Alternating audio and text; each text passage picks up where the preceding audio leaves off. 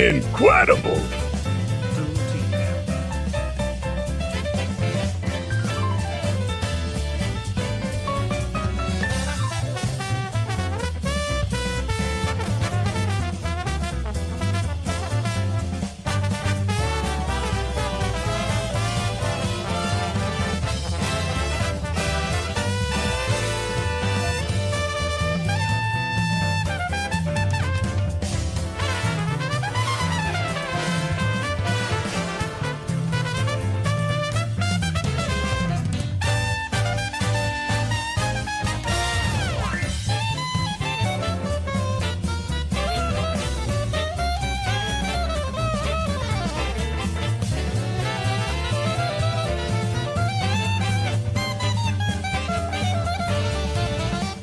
Incredible!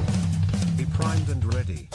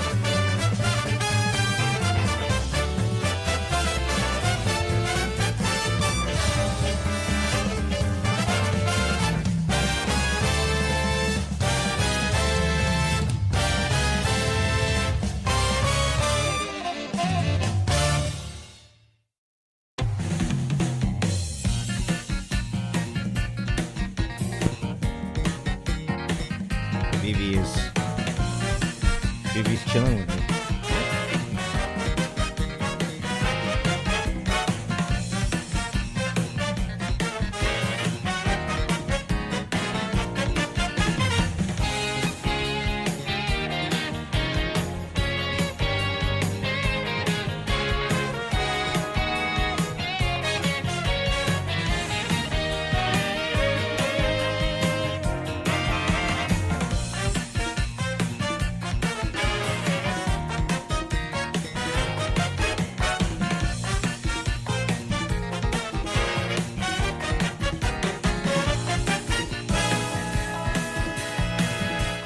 There you go. Vivi was kind of running around the studio today, so that's a little bit rare, and she was so affectionate. She just kept like going in between my legs. I had to keep petting her, and she was purring a lot.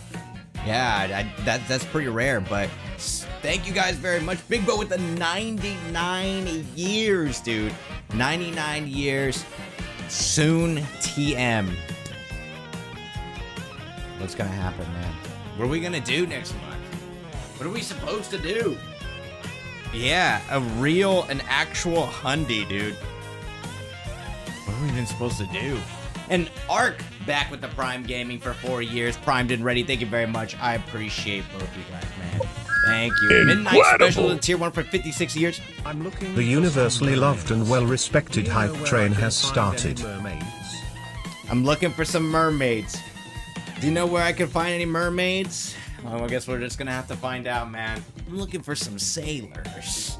Thank you very much. Midnight Specials as well. I think all the alerts went off at once, but either way, I appreciate you guys. Midnight Specials, Ark, and Big Bo, thank you guys very much for the support. How are you guys doing? How's your guys' weekend? Today was actually a holiday here in Japan, the Emperor's birthday. Big shout out to the Emperor's birthday. Thanks for giving me an extra day off. But here I am. Guess what I did today, guys? I had so much fun. You guys will never believe it, man. That's right. I did taxes. Yay! Hooray, taxes, man.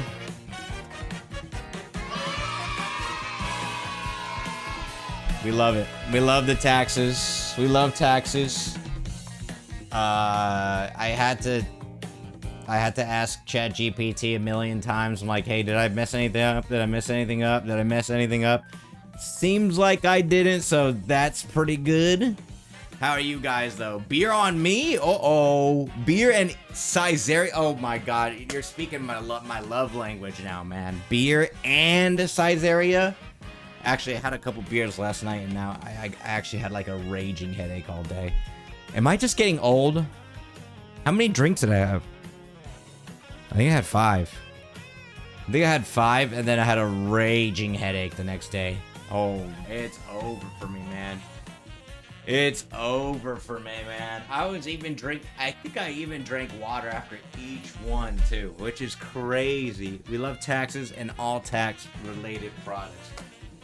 I love taxes, man. But how are you guys doing? What was your guys' weekend like? Hopefully you guys had a good time as well. Let me manage the stream layout real quick. Let me turn that off. There we go. Alcohol, great until it starts hurting you like it did me. I'm gonna do the ginger ale highball. Come on, man. How can something that tastes that good be bad for you, right? Surely not. As you guys can see, I was basically out the entire time. I was busy doing stuff, so I didn't have time to put up the lights or Dante and Vivi yet. But you can still see Vivi up there. There you go. You can still see Vivi up there, but your boy went to the gym. Don't worry. I went to the gym. I took care of all that. But speaking of, you know what? I want to get to the game right away. I don't know about you guys, but I cannot wait to play more Paranormasight, Paranormasight. So you know what? We're going to jump right into it, dude. Hit me with that Opera GX sound. There you go. Boom. Hold up. Boom. Boom. Boom. Guess the game? I have no freaking idea. Bully. Dante Vivi weighted squat rack. Dude, I feel like I was watching, was it the Masters? Agility Masters? That's like the dog competition. I'm like, you know what? Put Vivi and Dante in there. They could do it. Weebmaru with a tier 1 for 54 years. I appreciate that. How you doing, Weebmaru? When you coming to Japan? I can't have a beer though. I had a massive headache this morning. Hitman Control. What up, Steve? Masar, did you change your name? Not Control, unfortunately. This one's for the Prime. Thank you, sir. Thank you, sir. Call of Duty. Oh. Call of Duty Black Ops 6. Oh! How can you even tell, man? I guess you just have to memorize the maps, I guess. Yeah, okay, so you just have to memorize the maps, right? That's kind of like the only way to... Oh, you saw that booty thrown up in the air? Ooh! No, I just changed the capitalization, that's all. Oh, okay, I was like, you changed your name and I see on the green platform. Why is this live? I see on the green platform as well. Dang, he's throwing that ass up. That's crazy. Oh! Speaking of guys, a little heads up for those of you that don't know. Tomorrow, I'm not going to be streaming, but I will be on another stream. That's right. I won't be streaming on this channel tomorrow, but I'll be on another stream. You guys probably know Shadowverse, the next set is going to be announced and shown off tomorrow. So it's going to be me again on Ignatius's channel, and I'm going to be attempting to translate whatever that may pop up on the Japanese stream. So the watch party. So if you guys want to go watch that, it's going to be on Ignatius's channel on YouTube. I think on Twitch as well, but I think for the watch parties, he only does it on YouTube, if I recall. Making it to the big time. Let's go, baby. Isn't this like a movie? Isn't this like a movie? Oh, Excel. Oh my God. Excel. Oh, ooh. Shadow versus Strongest Soldier. That's me, baby. Wait a minute. No, it can't be. It can't be. Oh. It can't be. May the memes flow in your favor. Yeah, I gotta be a little bit careful. I thought I was being really funny last time, and then I actually had to apologize for it because I was really stupid. I thought I was just on stream, so I'm like, you know what? I'm just gonna joke around, you know? But this is really dumb in retrospect, but they announced prize money, and it was like 50,000 yen or something like that.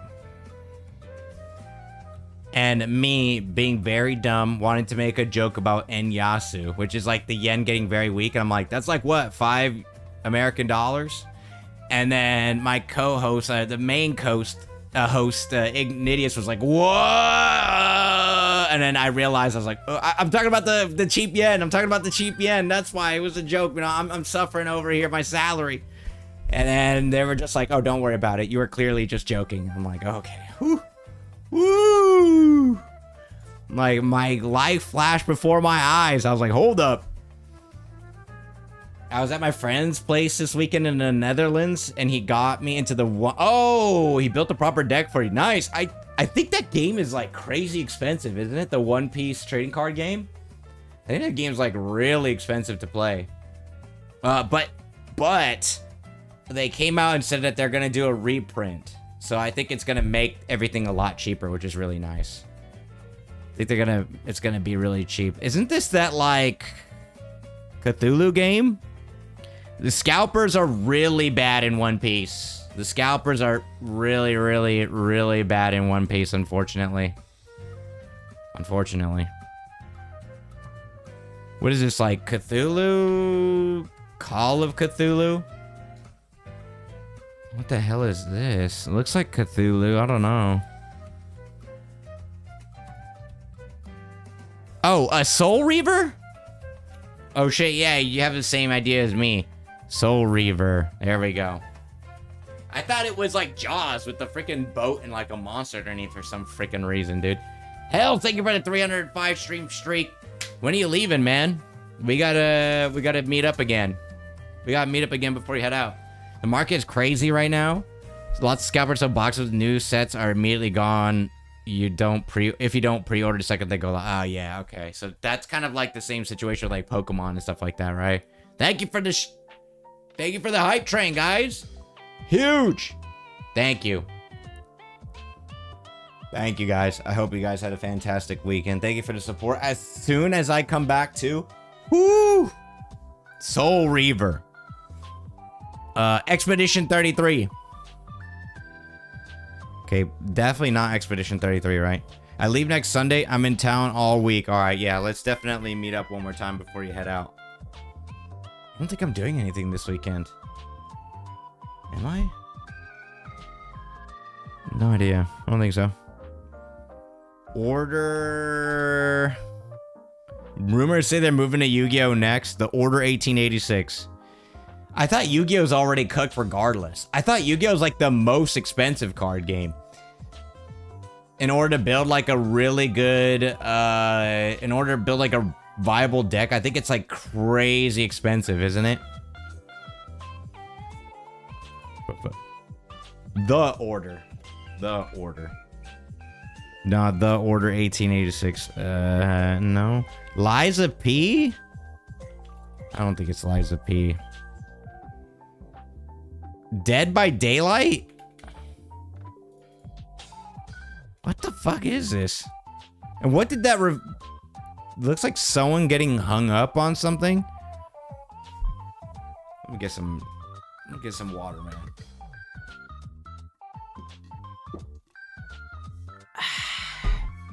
Woo! Tasty.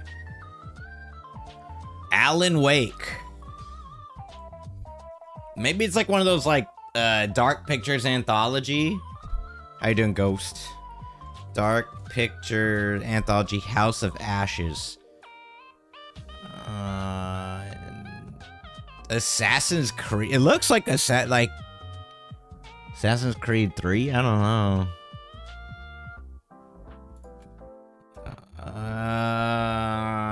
Can't be. I don't think it's Assassin's Creed. It's like got magic or some shit. 3. Vampire?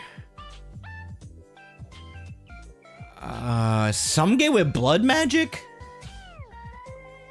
Oh, it's that vampire game. Okay, so... Oh, okay. That's what I said. Vampire.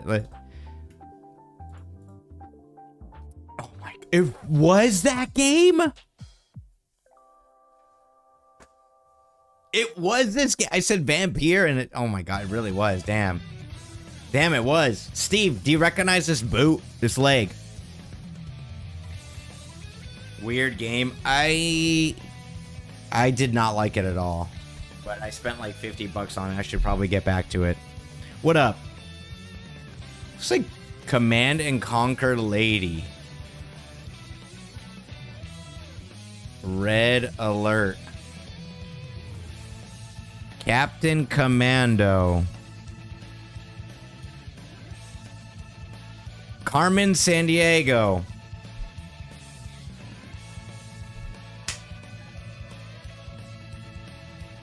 Let's go. Yo, this is for boomers. You're a boomer. Where's Carmen Sandiego? I've never played any of the games. I've never watched any of the media. I just would see it pop up. I would just see this pop up. I have literally zero idea like what the series is about or anything like that. Where in the world is Carmen Sandiego? Oh, yes, that is right. That is right. Where in the world is Carmen Sandiego? Spin, rumble, twist. Beyblade. Is Carmen Sandiego Unkslop? I wanted to call, it was like around when I was a kid, I think. But again, I never really interacted with the series at all. I would just see it from time to time, like being mentioned somewhere, but I never interacted with it personally. You watched the cartoon as a kid. I didn't even know there was a cartoon. Spin, rumble, twist. Beyblade. Oh. It's... Oh, Fall Guys? Mustache micro... Oh, WarioWare.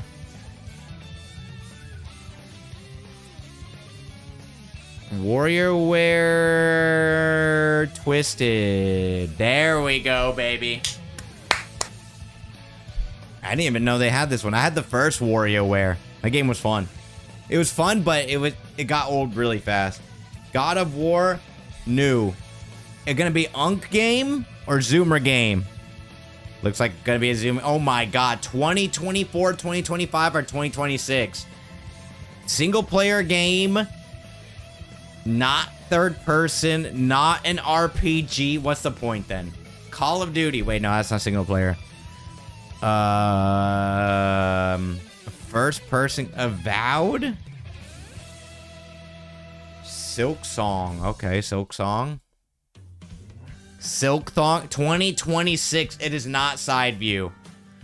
It might be an indie game. Uh-oh. 2026 indie game. 2026 indie game? Yeah, super recent. Incredibly recent. Mugenics?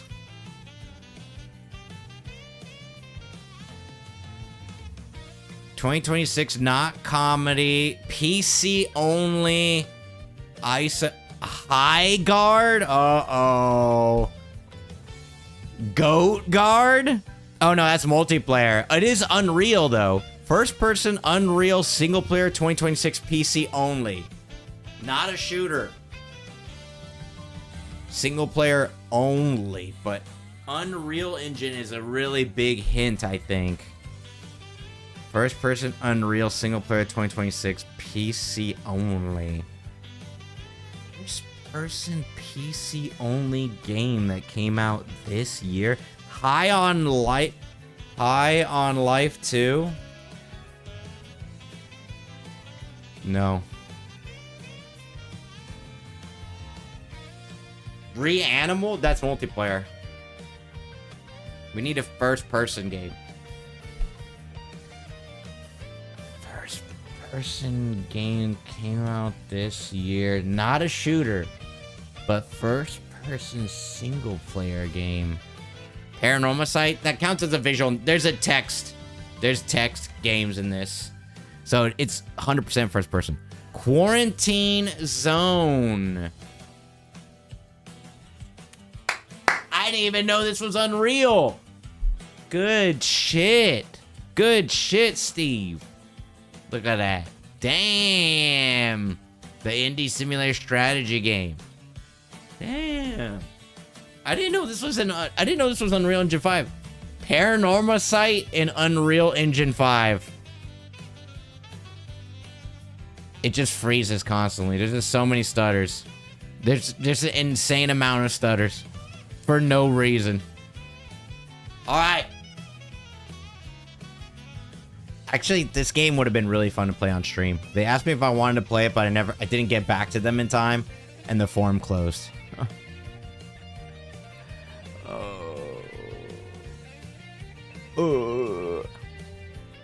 Okay.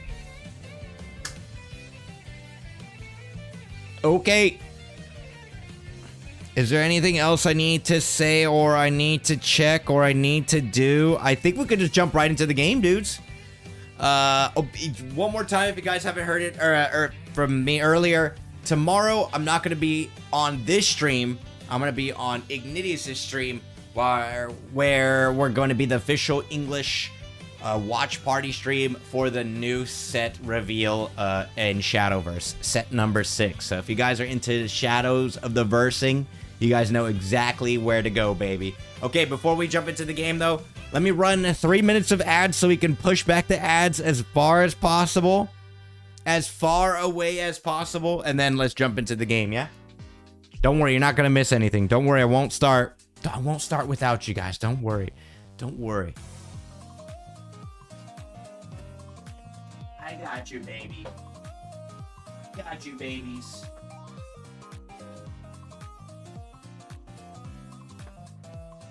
We got you, cutie patooties.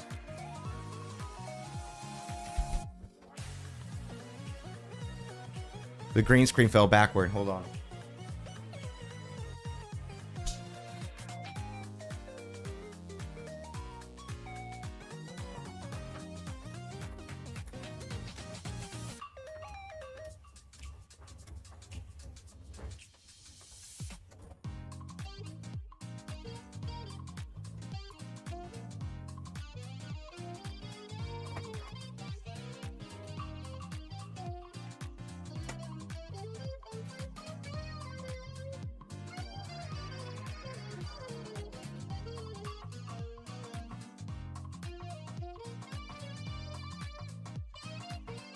Uh-oh.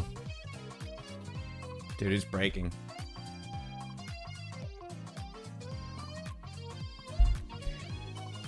Steve, is the One Piece game, is it easy to understand? I feel like that game looks really hard.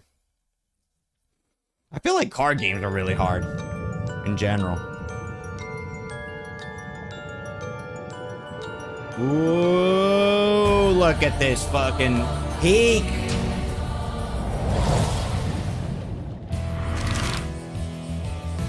Alright, we gotta wait. We gotta wait for the ads. Let's wait for the fucking ads to be over, mate. COVID the game. Bring back COVID, man. I was just thinking about that. I say this like every stream. Bring back COVID. Like, maybe not the part where people were getting hurt, but close the borders. I wanna... Tokyo's too crowded, man. It's crowded over here, bruh. Takes me so long to just go to the hospital or anything. Oh my god, I missed lockdown. Look, for real though, Japan, I feel like didn't have a quote-unquote real lockdown. I've heard stories of people in like Ireland and other countries like China and stuff where they're like, we haven't gone to a restaurant in like 8 months. It wasn't really like that in Japan. Yeah, like, after like a month, we could go to a restaurant. We just, everyone just wears a mask and stuff. Not complicated at all. No, you have one leader card that serves as your opponent's main target. And you have Dawn cards, which are energy, basically. Every round you get 2 Dawn cards until 10. You spend those to summon characters or activate effects. Okay, so it's kind of like... So Dawn is like your resource. And there's like cards that you probably use more Dawn or less Dawn. Or you can get more Dawn or subtract your opponent's Dawn. That kind of thing, right? Okay. And you just attack your opponent's leader to reduce their life points. Okay. I thought the Digimon trading card game was also... somewhat similar to that. You have like memory. It's like a tug of war system.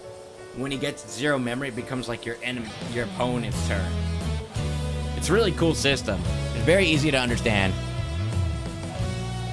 Those panels at restaurants were annoying though. Oh yeah.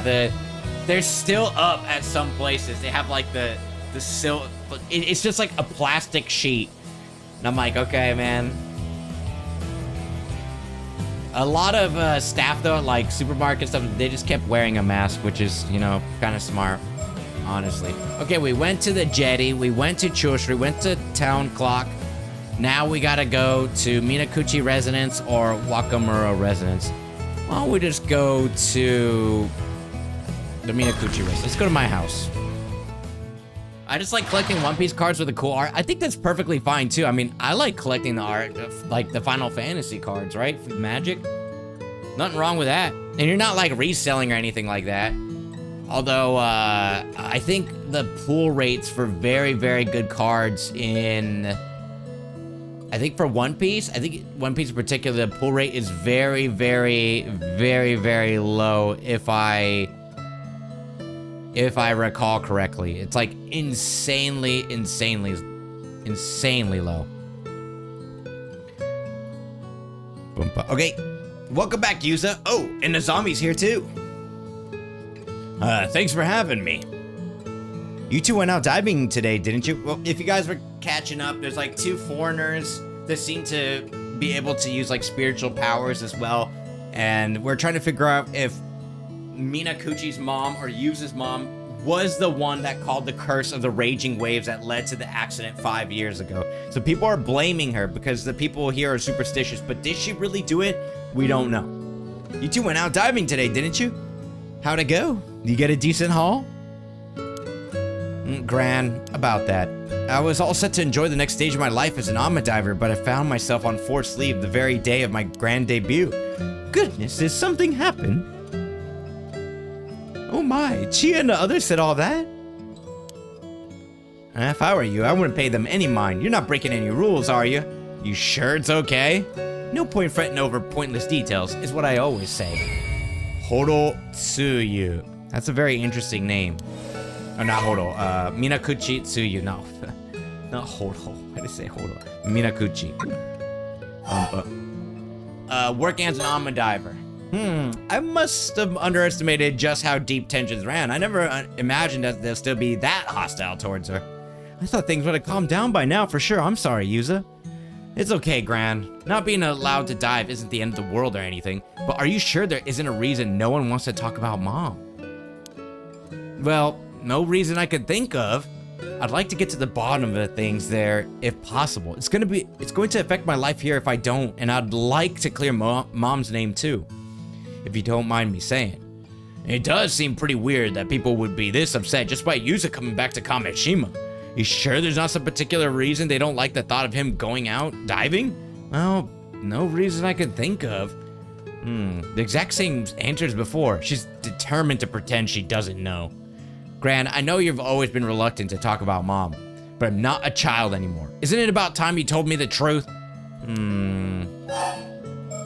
About Mom. Tell me the truth about my mom. I think my friend said there's always only 2 short print cards. They only made a limited amount of them per crate, not per booster box, but per delivery crate. And how much is one box? Like, and how many boxes are on a crate? We have to actually drop like 3K or something like that? Oh, Mom, damn, 2 per crate is freaking nuts. That is nuts, man. You just gotta be lucky. And if you're just buying like individual packs, you just gotta be like crazy lucky, dude. You really can't think of any reason why everyone has such a problem with Mom? Well, all right, I'll be honest with you. Mare wasn't actually human. Huh? You mean we were right? Are you for real? Wait, don't tell me you believe that. Can't you boys take a joke? I was obviously joking. Did all that seawater pickle your common sense? Wait, you were joking? Of course I was. I thought I'd mess around a bit and see if I could get a rise out of you. But you sure turned the tables on me. Turning a prank around on me like that. I have nothing more to teach you, young user. And here I fell for it. Hook, line, and sinker. So good. She set on giving us the slip. We're not going to get anything more out of her like this. Maybe she'd be more willing to talk if we had more information. You've heard me say this before, but Mare found it difficult to fit in here on the island. The environment she'd grown up in was quite different, you see. She struggled to adapt to life in a small community. No other reason I could think of for the beef the others had with her. I don't know. She seems sus. Every single time she tells a story, she looks off to the side. So, how did your dive go out in the bay go? The dive went perfectly. You may know me only as your grandson Yuza, but in truth, I'm a living legend. Kameshima's patron saint of diving. Well, now that does sound impressive. I was gonna leave it at that, but you're serious, aren't you? You've improved by leaps and bounds since I last saw you. Why, if I was to put in numbers, you'd be ranked 20. Wow, you can tell all that just by looking at me? Your Gran's been been around the Ama diving block, you know. There's nothing more I can teach you. You'll make a fine diver. Ama diver user. Thanks, Gran. But I've been forbidden from diving for now. So it seems my life as an Ama diver will have to wait. Don't need to fret. I'm sure that'll sort itself out in no time. I don't know about that. Your grandma's the same as ever, huh? When we went diving, we did find like an ancient rune that was trapped behind... An ancient rune that was like trapped behind chains. So that was really weird. I wonder if they're gonna mention it because it just didn't mention it at all. Whatever the case, I'm happy you've chosen to follow my footsteps, Yuza. Good thing I thought to keep Mare's outfit, huh? Or Mare. Sorry, Mare. Yeah, but I don't know how I feel about being able to fit in my mom's clothes at this age. You never did get any taller after middle school, did ya? Damn! Has my constant diet of fresh seafood meant nothing? It's nothing you need to worry about, Yuza. Doesn't make you any less charming. Do you have any diving advice for me, Gran? Advice, huh? Let me see. If you're looking to get a higher score in a single dive, you should focus on gathering everything you can. Even the small fry. Getting 10 or 15 will earn your bonus to your final score. If you manage to nab a big catch, swing your focus to bringing in as many small catches as possible should net you a good result. I see. That'll be a great help. We already got like 3,000 points, so we're cooking, man. You wouldn't happen to have any other diving tips for me, would you? Well, now, bold as brass, aren't we? But I'm glad you're keen to learn. Let me see. Sometimes you come across areas when diving that are simply brimming with sea creatures. I'll call them bountiful zones. Bountiful zones, huh? I'd love to see one. On the other hand, areas with lots of starfish are usually picked clean, with no sea creatures to speak of. I call those... the barren zone. What up, Vero? So the more starfish there are, the less sea creatures there'll be. Got it. A whopper of a catch could still be hiding in a barren zone, of course. Always keep an eye on your surroundings. Just like the lobster. A member of my friend's TCG group in the area, though, 12 boxes of the set they released last week, and he didn't get a single one of the super rare cards he wanted. Booster box standard price is like 100. Ooh. Whoa! It's like your grandma, because he's the same as ever. Man, swearing off these raps on Ken and gassing him up as a Riz god is so hard right now. This is harder than quitting alcohol was, and Ken said I'm no fun without alcohol. Subscribe to Puerto Rican. Thank you very much, Skyro. I was watching a video log today of Taquito in Puerto Rico, actually, because he went to Puerto Rico for winter bra or whatever, and I was very curious. Puerto Rico actually looks pretty safe and nice, man. Not gonna lie, I'm kind of curious now about going to Puerto Rico. Maybe it was all these memes, but it's kind of got me interested now about my supposed heritage that is actually not my heritage. Thank you, Skyro, for the 420. How was your weekend, man? Sorry I had to leave. And I completely forgot to make the comment. 12 boxes for 130 each. That is crazy. I think it's the manga card, right? That's the really rare one. It's like a manga or something. The manga card.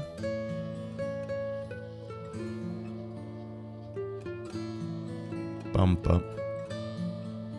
My adopted heritage. Ken going to reconnect with his heritage in denial, and my weekend was complete wing. I've been saying, wow.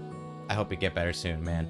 Electrolytes, vitamins, water, and probably bread. Sorry I had to leave early today to go diving, Graham. Was everything okay? How are you feeling? Well, I didn't have much pep in my step today, but it's fine because Sato came over this morning. She really is a saint, always helping me out with the cooking and cleaning like that. Again? Gran, I know you're fond of her, but you shouldn't rely on her too much. I didn't know Sato was coming over to help out here. Yep.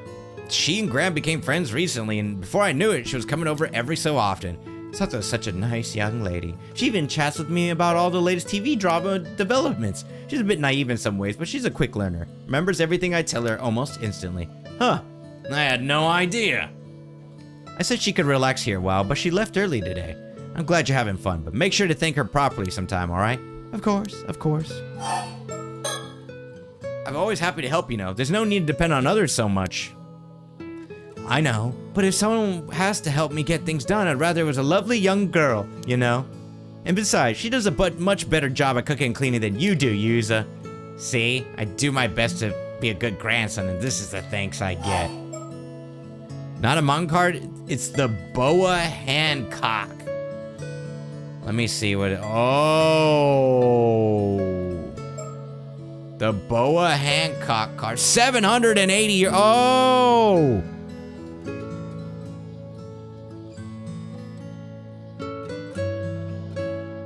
Oh, it was really expensive, then it was like, it started to go down slightly. Boa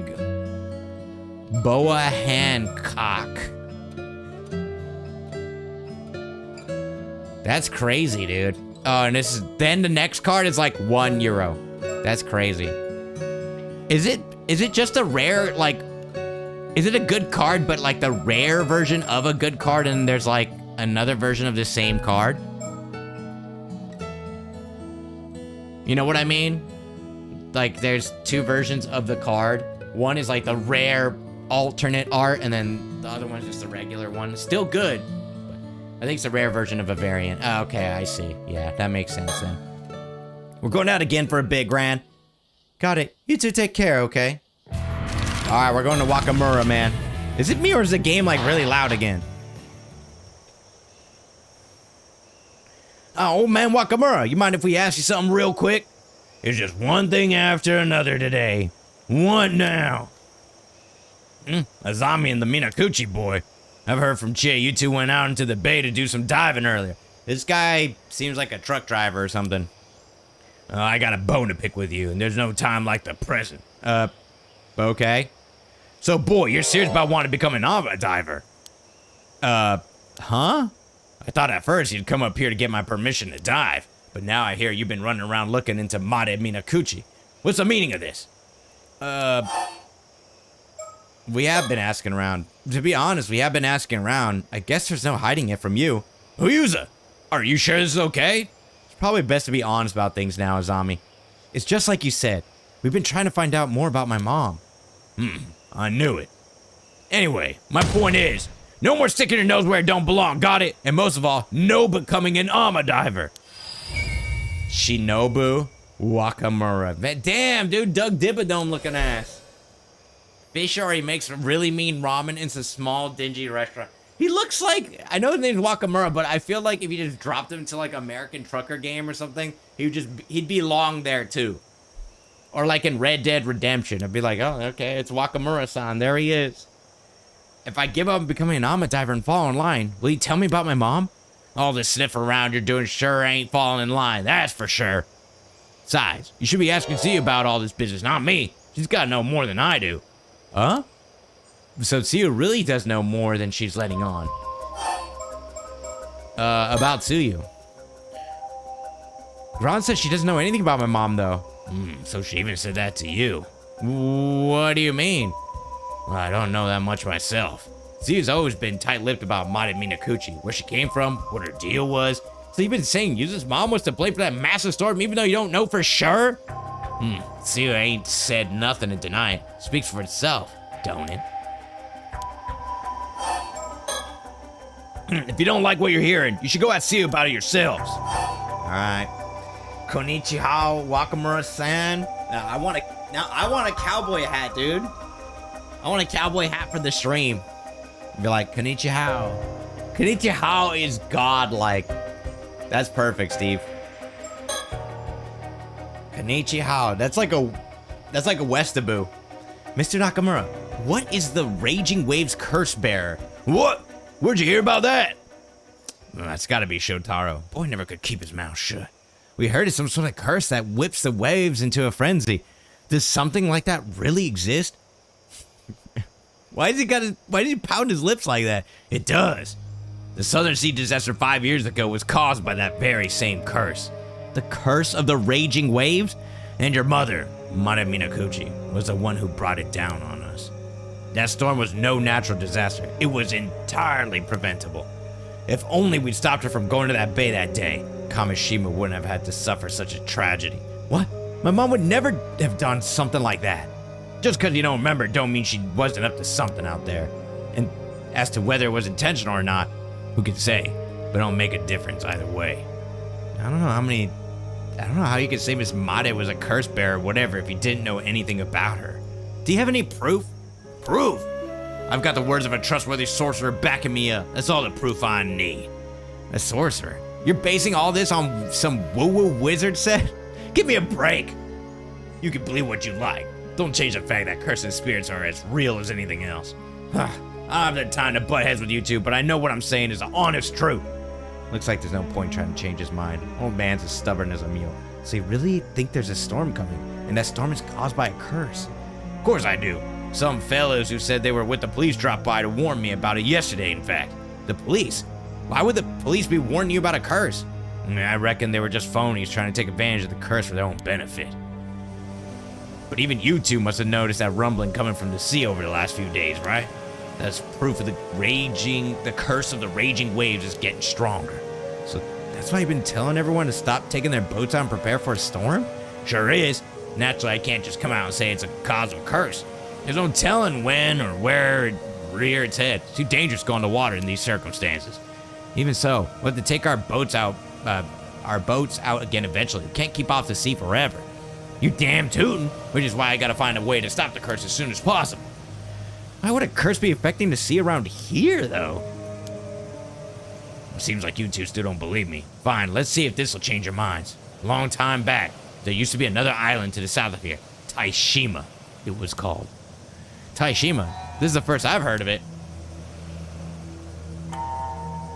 They say it was devastated by an earthquake and tsunami nearly 400 years ago. But the truth of the matter is that raiders overran the island and slaughtered every last one of the people who lived there. Ew. The murdered islanders' resentments gave rise to the curse of the raging waves. And resulting storm and tsunami sank the island to the bottom of the sea, raiders and all. Is that true? The curse is still rolling about in the seas near here to this very day. Just one little push and that storm could come barreling down on Kamishima next. A push? Something that would awaken the islanders' anger again, such as someone with ties to those raiders, say a descendant of theirs, drawing near to where Taishima was. A descendant? Wait, you're saying my mom was a descendant of the raiders who attacked Taishima? Sure am, and as her son, you share her blood. But how could that? Only natural everyone would see you as a bad omen, no? I really didn't want you back on the island, you know. You should be grateful I didn't have you shipped back to the mainland on the next ferry. You're telling me that's how everyone's seen Yuza and his folks all the time? It's fine, Azami. Let's hear the rest of what he has to say. Damn, this is some bigotry, dude. This is next level big. God damn, I didn't even. This is like generations ago. And they're still like, Yuza, it's your damn fault. It's your damn fault on that fucking island. There was another island. Here, take this magic tablet and bring it to the shrine. Yo, that would have been a sick crossover, dude. That would have been a really cool way to cross over with another game, like a collab. Are you saying the reason the curse of the raging waves reawakened is because I came back to the island? Nah, there were signs in before he came back, so the direct cause was probably something else. That still don't change the fact you're a bad omen, though. How are you even planning to stop the curse? That ain't none of your concern. You just sit tight at home and stay out of my way.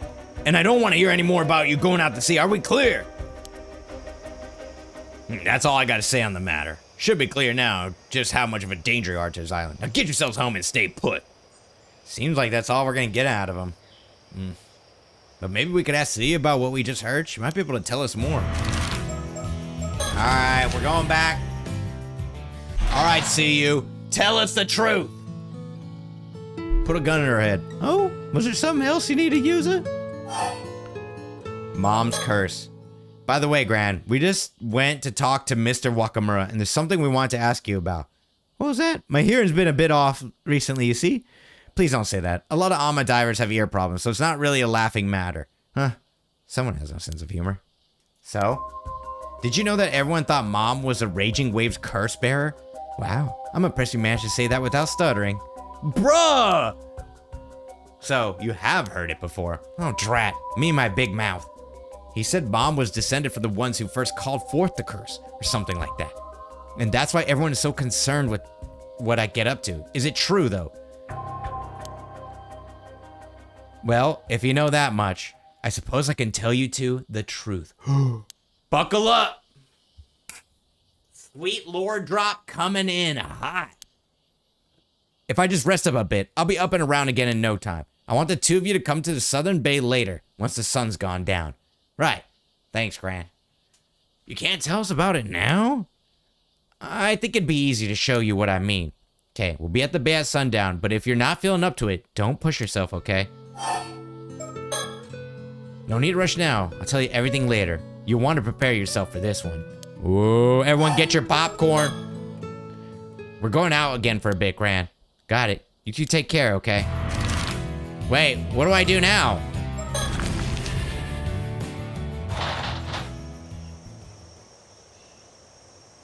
Mr. Wakamura. No good, he's completely clammed up. I doubt we'll be able to crack that shell. Let's try somewhere else. Everyone does the pouty lips, but I feel like the pouty lips were in the first one too, if I recall correctly. Guess no one's here right now. Yeah, let's try somewhere else. Damn, this town sucks. No one doing anything. Oh, Chie. You two again? Still wandering around poking your nose into business you shouldn't be? How about you stop messing around and just give up already?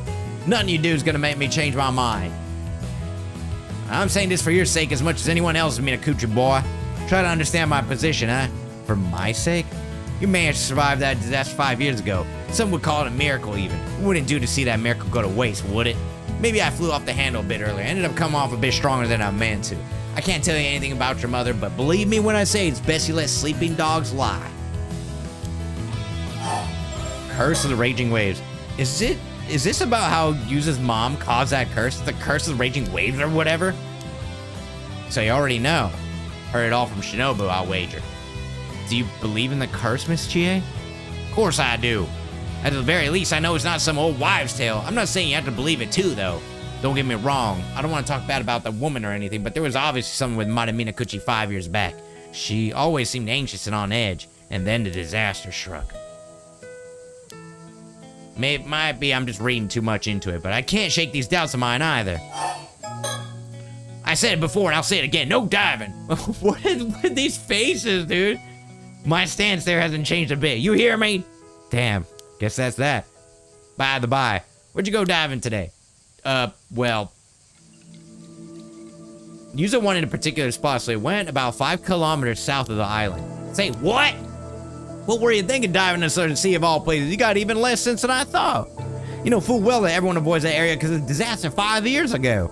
Yeah, I know. But Azami and I both lost family in disaster too. We wanted to take the chance to pay our respects. Well, I can't say I don't get how you feel. But that strange rumbling I told you about is coming from the south. Just do me a favor, stay away from the sea, all right? All right. I ain't gonna get none from me there. Foreign visitors. Oh, I almost forgot to ask. Have the 2 foreign tourists came by here at all? Sure did. Saw them just now, actually. What? Do you know where they went? Looked like they were headed to the lighthouse from what I could tell. The lighthouse, huh? Gotcha. Don't go following them around just because we don't see many foreign folks around these parts, you hear? Uh-oh. Let's get these foreigners off our island. How's the story so far? Is it still about collecting spirit energy or something? So far, no. We're just trying to figure out if this guy's mom was a mermaid or not. Everyone's kind of a bigot. It's a very small, community, very traditional, and they have superstitions, and they think that this kid's mom was the one that caused the accident 5 years ago. The raging storm. But someone perhaps have been turned into a mermaid, part human, part fish. And we found like a cursed symbol locked behind changing they didn't mention anything about. There's some very like bizarre things that are happening. And of course there's foreigners that can somehow use the spirit powers. There's sorcerers running around, yeah. So yeah, we heard that 2 Amit divers from the mainland went missing in some sort of accident. You heard that right. Do you think there's a bad omen as well? I do. I'm well aware just how dangerous the sea can be, but 2 divers getting caught up in accidents and go missing one after another, that tells me there's something off with the sea itself. We all done here? You 2 should leave dealing with Island Master Shinobu from now on. Keep your heads down, stay out of trouble, you hear? Yeah. Well, something. She isn't a bad person at heart, but she sure is stubborn. Yeah. Let's go to Lighthouse. There's a lot of cool stuff going on, Revo, like the timelines, and there's a lot of questions. Questions get answered, and there's more questions. Uh-oh, look at these foreigners. Looks like we found them. That looks like them, all right. Excuse me? You rang? Are they speaking in Japanese or in English? Oh, do my eyes deceive me? Could these young islanders have come all the way here to talk to us? Welcome to Kamishima Lighthouse. There's not much here, but please make yourselves at home. Thanks for having us? Why is he the one welcoming us?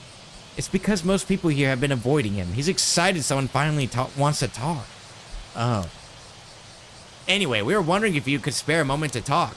Wait, before you do, shall I play a game? I want to guess why you come to talk to us. May I? Sure. It's probably safe to assume you know we've been making the rounds here asking questions. Indeed, it was most likely hearing such news that enticed you to climb all the way up here to meet us, which means... I got it! We're almost certainly done something to offend the good people of this island. Committed some ill manner foul paw. You must have come to tell us that the lighthouse is off limits to everyone except authorized personnel. Actually, no. Damn, he's doing the lips. The bitter taste of failure. And thus, does my stint as an aspiring detective end in ignominy. Why the artist really loves that face, dude. I'd say the whole show is kind of a social faux pas, at least. Don't worry, he's always like this. He'll bounce back in no time. I see. He must be pretty resilient. Since he didn't guess right, do you mind if I continue? No, asking my permission, are we? Well then, by all means, permission granted. Thank you. Yes, my name is Arnav Barnum. You can call me Avi as a sign of our newfound friendship, and also because I like it better. Arnav Barnum. Okay then, Avi. Such a pleasing ring to it. And what can I do for you, young man? Would this girl be your daughter? Not quite. Miss Circe Lunarlight here is a distant relative of mine. VTuber-ass name. Yes, Miss Circe Lunarlight would be me. Nice to meet you. Circe Lunarlight. I'm Yuza Minakuchi, a resident of Kamishima, and this is... Azami Kumoi. Nice to meet you. Yuza and Azami, eh? The pleasure's mine. Wait. Minakuchi. Uh-oh. About them. Oh, so we piqued your interest, have we? I'm a fancy writer by trade, with a reach spanning the Atlantic from bonny England to vast America. Not that any of his books sell at all. That's right, for some reason no one buys my novels. Quite the mystery, no? Alas, a fancy writer has no need for mysteries. What's that? I earn more as an occult writer, so that might as well be my main job now. Humbug, I say. Stick a socket in, mind your own beeswax. I see. In any case, I'm just your average free spirit, footloose, fancy-free, and all that.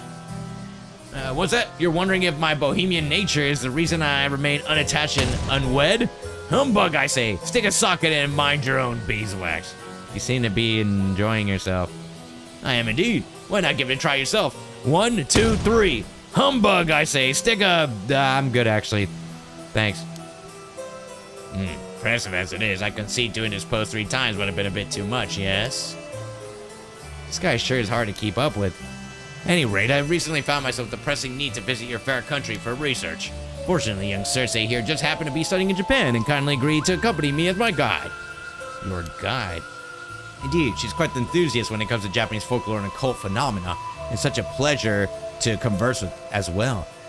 Ise-shima is a deeply spiritual region full of sacred places I've always wanted to visit. We travel around the mainland before coming. Oh, we got the recollection. We got the recollection. In fact, I think it did a bit. You must have been really excited, huh? Is this really that special compared to other places? Of course, it wasn't called the land whither repair the waves from the eternal world for nothing, you know. The land whither what? What's this? You never heard of it called that? It said that Yamato Hime no Mikoto, the empress of ancient Japan, was searching for a suitable place to enshrine Amaterasu 2,000 years ago. She received a divine revelation that the waves around Ise province came from the eternal world, which led her to establish the Ise Grand Shrine. This eternal world is a separate realm from the world in which we live. Some describe it as a perpetual paradise. Whoa, you're gonna have to slow down there a bit. So, what does that mean exactly? We learned about it in our local history classes, remember? Yeah, I think I remember, sorta. Basically, Ise is such a sacred place, even the ancient gods took a liking to it, right? Exactly. It has such an enchanting vibe, just being here is enough to have my nose gushing all day long. Huh, but the residents wouldn't be feeling too hot if our noses kept bleeding all the time. One thing's for sure though, you seem to really like Ise-shima. As a local, I'm super happy to hear that. My nose itches. Okay. Will you be staying on Kamishima tonight? If you need somewhere to stay, I know a few places. Oh, we've actually already booked a guest house back on the mainland. We'll be taking the last ferry back after this. Oh, guess you don't have much time left then, huh? Reason for visiting. So what brings you to Kamishima today? I'm glad you asked, young user. We were hoping to pick your brains on the topic as well. There wouldn't happen to be any legends concerning mermaids passed down on this island. Would there? Masaka! So you really are looking for mermaids?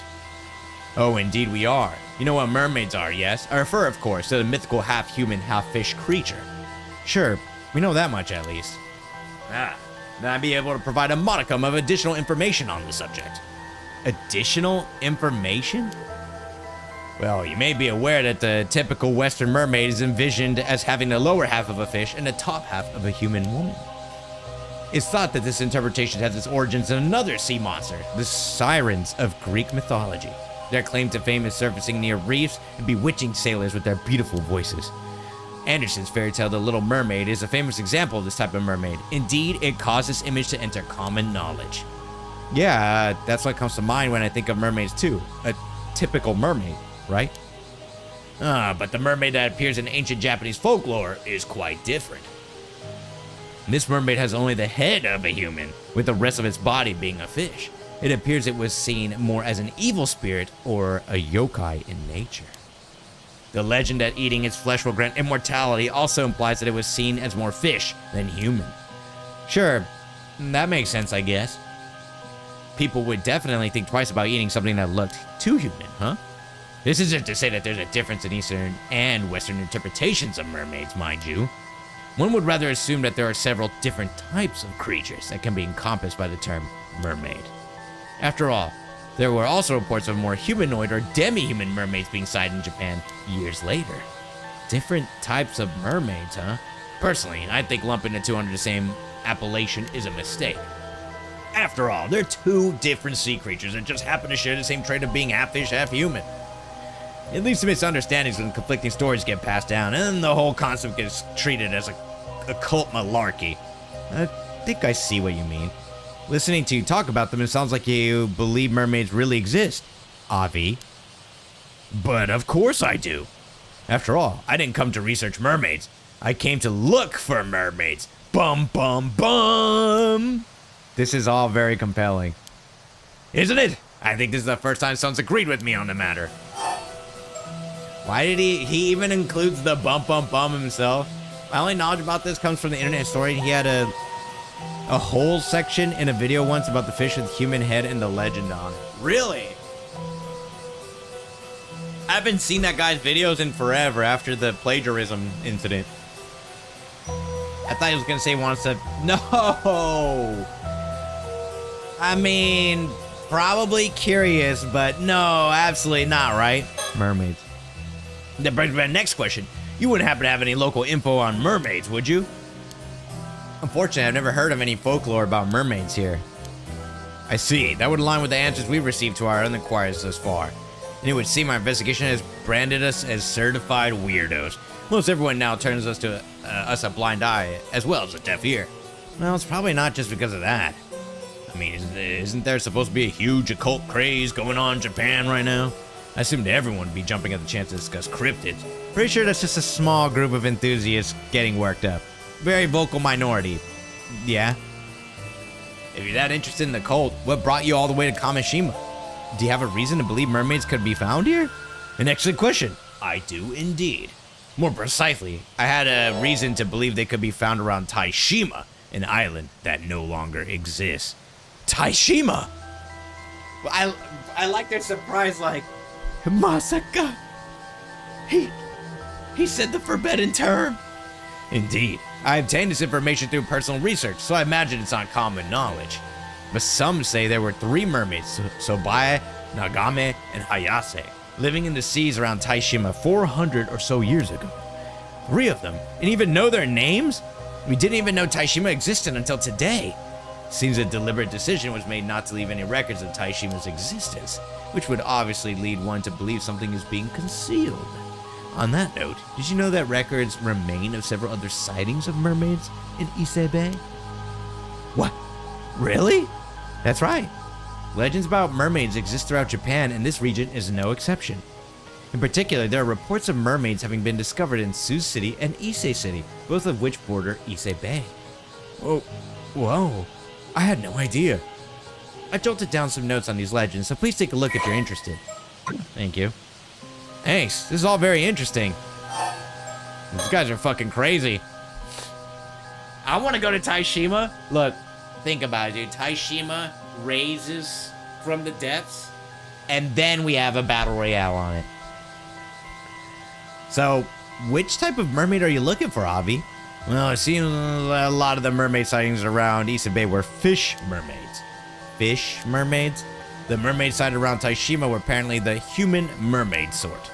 So it stands to reason that any mermaids around here would be human mermaids as well.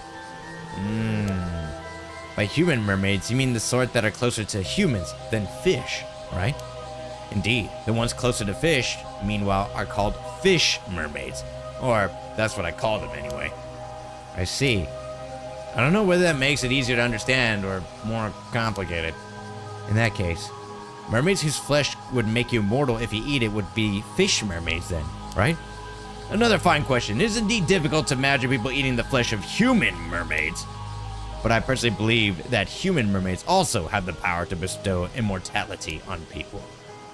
Oh, I wonder. How about another refresher on myth and legend? Are either of you familiar with the place called Ryugu? Ryugu?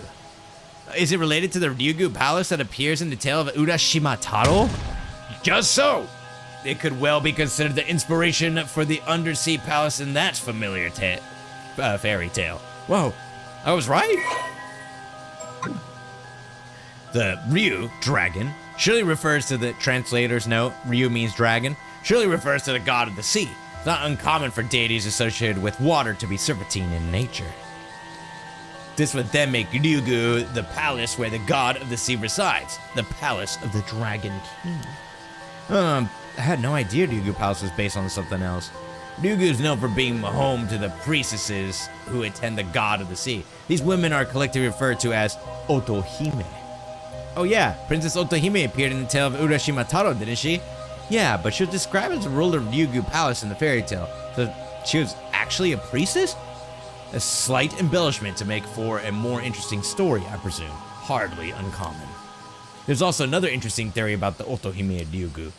It's said that they were half fish, half human women in appearance. In other words, they were mermaids. Oh, but that's what I hear you say. That's all well and good, but where's the Ryugu Palace anyway? You want to know? You're dying to know, aren't you? Very well then, take it away, Cersei. All right. As a matter of fact, Ryugu is said to be the exact same place as the eternal world I mentioned earlier. Whoa, really? In other words, the sea around Issei, which is said to consist of waves from the eternal world, is in fact the location of Ryugu. And Ryugu is home to the Otohime mermaids, right? That's right. What's more, as priestesses who live in a land said to be an eternal paradise, it wouldn't be that odd if they had some sort of power to grant immortality to humans. Even in the tale of Urashima Taro, Princess Otohime displayed an ability to influence the physical age of other people using the Tamate Bako. And if the story has its basis in the ability of mermaids to influence human lifespans, that power of hers makes a lot of sense, don't you think? I see. So that's why you think human mermaids are able to grant immortality even without eating their flesh. Oh, you see? Intriguing, is it not? But how would you even get to Ryugu? What creature is responsible for bringing Urashima Taro to Ryugu in the eponymous tale? That's right, a turtle, or Kame. And what is the name of the island we're currently standing upon? Kameshima. There you have the reason for our visit. They believe there might be some clue as to how to get to Ryugu hidden on Kameshima. Could Kameshima really have some sort of link to Ryugu? By the way, Yuza. Yes? You said your name was Yuza Minakuchi, correct? That's right. Are you familiar with an individual by the name of Mare Minakuchi? Huh? Mare Minakuchi was my mom. She passed away in an accident 5 years ago. I apologize for the indiscretion. My condolences. 5 years ago. You wouldn't happen to have inherited anything from your mother, would you? No, but what do you mean? Why do you know about my mom? Could she have some sort of connection to mermaids? Well, this is more related to my personal research, so I can't say for sure. Please tell me. I'm also looking for mermaids. If you know anything, I have to know. Well, now, you've certainly grown lively all of a sudden. Let's calm down a bit, Regrettably, the only lead I have is a rumor that suggests some connection between mermaids and Mare Minakuchi. A rumor? From where? Oh, you want to know? Well, I suppose you would, wouldn't you? Very well. I'll tell you. Let me get some water. I heard it from a descendant of the islanders who used to call Taishima home. A descendant of the islanders? What?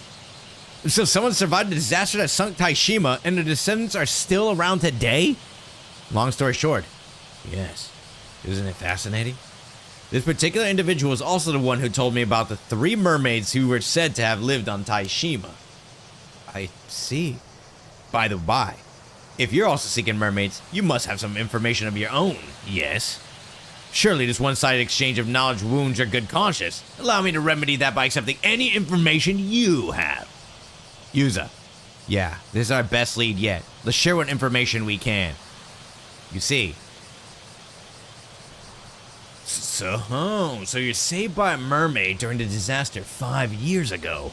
And you believe the mermaid in question might have been your mother. Yeah, I know it sounds pretty far-fetched. And I know some of it probably comes from me wanting her to still be alive. No. On the contrary, I find it very interesting. Very interesting indeed. Why, you ask? Why? There's a rumor about one of the 3 mermaids who used to live around Taishima.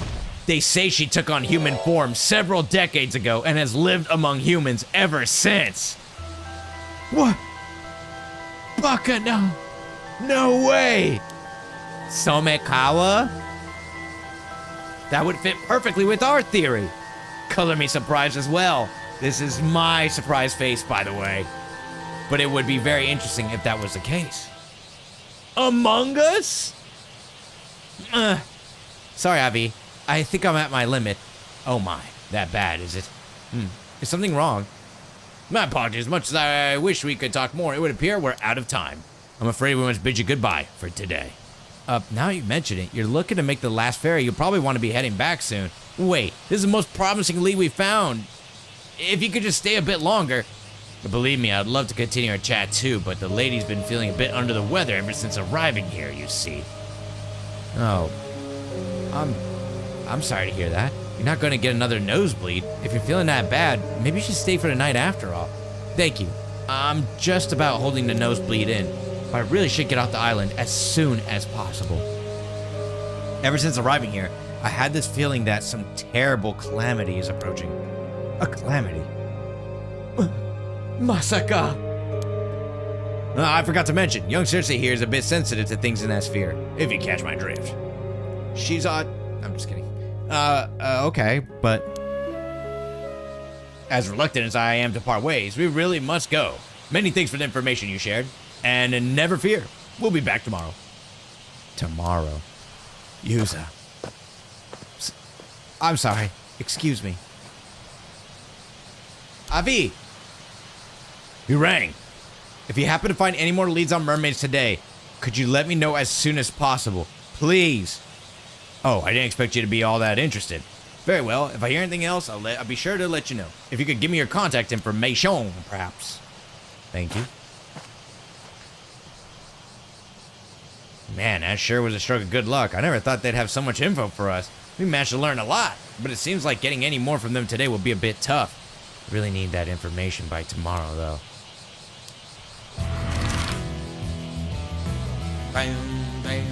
Wait, where do we even go after this? Maybe back to Wakamura Konichiwa zone? Guess no one's here right now. Let's try somewhere else. Banger alert. Well, looks like the sun's starting to set. Why don't we go over what we learned so far? Yeah, good idea. First, we learned that my mom was considered cursed. All right, Revo, here you go. Here's the lore breakdown, I guess, of what we learned. First, we learned that my mom was considered cursed by some of the islanders. Yeah, they said she descended from the person who originally called forth the curse of the raging waves or something like that. Damn, look at Wakamura. And because he thinks the curse is about to break out again, Mr. Wakamura is currently trying to find a way to stop it. Not everyone on the island believes in it, though. Kikuko and Shotaro didn't seem to believe in it at all. Yeah. We also managed to speak with those 2 foreigners who were looking for mermaids. They sure were full of surprises. Also, she was the one that attacked the other 2 cops that we were playing as earlier, to hold them in their place so Somekawa could get away with him for some reason. And that happened in the past. That was after today, so we don't really know what's going on yet. And there's also that rumor about mermaids living near Taishima, a nearby island that was destroyed, and that one of them assumed human form. I never thought we'd find something to support the idea that my mom might have been a mermaid. Whatever else we may have learned from this, the mermaid that I encountered 5 years ago may very well have been one of those 3 living near Taishima. We also got some hints about where those mermaids might have come from. Yeah, there's a good chance they originally came from an otherworldly place called Ryugu. If they're in a place like that, I don't see how we could ever get to them, though. What that girl said about a calamity approaching is bothering me a bit, too. There's no way she would know about the curse of the raging waves, right? Do you think that means the curse is real after all? Oh! Azami, I just realized something. Yeah? If the curse of the raging waves is in danger of breaking out again, then wouldn't that mean its curse bearer is still around today? Oh, damn, you're right. But your mom is, well, not with us anymore. Mr. Wakamura seems to think I wasn't the direct cause of the curse reappearing too. Yeah, he'd probably be coming down on you even harder if he thought you were. So the person responsible would be someone who wasn't here 5 years ago, but is here now. Well, assuming the curse is real anyway. Yeah. Still, I really do wonder if my mom has some sort of link with mermaids. I hope whatever Gran has to tell us sheds some light on things. You mean what she's planning to tell us at the bait tonight, yeah? Dude, I feel like there's gonna be a huge lore drop. What's wrong? There's a bunch of noise coming from Chuo Street. I think I heard screaming. Let's go! Ah! Why?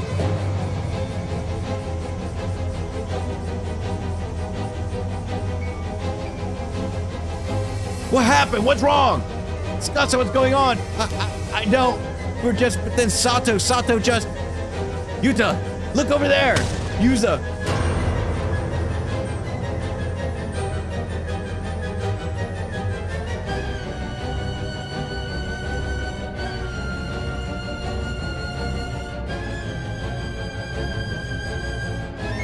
Sato? There's blood everywhere. What happened? She's not moving. Don't tell me she's dead. Sato just suddenly, but then she got cut down. Whatever it was, we gotta get her to the clinic. Wait, what's happening? Her wound is...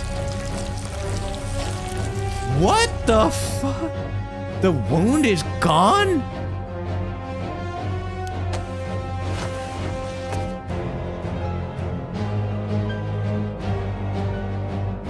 Sato, are you okay, Sato?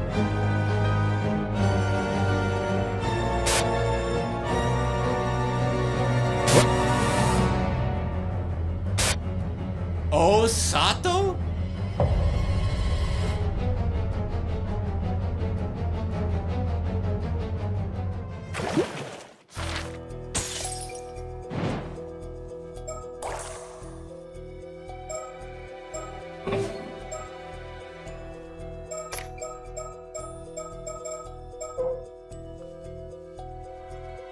Okay, hold on.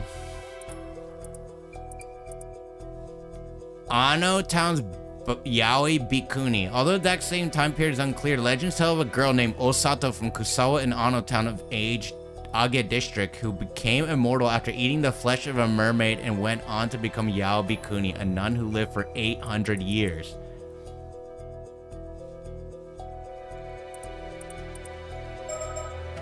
What the fuck?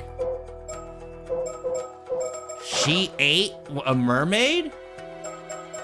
So she's immortal, but what stabbed her? Okay, this is important. Sato Shiranami was mysteriously cut down, yet moments later she was resurrected before her friend's very eyes. Confusion engulfs the island. Yuza and Azami head out to meet Yuza's grandmother, Sue Minakuchi, at the appointed time and place. What? No, we gotta figure out what the fuck happened. What? I would be like, Grandma, you coming here? What the She must be maybe she's not a mermaid. Maybe, but she ate the flesh of a mermaid, right?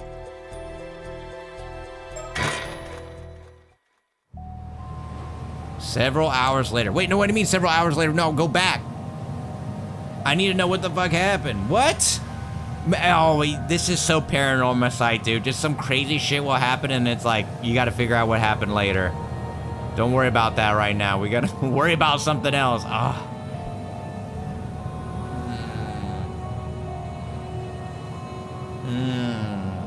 Sorry to keep you waiting, Yuza. It's nearly time to meet up with Sue, yeah? Let's head that way. Right.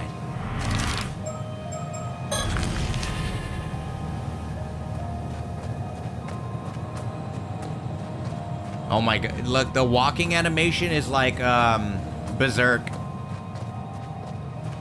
They got the Berserk CG animation. The whole island was in uproar after that. We didn't even get to ask Sato what happened. Yeah, apparently she shut herself up in her room at the Wakamura's and hasn't come out since. What the hell was that, though? And how'd she even get hurt like that in the first place? Some of the islanders were kicking up a real fuss into Sato isn't human, that she's something evil that should be chased off the island. But everyone settled down after Mr. Wakamura stepped in and promised to handle it. Everyone in the island's probably heard about it by now, though. It'll be all anyone can talk about for a while yet. She's on the sus list, so maybe she could be a mermaid and just like trying to adjust to human life? I don't know. She could be one of the 3 mermaids. Could be anything. Did you go back home afterwards, Yuza? No, I stayed out to do some digging. Gran wasn't at home anyway. She hasn't recovered enough to be able to move around that much, though, so I'm pretty worried. Yeah. You think our promise to meet with her at the bay is still on? Let's go and see. Kamishima. Oh. Oh, good, she's here. Gran, is your leg okay? Gran, it's me.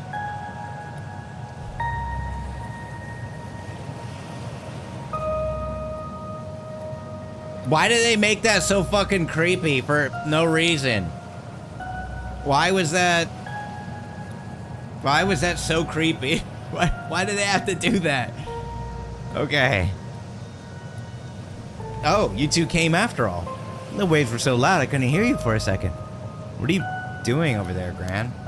This is where it's hidden. Hidden? What? The relic? What is? What Mare, your mother left us. My mom? Yes. So Yuza, have you heard of an island called Taishima? Taishima?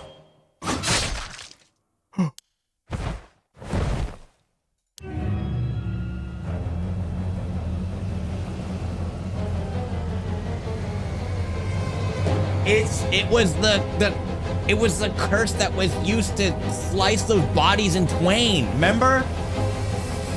Gran? Gran!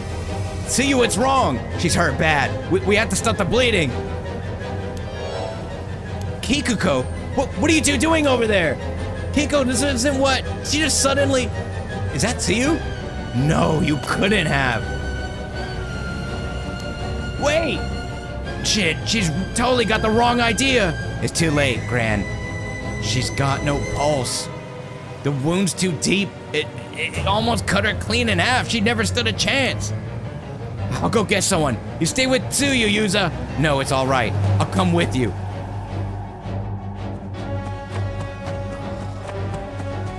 Oh, someone get the clinic doctor. Oh. This is old lady Nakamura. What the hell's happening? I hear screaming from down there too. Come on, let's go. Chie. No way, even Chie. Someone help! 2 more people collapsed over there. What's happening? Help me. I don't want to die. Damn it, there are too many victims. We aren't gonna have enough people to help at this rate. There are more over there too. Oh. What the hell is happening? Is that Kikuko? It got hurt too? I thought it was Kikuko for a second. Because she suddenly appeared out of nowhere, and I thought that was a little bit sus. I'm like, oh shit, that's kind of weird, but yeah, I guess that's not it. Someone tell me what's going on. What's with these gashes appearing out of nowhere? This isn't right. There's no way this is normal. Is it a virus? Or was it really a curse? Those affected by the phenomenon died instantly. That strange calamity that suddenly descended on Kamishima plunged the island into a panic. With no knowledge of the cause or reason, there was nothing that could be done to prevent it, and the massacre continued unabated for a time. The survivors were seized with fear. Some ran to escape, some simply broke down, some flew into a wild rage. A frenzied chaos swept over the island. A short while later... At least we're able to meet up with Tsukasa. But what the hell's going on? The whole island's in an uproar. Everyone's so panicked we couldn't find anyone who could talk straight. Who could blame them? No one knows who'll be affected next. Probably best to hide here until things settle down. You okay, Tsukasa? No, I have no idea whether my mom's safe or not. And I wasn't able to find Sato either. I was so worried about her. Old man Wakamura said he'd handle things, so I hope she managed to make it back home at least. Hey, do you think Sato's wound healing up like that has anything to do with what just happened? Well, we've held off prying into Sato's past for now, but maybe that won't fly anymore. Come to think of it, didn't this whole curse of the raging waves mess start when Sato came to Kamishima? That scared me. Don't say that! This isn't Sato's fault, she's just a normal girl. I won't let anyone say anything bad about her, not even you, Azami. I'm sorry, Scott, I didn't mean anything by it, I just wasn't thinking straight. I mean, I never thought something like this was really possible either. Something like what? Do you have some idea what could have caused this? Well, a little while ago when we were at old man Wakamura's place, some guy phoned and threatened to kill all the women on Kamishima with a curse. Another curse? Well, who was it? What do they want? I don't really know. He says something about no mercy, just punishment for anyone who defies him. It was really creepy. What the hell? All those people had to die just because some guy didn't get what he wanted? Old man Wakamura said he'd do something to stop the raging waves curse, but things just got worse instead. Asami, calm down. It's no use getting mad at me. You're right. Sorry, Tsukasa. I guess I got a bit heated. Even so, that means those gashes were deliberately caused by someone using a curse, right? So they're the one responsible for this. Right. Even if the massacre was caused by something supernatural, someone made it happen. About that, something's been bugging me about this whole thing. What do you mean? It didn't seem like the victims were being targeted at random somehow. They were all women for a start, so I was trying to think of some kind of common point that would tie them together. That's our Tsukasa, sharp as ever. So, what were you thinking? They're Ama divers. Ah, see, yeah. Could they have been targeted because they were Ama divers? Now you mention it, weren't all the victims we saw on the way here Ama divers? Though I guess some of the women on Kamishima have at least some Ama diving experience. But they went after Sato first, right? That wouldn't fit. No, you're right. Sato isn't an Ama diver. I was pretty worried Yuza and I might be targeted as well, but I guess we can breathe a bit easier now. We still don't know what the conditions are, though. None of us are out of the woods yet. Wait, victims were only women? Oh. Could the killer have been using this to find their targets? But that would mean the culprit is... What's up, Yuza? You figured something out?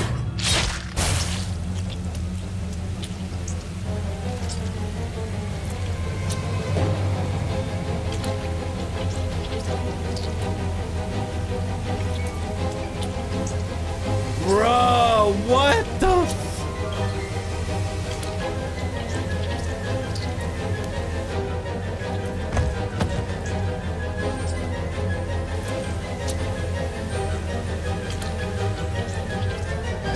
What? Using your head, it's...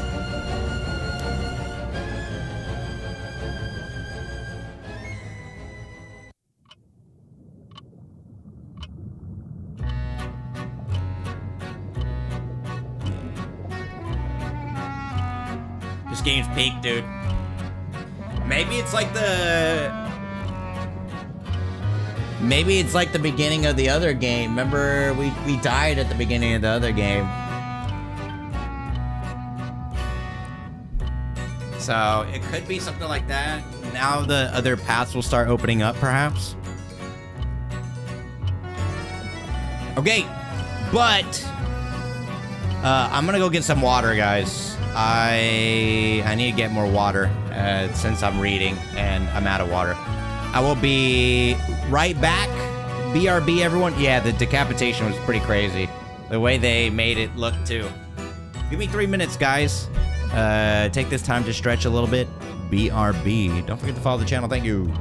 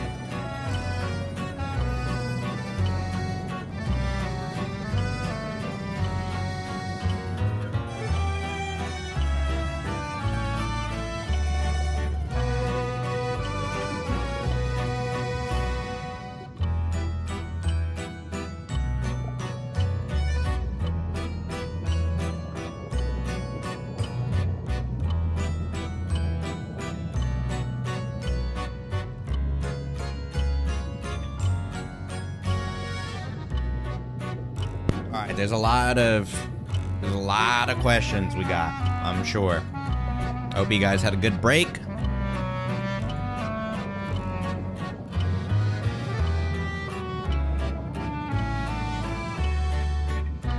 Well, there we go. Hope you guys had a good break.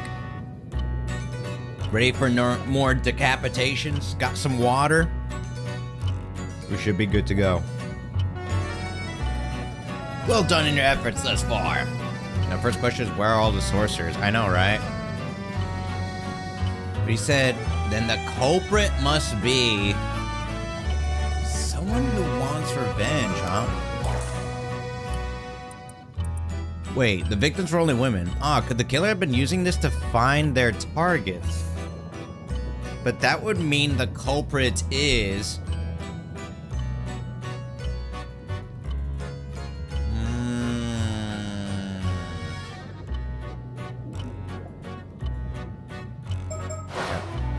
I regret to say that it seems the mysterious attack that befell Kamishima has resulted in Yuzo Minakuchi quite literally losing his head. There's nothing more we can do here, so let us bring this chapter to a close. For now, we'll return to the story chart, where we may proceed with a different route. I wish you the best of luck on your journey.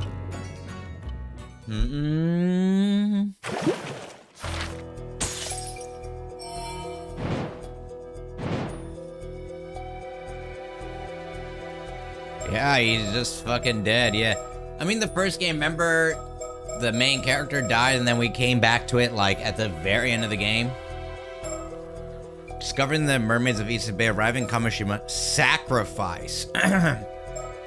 Let's do Arnav. Discovering the mermaids of Issei Bay. Arnav Barnum, a cheerful fantasy author, sets off on a trip to visit the mermaid legends of Issei Bay with his relative Cersei Lunar Light as his guide. Okay. Maybe he'll show the part where they get in fight with the cops.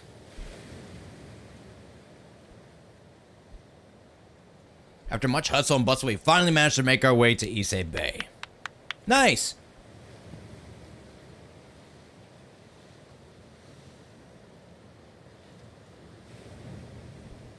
I can hear Dante meowing whenever, if I leave the ball. He loves, I bought him so many toys, but he just loves like this super cheap, fluffy ball.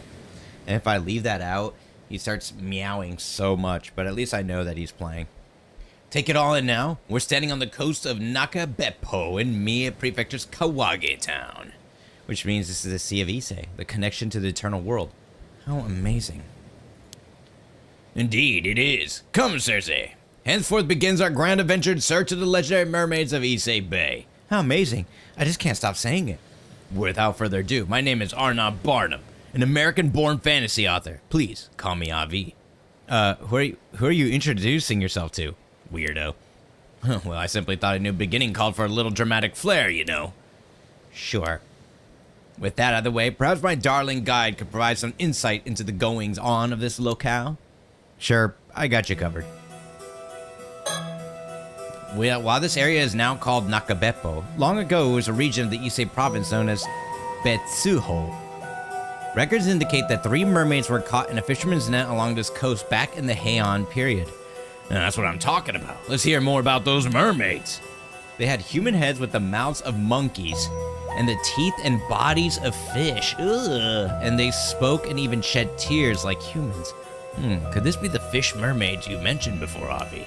Or Avi. Indubitably, and yes, this must be the place. I'm getting goosebumps. Right? I feel the same way. This is so exciting. The endless expanse of the Issei Sea, the eternal world may lie just beyond this horizon.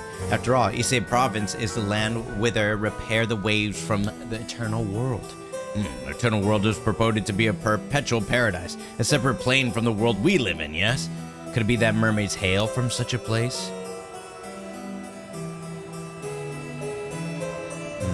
Okay. Cersei Lunar Light. This young lady is a distant relative of mine. Sorry, I got something stuck in my throat.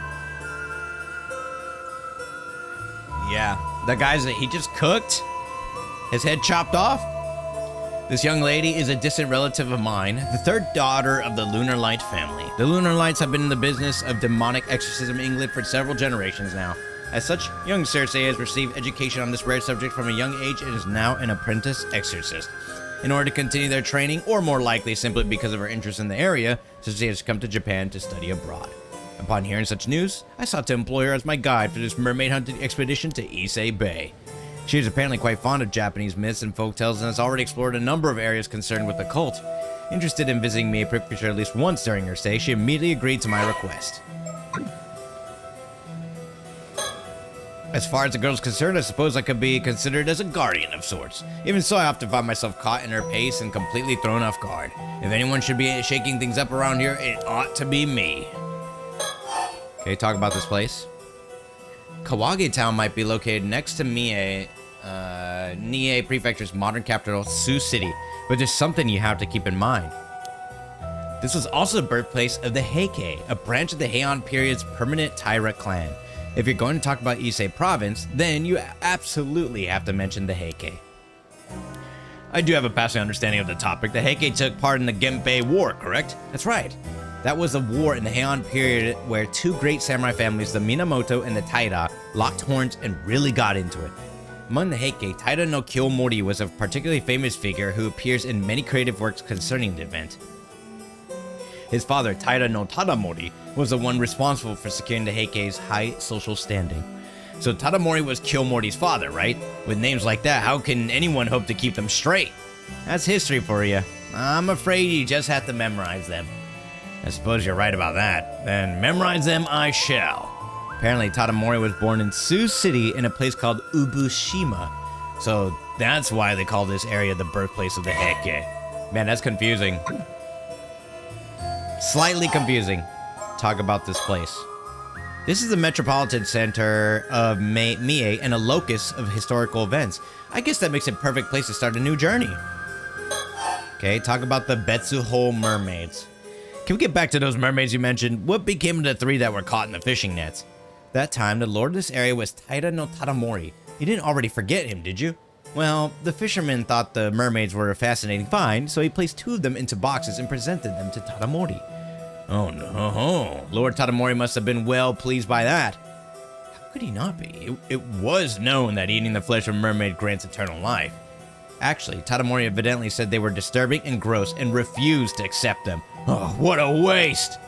However, the fisherman caught up the remaining mermaid and ate it himself. So, what happened to him? Well, the fisherman said it was pretty tasty. Well, now, tasty, is it? And that's all I've got. That's it? And that's all I could find in existing records. And the act of eating a mermaid's flesh alone may not produce any results. I suppose that there may be other requisite conditions, wouldn't you say? Well, considering the sheer number of eyewitness reports concerning mermaids, it is odd that there aren't any more immortals walking around. Talk about Betsuho mermaids. There don't seem to be any records about what happened to the mermaids that Tadamori refused to accept. I suppose it's possible that someone in the Heike clan snuck off with them. Well, that's a hypothesis I can get behind. Talk about the Heike. I put together an assortment of files concerning the Heike, so feel free to give them a look if you're interested. You have my heartfelt gratitude. Oh, there's one thing I should warn you about, though. Oh? This group sometimes gets referred to as Issei Taira as well, which might make things a little confusing. I'll go ahead and label it as Heike. Does it really matter? Aren't they basically the same thing? Not exactly, you see. The term Issei Taira refers to the Taira clan as a whole because it originated in Issei. On the other hand, people generally refer to the family within the clan that included Tadamori and Kiyomori as simply the Heike. Their family features prominently in the stories we're interested in, so I'll use Heike most of the time. Plus, it has a nice ring to it. Either way works for me, so do as you like. The Tale of Heike also used Heike. You're awfully particular about this, but I rather like that kind of fastidiousness. Let's talk about the Heike. Anyway, after a number of events, the Heike would go on to lose the Battle of Dan no Ura and be completely eradicated. I believe I know this one. Dan no Ura is found in Kyushu, is it not? Bingo. The clan was chased out of Kyoto and pushed further and further west until they were eventually wiped out there. It pains me to think of such a resplendently glorious clan meeting such an ignominious end. More's the pity. That's why the Heike's resentment is particularly strong, and many remnants of it remain even today. Shrines and monuments have been erected throughout the land in an attempt to quell that resentment. And now we reach your particular field of expertise. Because the clan fell from such an exalted position so abruptly, the resentment is exceptionally persistent and quite persuasive. That said, famous places related to people like Taita no Kiyomori are well attended by worshippers, so they're relatively stable. It's the puffed up and pretentious Heike clan members that no one even remembers who caused the most trouble. I seem to recall a number of individuals going so far as to claim that those outside of the Heike clan could not even be considered human. But if that's the case, are we really safe here? You don't think we might find ourselves assailed by those lingering grudges? Much of Ise province is protected by shrines, and the area is suffused with spiritual energy, so we're probably safer here than most places. But that's just the land itself. Objects or people that the resentment has seeped into are a different story altogether. That's somewhat troubling to hear. Well, either way you look at it, this region is still home to many places and things associated with the Heike. Excellent. I believe I've gotten a grasp of the situation at hand. Everyone got that down? Easy work, right? Easy peasy. It's time we made our way back to our way to the next locale. We're on the clock after all. Let's get to it. Move. Ano Town. I would definitely fail the test, and I'm the one reading it. Dude, it's confusing as hell. There's so many crazy-ass names. Well, it would seem that we've arrived, and where are we now, Cersei? Would you live on this island for $1 million? Dude, now? Yeah. I'll live on the island for $1 million, put that shit into the S&P 500 or something, I would chill. I'd be eating crazy good fish like every day. $1 million in Japan would just take you so far, especially like a house here. Woo, that would be crazy. Crazy. What about you? Would you? I don't know about the part of getting cut up, though. That doesn't really seem like a lot of fun, not gonna lie. This is an area in Ano Town known as Kusawa. Kusawa is quite famous because of the Yaobikuni legend. Sato. I'd be surprised if there was anyone who hasn't heard of it. I'm sorry to say, I've never heard of it. Wait, really? Yeah, come on now, don't act so shocked. You can't expect me to know every little thing, and besides, I'm not even from this country. The very reason I requested you to be my guide was so you could teach me about things like this. I guess that's true. Okay, I understand. I'll be counting on your explanations. Ano Town. Very chill.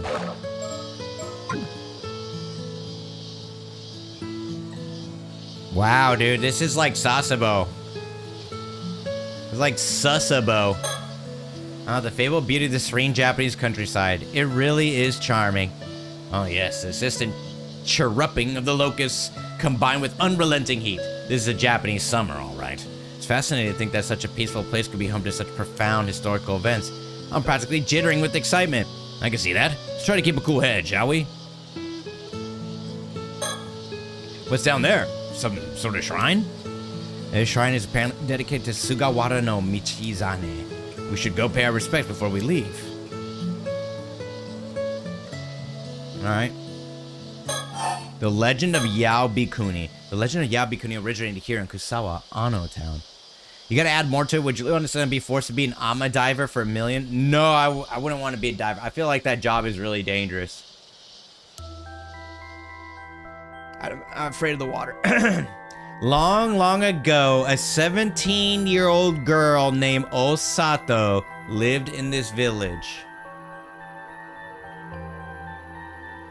Okay, Osato. She unknowingly ingested the meat of a mermaid that was severed during a village gathering and became immortal. I've been back and forth about getting this game. Are you just starting this? We're about like hour 5 in, I would say. 4 or 5 maybe? Let me check. 3.7. So far, it's been awesome. If you really love very like weirdly creepy stories, then I would get this game. The first one is on. The first one's out as well, and that one goes on sale for really cheap. So I would check the first game.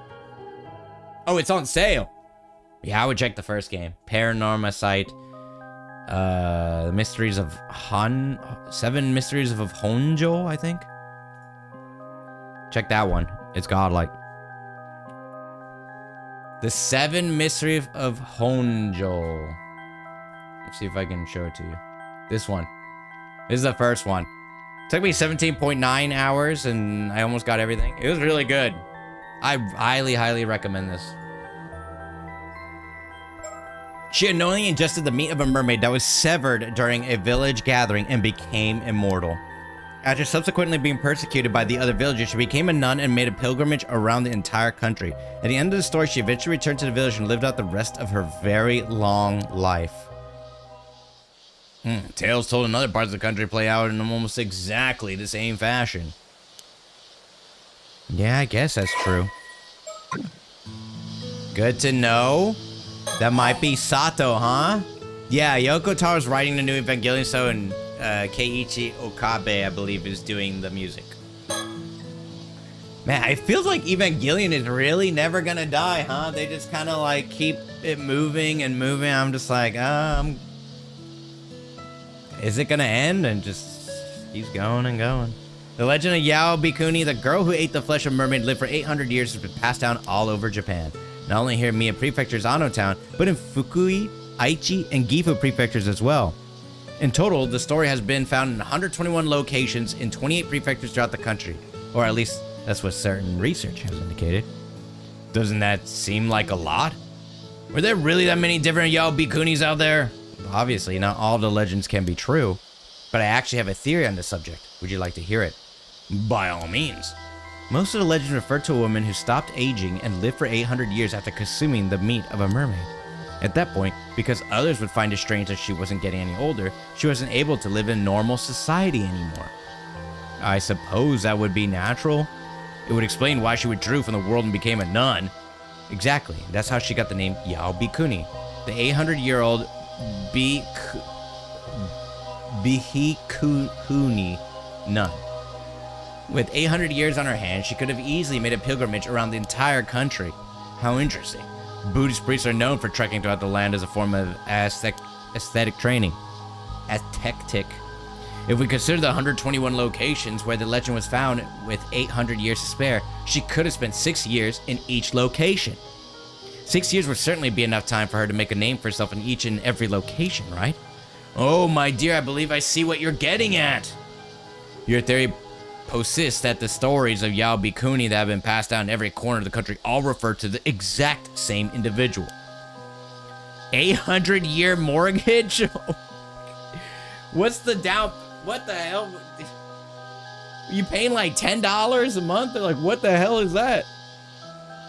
Well, it would be much to say that all of them are the same. There may have been a few different people, but it's more convincing that the theory that there were 121 people. I also think the Yao Bikuni of Wakasa province is the most likely origin of the legend. I wonder. Don't all of the different instances of the story throughout Japan also claim that particular location is her place of final rest? That may be true, but I assume that each of those different places wanted to have a grave or some other tangible marker to base a legend on. But would so many people that are purported to have lived for 800 years all die around the same time? It seems pretty unlikely. Then you believe some of the tales were embellished somewhat. This sort of thing happens all the time. Legends are always mixtures of truth and fantasy. Moreover, it doesn't make sense that every single mortal would decide to become a nun. There were likely some places that simply believed Yao Bikuni was a term for an immortal. Rather than a nun, for all we know, she said, "I'ma be a nun of that," and became an armor diver.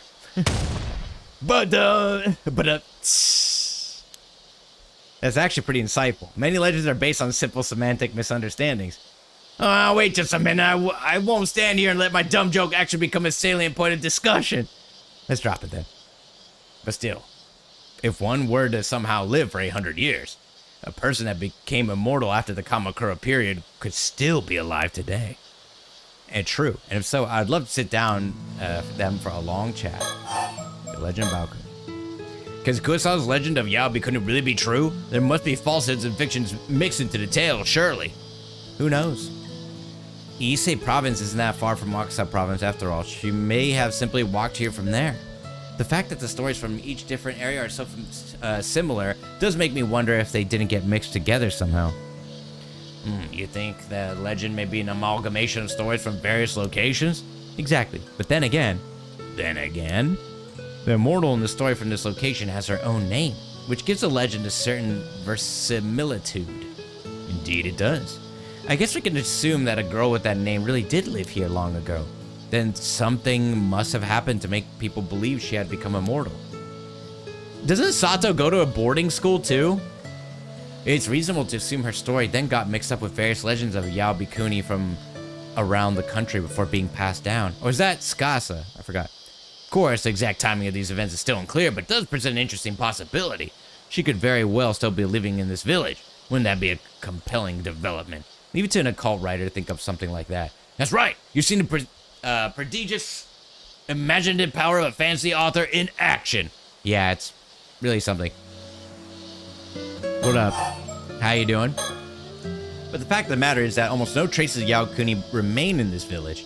Even her grave, which is referred to as Lady Yao's tomb, has never been located. But then, did we come all this way for nothing? Another topic. Well, it might not have a direct connection, but there is something one should always consider when discussing Ise. The Tales of Ise, have you heard of it? It's the oldest extant collection of Japanese verse, compiled sometime during the Heian period. I'm afraid I'm not familiar with it. Man, this is a lot of lore. But I've heard of the tale of Genji and the tale of Heike. Is it anything like those? Well, those were stories written during the Heian period, but that's where the similarities end. Nice try, though. Well, they sound similar enough anyway. Don't worry, I'm not an expert on the subject either. Yeah, hey, dude, this is like history class. Ooh. Alright, big stretch. Alright, let's get back into it. Basically, this collection of verse elaborates on a number of Waka poems by giving accounts of the events surrounding each one. The entire collection of 125 passages is referred to as the Tales of Ise. That's easy enough to remember, no? The Tales of Ise is a collection of short stories. Check! And one more thing. The title might be the Tales of Ise, but the content isn't all that focused on the actual area. What's this now? Are they intentionally attempting to confuse and bewilder us? Some believe that the title comes from the fact that the passage 69 is set in the Ise province. At any rate, I just thought I should bring it up because it does have at least a slight bearing on the topic at hand. If you're keen to learn more, I'll add more detailed information to the files. I thank you. I'll be sure to read through them later. I will not.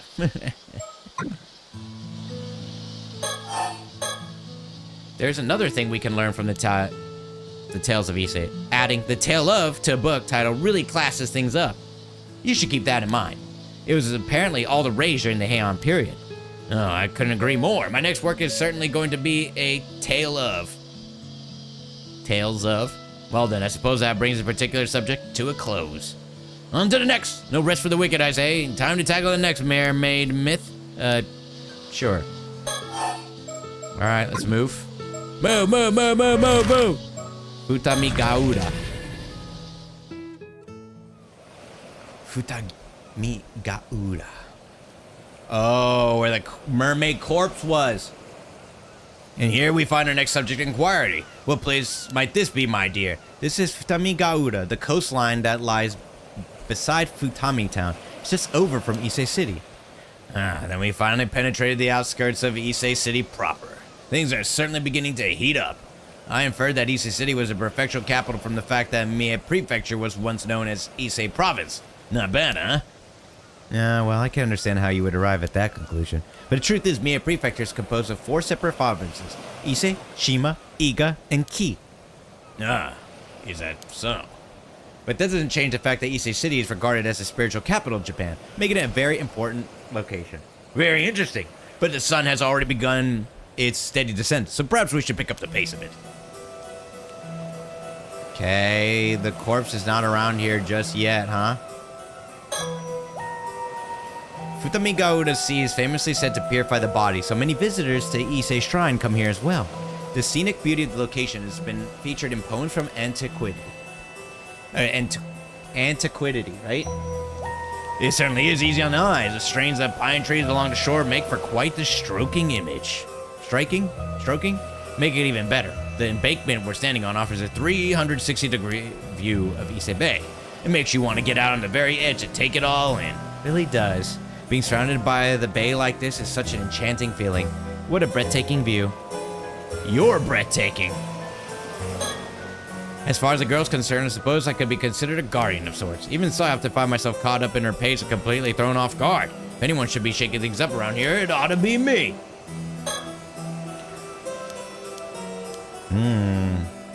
Maybe we gotta think. We've come all this way to distant foreign lands seeking mermaids. Of course, I have my own reasons for trying to locate the mythical creatures, but for now I intend to scout this land in order to learn as much as I can about its lore and legends. But it occurs to me that I never actually explained the particulars of my Ise Bay mermaid excursion to the girl. No matter, it's nothing of consequence, really. So I'll just introduce my reasons a bit at a time.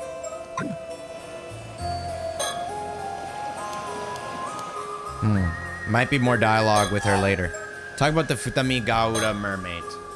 So, does this place have any legends featuring mermaids? It does. A record called the Kaganeki was written by people at Horyuji Temple after the Kamakura period. In that record, there are a total of 6 instances of information concerning mermaids. 6, huh? That's certainly promising.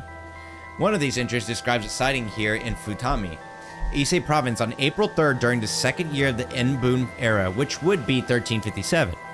So they even noted the exact date. How fortuitous. The passage is as follows. From the sea of Futami in Ise province came Enmeiju, delivering perpetuity. So, what exactly does that mean?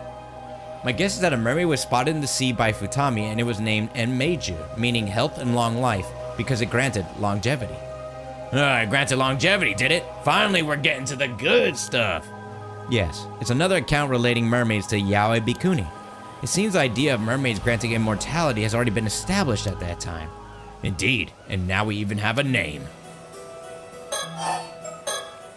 And so, what sort of mermaid was this, and what became of it? No clue.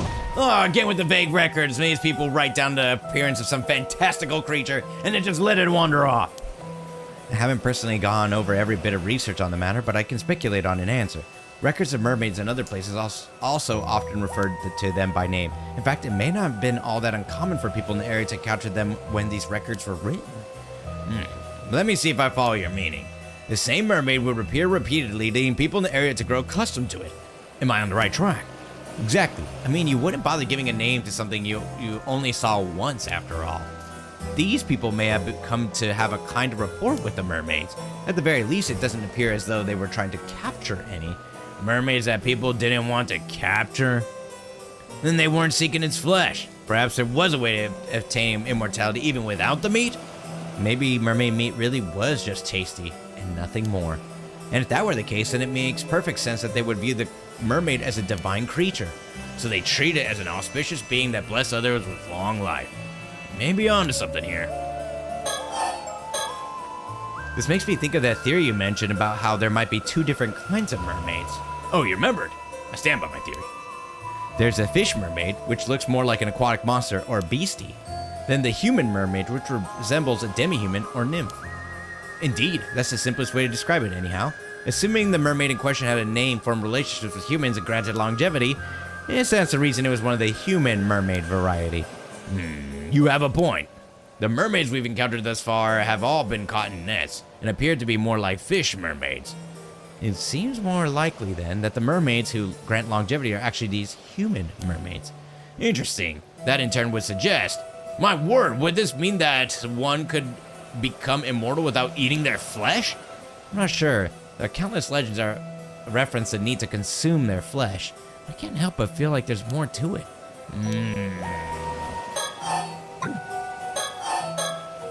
If human mermaids are capable of communicating with us, I'd really like to speak to one. Agreed. Detective, yeah, man, even more history lessons, more lore, more this, more that. Talk about interesting sighting.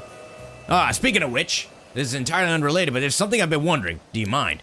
But our conversation was just getting good. Protest all you like, but I shall ask anyway. On our way here, I noticed a certain something adorning the entrances to everyone's houses. What was that? Gate? Alright. These are the Souming Shodai talismans. Souming Shodai? Yes. Although most of Japan, they're usually only hung up around the New Year. But here in the Ise Tobashima region, they're traditionally left up all year long. Interesting. I can add more detailed information to the files for you later. What is it? What? What? Now you make me antsy.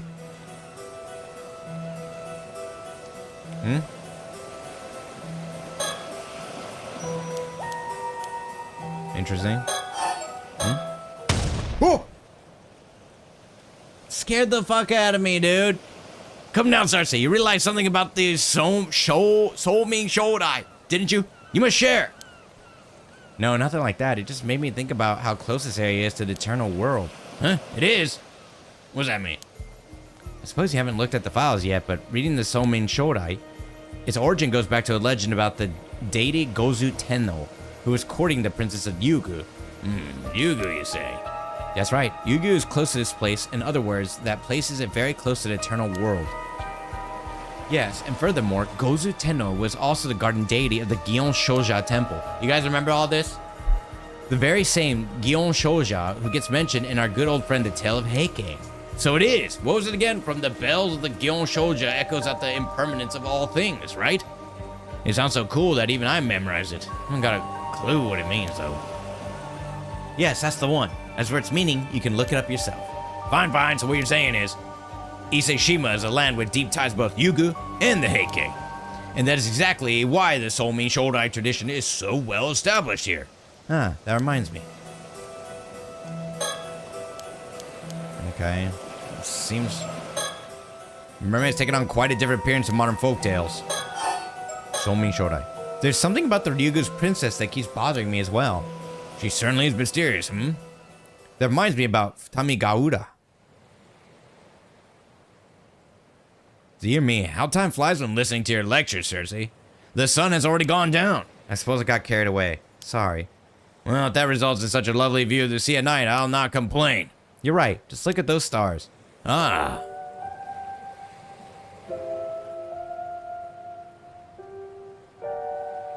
Why so creepy, dude? Dear me, I dragged her around all day long, didn't I? Or perhaps you say I had her drag me around all day long. As our guardian for the time being, I suppose I ought to have had us retire earlier. Though Cersei herself seems to have limitless reserves of energy. Oh, but we really let time get away from us. Look how dark it's gotten. Without the light from the stars above, we'd be lost in pitch darkness.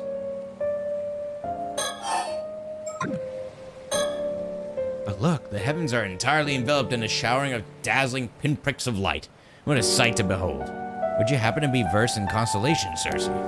Well, I've dabbled a bit in astrology, so I guess I know a thing or two. Excellent, do tell. Oh, God.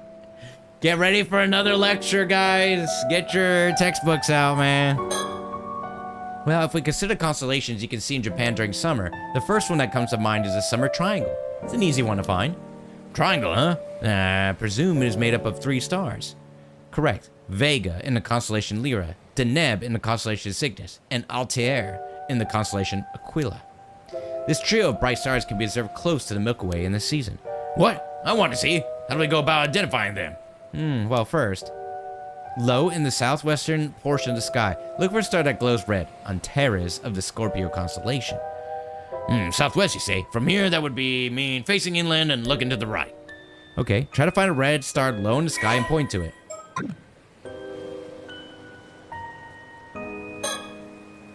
Wait, I do believe I found it. The star just there with the reddish tint. That must be Antares, yes? Correct. That is indeed Antares, the brightest star in the Scorpio constellation. I found it all by myself. Well, I'd make quite the celestial cartographer if I do say so myself. I hate to rain on your parade, but you're supposed to be looking for a star in the Summer Triangle, so please try again. Yes, that's right. Why not try looking straight up from Antares? I bet you'll find Vega at the sky's zenith. Give it a shot.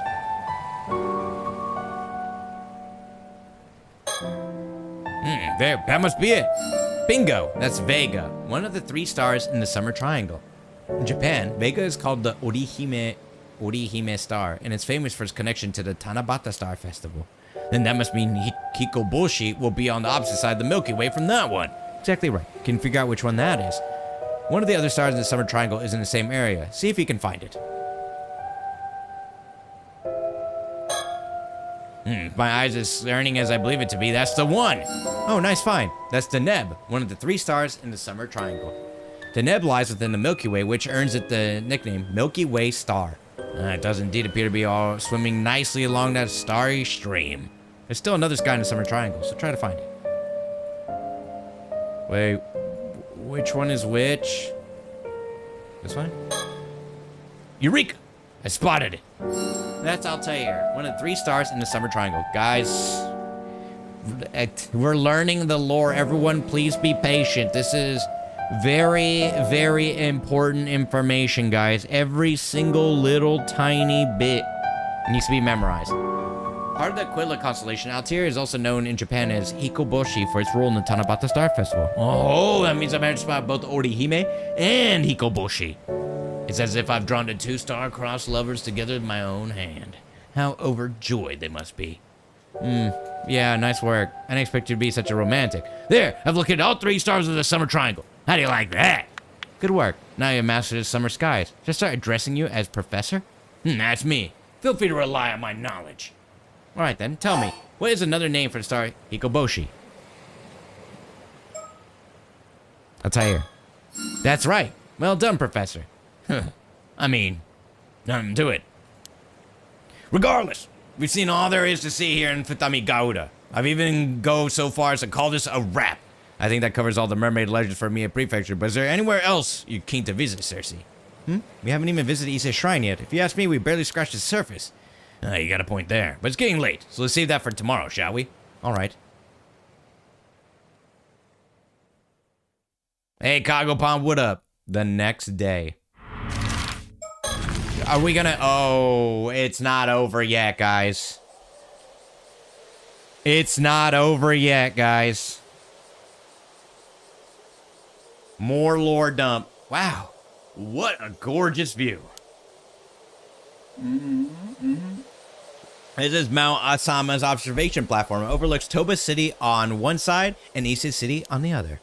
So that's Toba City over there, huh? What's Toba got going for it?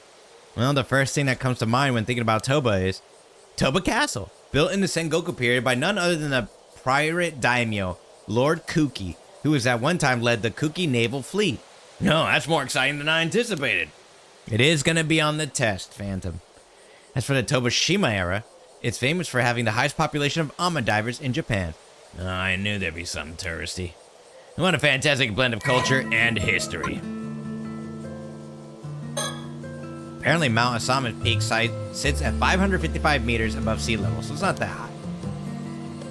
But as it's situated at the tip of the Shima Peninsula, it offers a magnificent view of Toba Bay's coastline and the outlying islands. Because we stopped by the shrine this morning, I assumed we'd take the mountain path.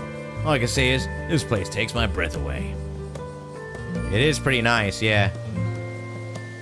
We gotta be on the lookout for any stickers, guys.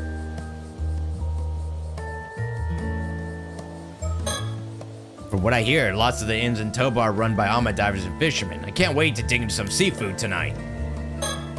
She's been packed and ready to venture forth since the early hours of the morning, though I myself beat her to the punch, haven't been too excited to sleep a wink all night.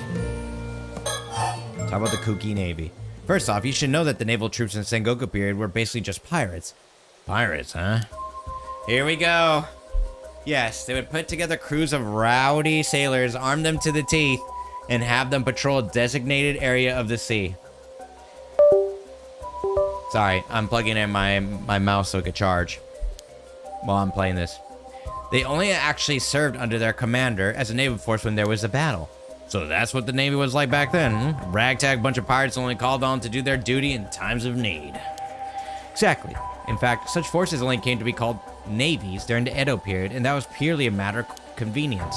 As for the Kuki Navy, it was one of the pirate bands patrolling the waters of Ise Bay. A man named Kuki Yoshitaka was its commander, hence the name. He distinguished himself in the service of Oda Nobunaga and Toyotomi Hideyoshi, eventually rising to the position of daimyo of Shime province.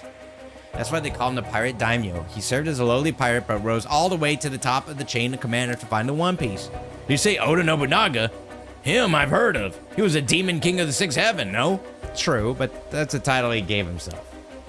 Still a pirate and a daimyo. What an enchanting combination. And maybe, but he wasn't blessed where allies were concerned. It seems he was always butting heads with his relatives. Oh? For one thing, he may have had his nephew Sumitaka assassinated in order to take over the Kuki clan. Damn! But he also fought on the opposite side to his own son, Moritaka, in the decisive battle of Sekigahara. In the end, spurred on by his vassals, he committed suicide on Toshijima, that island over there. So while Kuki became daimyo of Shima province, his land was confiscated during his son's rule, and the clan fell into decline. Hey Zaphiel, what's up? We're just learning about history. Lots and lots of history. Lots.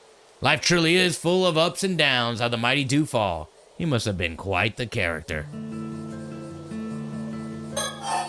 About the Kuki Navy. That reminds me, there's another fascinating legend related to the Kuki clan. Oh? Do tell. It's about Kuki Yoshitaka's nephew, Sumitaka. He had an extraordinarily beautiful daughter named Princess Hatsune.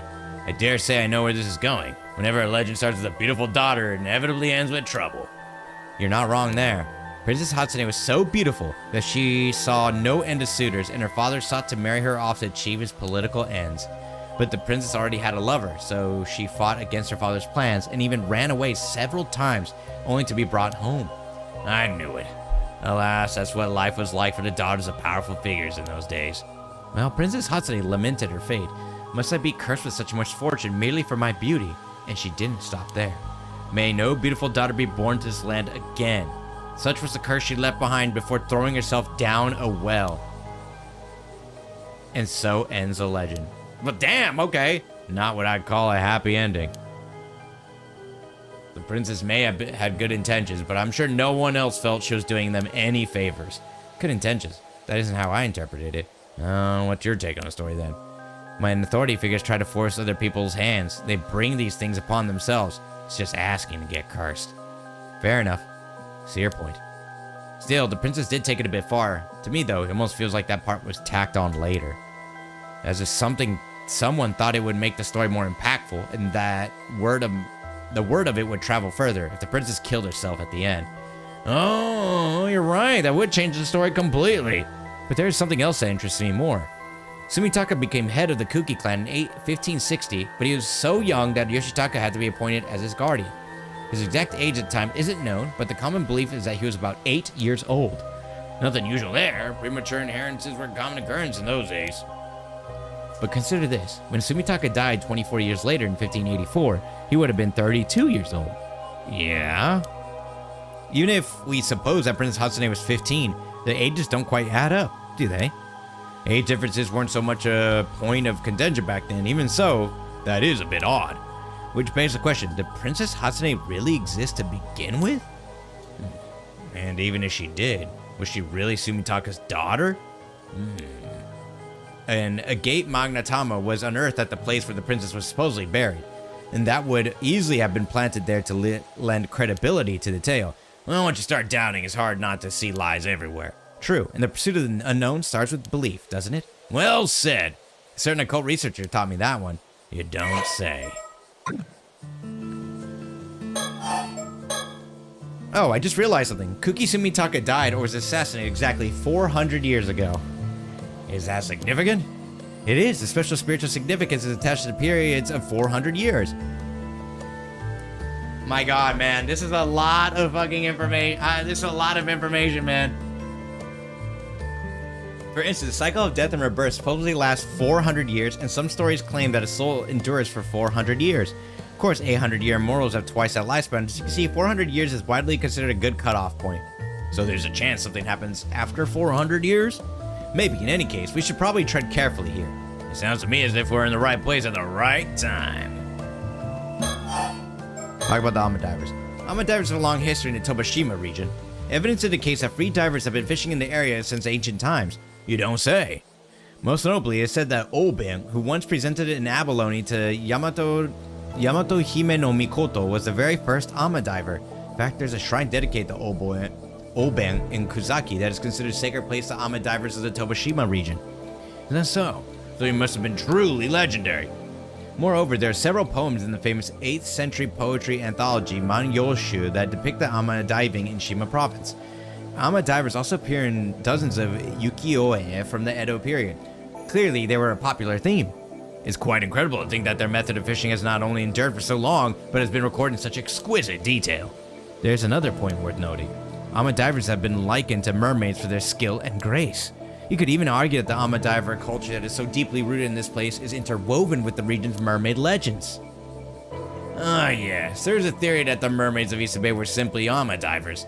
Does seem likely there's a connection between the two. I wouldn't be surprised if they were the originators of the legend. Perhaps, but I'd be beyond disappointed if that's all there is to it.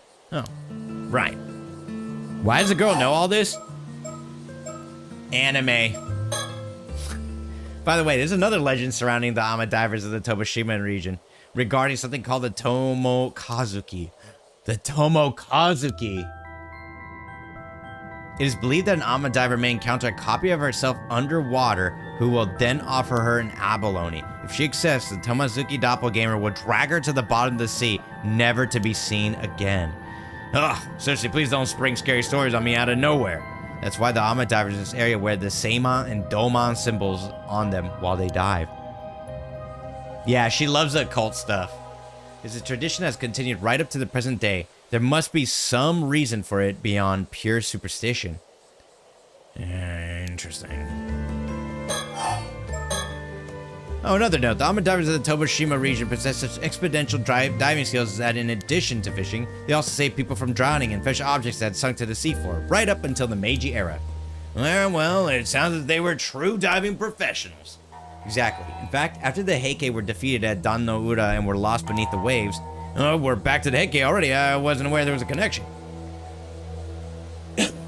Well, after that fateful battle, who do you think they sent to reclaim the legendary sword Kusanagi no Tsurugi from the seafloor? 2 Ama divers. She's a bit kooky like that. Boom.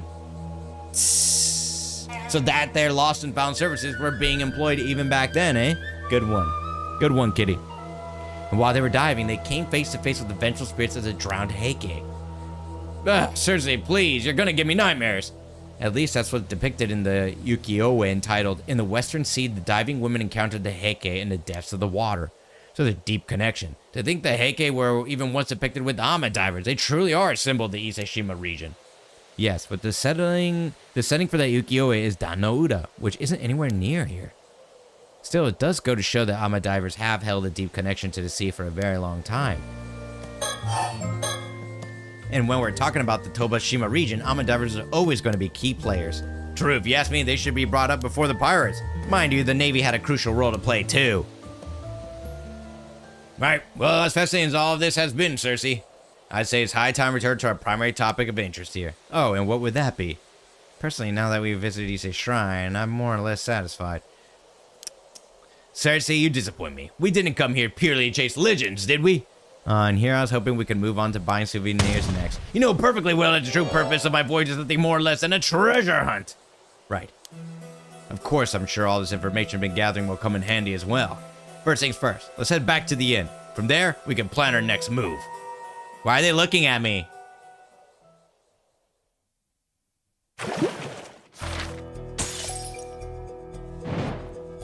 Okay, there was a point to all this.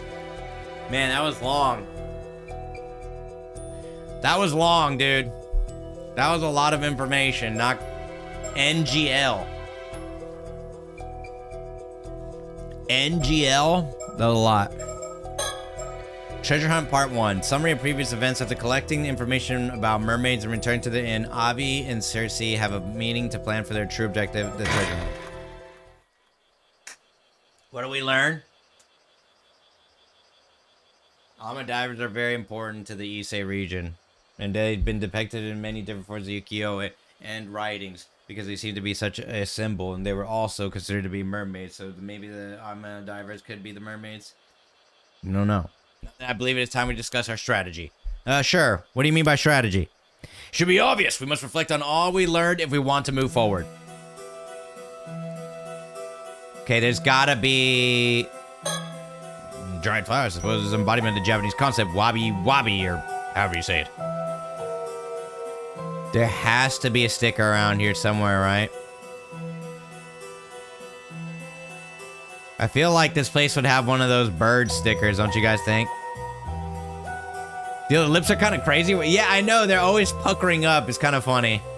What up, Zerp?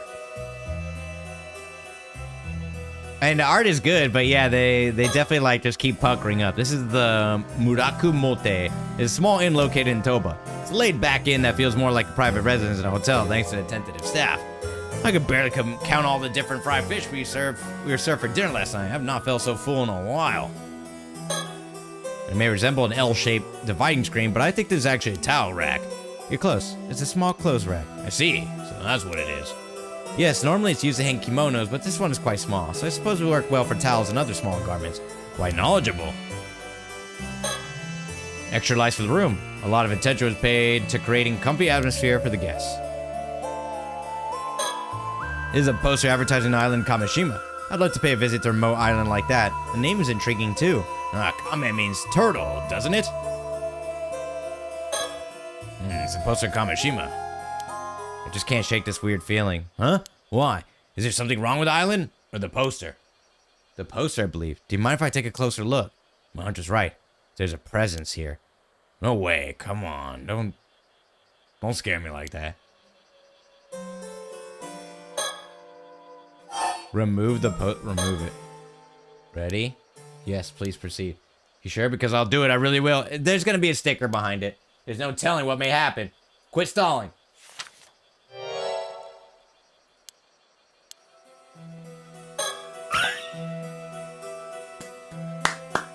You got another one. Damn, this one got the drip, dude. Look at that hair.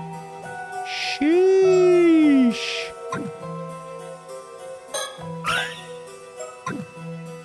Found it.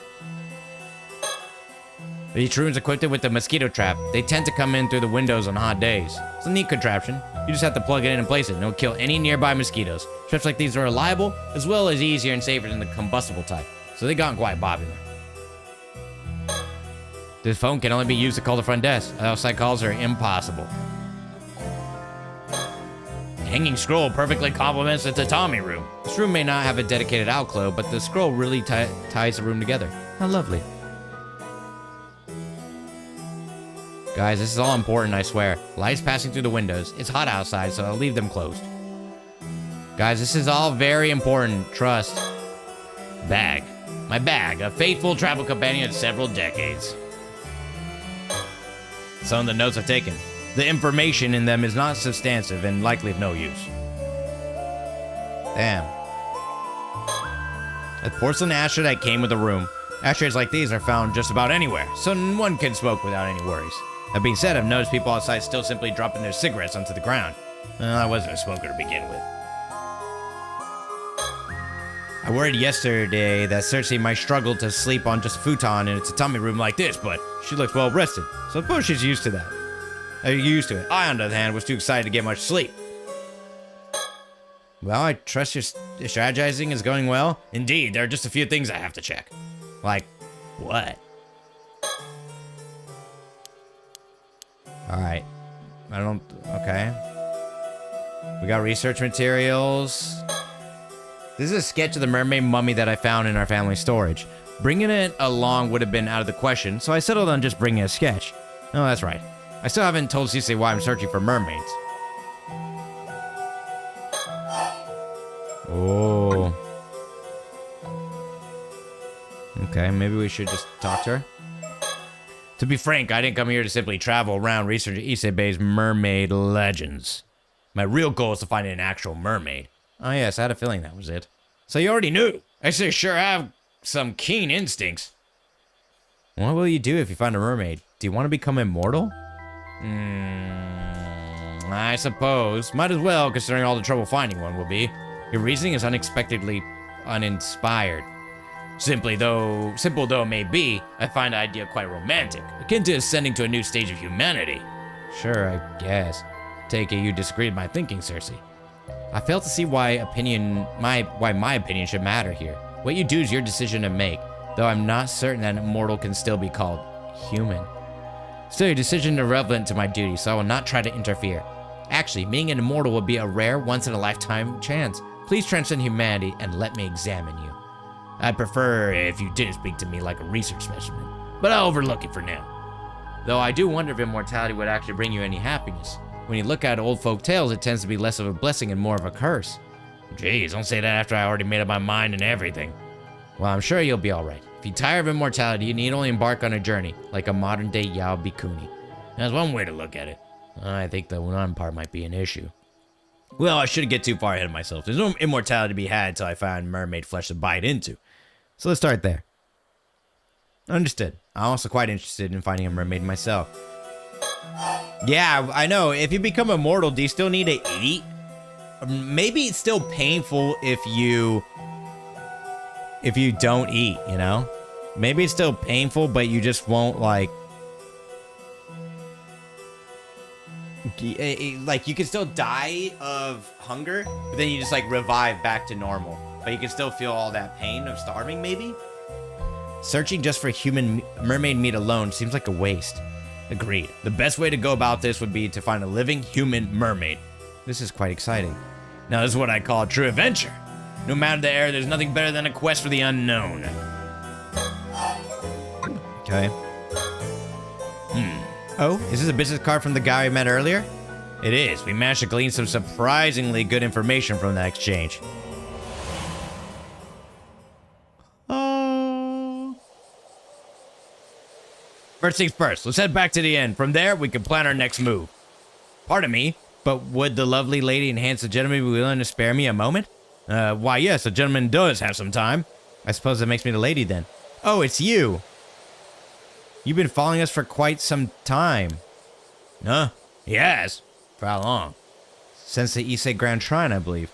Truly. Maybe we could try to keep me apprised of things like this in the future, Circe. Huh? It appears I wasn't as stealthy as I thought. My apologies for the indiscretion. But you see, the two of you piqued my interest. Foreigners in Issei Bay searching for mermaids. Oh, you overheard everything. How embarrassing. Avi hollering won't lessen the embarrassment. But how rude of me, to introduce myself. Yep.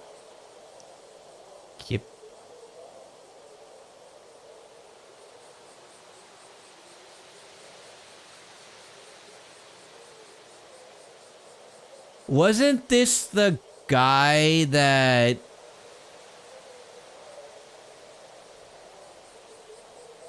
Kipe Ikoma was the name of the guy that went missing because he left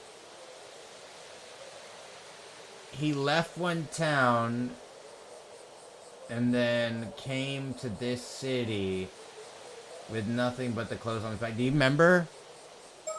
I'm pretty sure.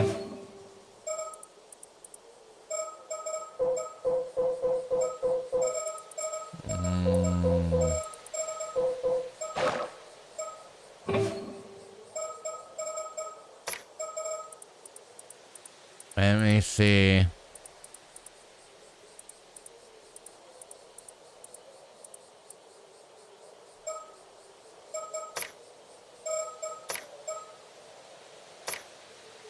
I thought we had the sketches of the people, right?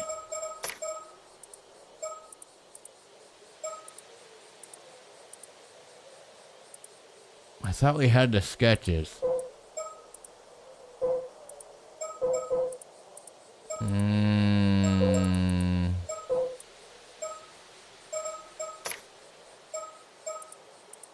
I thought we had...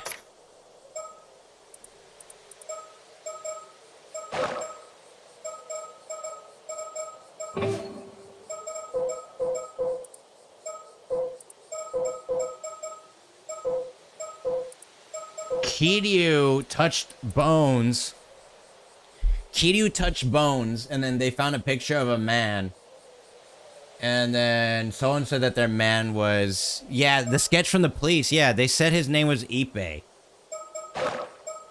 It was Ippei Ikoma. Or Kippei Ikoma. I'm pretty sure it was this name. I'm an event planner here in East City. My name is Kippei Ikoma. Oh, a fancy business card and everything. What a charming fellow. Let's see. Solid planning, eh? And it says here you're the CEO. So one of the bodies that they found, the bones, the ones that were cut clean in half, remember? By the same curse that probably killed Yuza. I'm actually the only employee, so the title doesn't mean much. I see. I apologize for rudeness, but I actually just ran out of business cards of my own. Did you ever have any? I had heard you need to carry business cards to Japan if you want to avoid looking suspicious, but I still forgot to bring any. But the freewheeling and forgetful man before you goes by the name of Arnav Barnum, a fantasy author who's merely passing through. Do you believe me, or am I too suspicious? That a business card approved, the verdict is yours alone to make. So you're an author, Mr. Barnum. Please, call me Avi. This is Cersei. She has studied more Japanese history than even the average Japanese citizen. It's a pleasure. If you'd like, I can list the top 100 of Issei's best features at any time. Huh, aren't you a delight? I was right to take an interest in the two of you. Kipe Ikoma, event service. He looks sus as fuck, dude.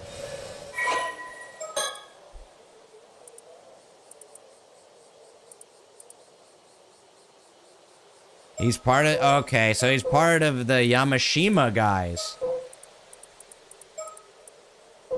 Okay.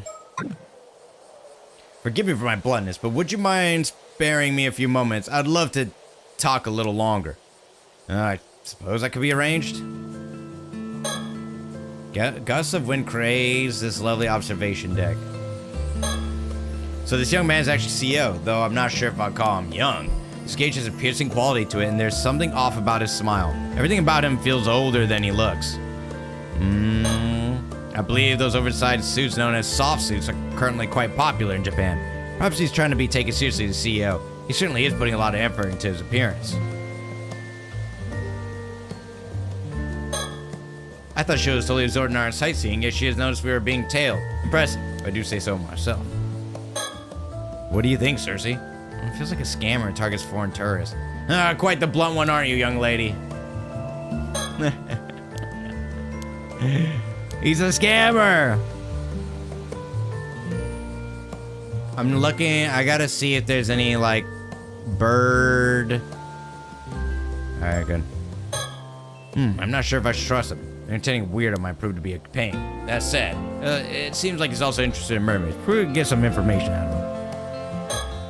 The truth is, I'm currently planning a promotional tourism campaign for the Ise-Shima region. I was thinking of using mermaid legends as a centerpiece of the campaign. Mermaids, huh? I'm sure you're already quite aware of the mermaid legends of Ise Bay, yeah? I thought we could hold events and an exhibition centered around such legends to attract tourists. I see, so that's why you were interested in mermaids. Additionally, the Ise-Shima region is also famous for its pearls. I believe mermaids and pearls naturally complement one another. True, there is also the famous legend that a mermaid's tears turn into pearls when they are washed away by the ocean. Oh, such a story would do wonders for driving tourism to this area. Does this project mean you are knowledgeable about mermaids in Ise then, Mr. Ikoma? I suppose it does. I know a fair bit. For example, there are some mermaid legends that most people have never heard of. Oh? Do share. A long time ago, there's an island south of Kamishima known as Taishima. Have you heard of it? I'm afraid I haven't. It rings a bell. It's also called Taeshima by some. That's absolutely right. It is said that once upon a time, 3 mermaids lived on Taishima. Wow, 3 of them. Tell me, were they human mermaids or fish mermaids?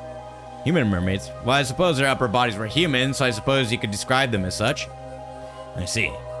Then that would separate them from the 3 mermaids discovered in Betshode during the Heian period. Oh, this is the first I've heard of this tale. However, Taishima sunk about 400 years ago during a natural disaster. The mermaids seem to have vanished after that. What? That's such a shame. Regardless, it's said the 3 mermaids were named Sobae, Nagame, and Hayase. So the mermaids were named too, huh? And definitely adds to the authenticity of the story. Pardon me, Mr. Ikoma. I never came across such concrete information. Where did you learn this?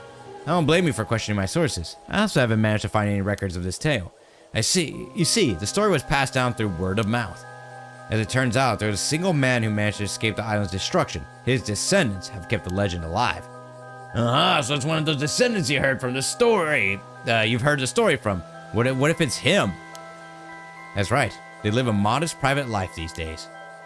When the story comes straight from a descendant like that, it does lend it some credibility. What if it's him? This dude's sus as hell, bro. Amazing, a brand new mermaid legend. The real question is why? Why? There's a long history of people making up legends to drive tourism. Such stories linger on despite their veracity being entirely unverifiable. I suppose. Is something the matter? It's nothing. It's nothing. If there really were mermaids in Taishima 400 years ago, then that could provide us valuable new information. No bird stickers? I would love to inquire deeper about these Taishima mermaids. If you don't mind, could you share the identity of the descendant you speak of? My apologies, but I'm afraid I cannot oblige. She is not the friendliest sort. Frankly, even I have trouble getting her to open up. Somekawa? Could be Somekawa. It said she. No matter how many times I visit her, I always feel like I'm only getting part of the story. I see. That's a real shame. Now, this may not be much consolidation, but I have another interesting rumor from the descendant to share. Oh, I'm all ears. It concerns one of the rumored Taishima mermaids.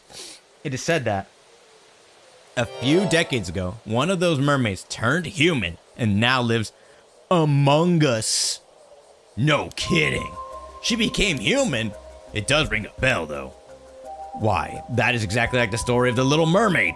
What an exciting discovery. You say this is only a few decades ago. That makes it quite recent. This former mermaid could even be walking among the people here as we speak. If the story is true, then yes. However, I can see that even I find the story hard to believe. It is a little fantastical. Among us. We should take his tale with a pinch of salt until we can identify its source. Right. Right. A mermaid who turned into a human. If it's true, things might prove difficult. By the way, may I ask why you're searching for Ise Bay's mermaids, Avi? No particular reason. I just thought it'd be fun to wander through some sightseeing areas related to the mermaid folklore. That's all. I see. Well, since you traveled all the way to Japan to sightsee, I'd love to ask you some questions. Was there anything missing from the areas you visited that you think you might have made your trip more enjoyable? What about those photo spots you put your face in? I know those. I love them. Really? Are they that interesting? They're Japanese tourism classic. It would be nice to see more of them. Great. If I saw one, I would certainly take a photo with it. Oh, and please sell more of those little pennant flags. Can't resist them. See, I truly appreciate the input, but perhaps things aren't fine as they are. He's not, I don't know. He's not here to learn then. We just gave you advice, bro. Should you discover anything new regarding the area's mermaids, please let me know. Understood. We hope you'll do the same for us. Well, it's about time for us to get going. Yes, of course, thank you, and I apologize again for taking so much of your time. Actually, since you come all the way to Japan, if anything happens to you during your vacation here or you need any other help at all, please feel free to give me a call. I'm quite familiar with all sorts of businesses in the area. For example, I could put you in touch with someone should you be looking to interview Ama divers. Oh, really? That's very kind. You're not just saying it as a formality, are you? A free-spirited lad like myself will not hesitate to take you up on an offer like this. I will call you. Please do not hold back. I'll leave you two to your sightseeing. Please have a good time. I don't like this guy, man. He looks sus. I don't know, Violet. Like, he just seems really sus. He just gives off of bad vibes. Mermaids really did live on Taishima. It's certainly worth investigating.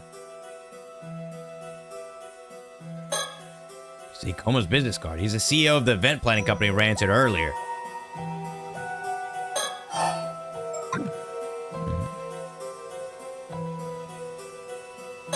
The map. Wait, isn't that the symbol that we found on the rock? This is that symbol we found on the rock. I'm pretty freaking sure that's the symbol we found on the rock, dude. This map looks quite old. Exactly. It's also the precise reason I've come to Mie. To put it simply, this is no ordinary map. This is a mermaid treasure map. Mermaid treasure map. Allow me to explain.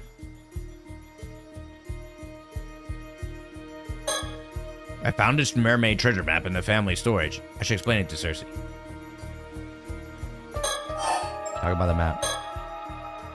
I found this map in the old family storage. It was left behind by my great-grandmother. If she's your great-grandmother, that would make her my great-grandmother's sister. I heard she was exiled from the Lunar Life family because of her eccentricities. That's correct.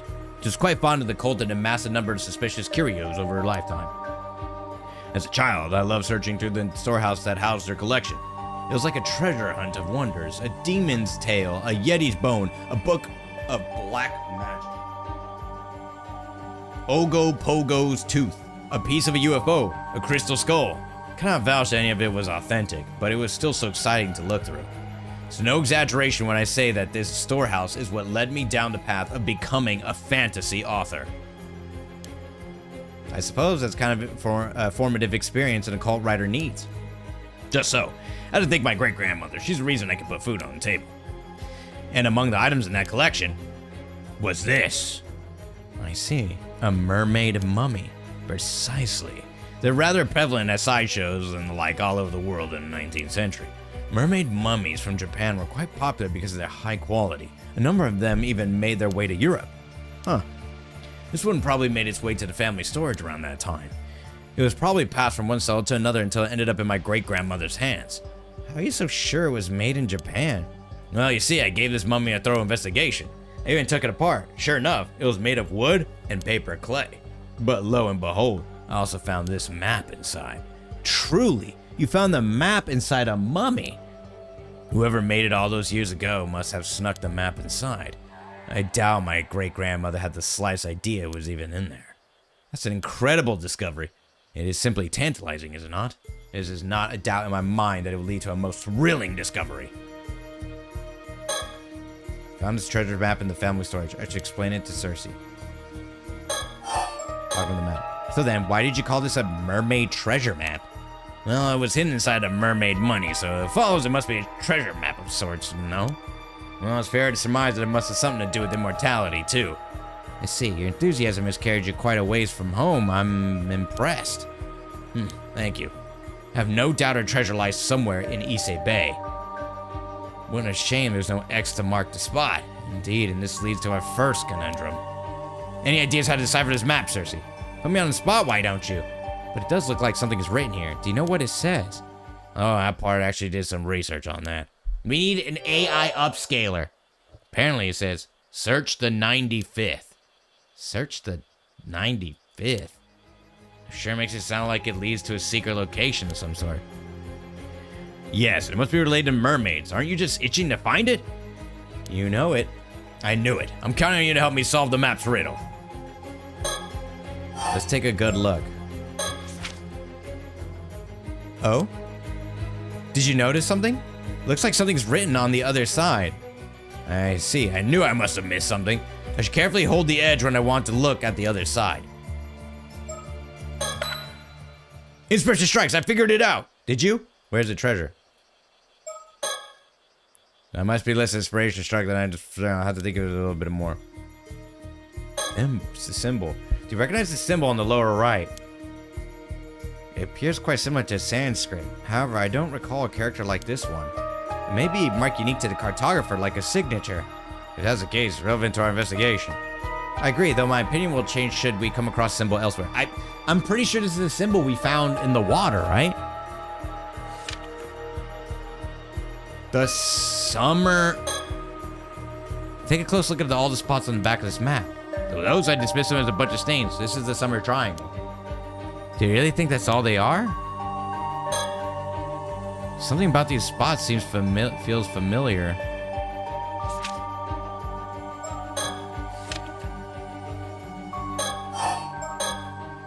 Oh wait, I just remembered. You said you can douse. Douse? No? Can't you just douse for the treasure? Then we can skip this whole map and riddle business altogether. Apologize, but that's impossible. Ah, truly? But why? Dowsing is usually used to find waterways, veins of ore, and other such things. My dowsing effort can be used to find people and objects imbued with spiritual power.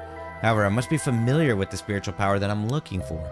I see. In other words, you wouldn't be able to find a treasure you've never even seen or heard of. Yes, this is from which I can detect the source. Also depends on how strong our spiritual power is. Not quite the superpower I thought it was. I say we had enough of a diversion. Let's get back to investigating your map. Let's get back to investigating your map. Okay.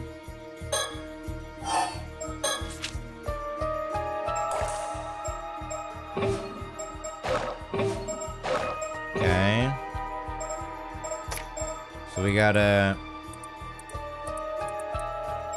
What's the traditions, history? Was it phenomena, curses? Culture, society. Summer Triangle. Something about the 95th? Look straight up.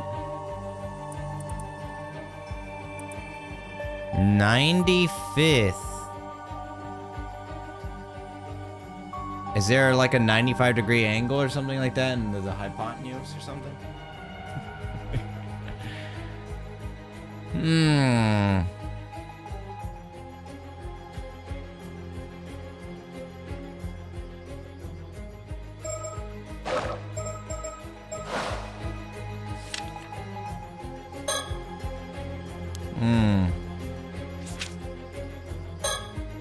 Matt, you said Jennifer is quite old. If I were to guess, I'd say it's over 100 years old. No, perhaps even more than 200 years old. I wonder how old it really is. Yurka, this first strikes. I figured it out. Did you? Where's the treasure? I have no doubts. It is here. Behold. Huh? Why there? It felt right. I hope you don't mind me asking, but would you care to show me a more definite location? Dang it. Maybe less inspiration struck than I first assumed. I have to think of this a bit more. Would definitely solve the map's riddle.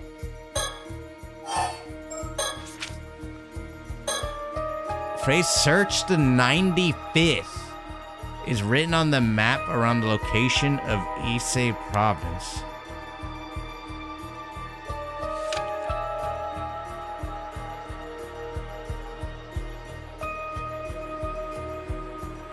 I have no idea.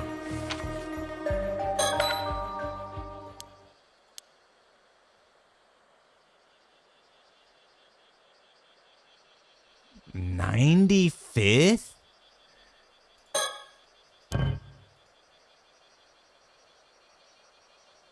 Maybe tough to figure it out now unless you find a way to shine some light on the riddle. Oh.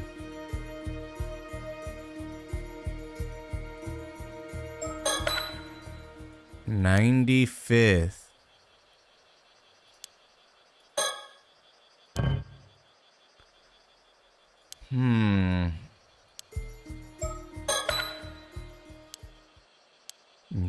Here. And what makes you say so? Hey, thank you, so Timbori. What's up, man? For a streak. Why is it simple? This very...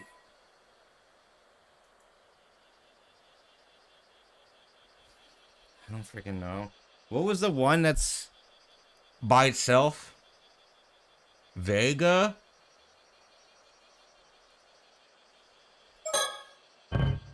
Seriously, can't imagine it's actually Vega. I forgot, dude. I forgot, man.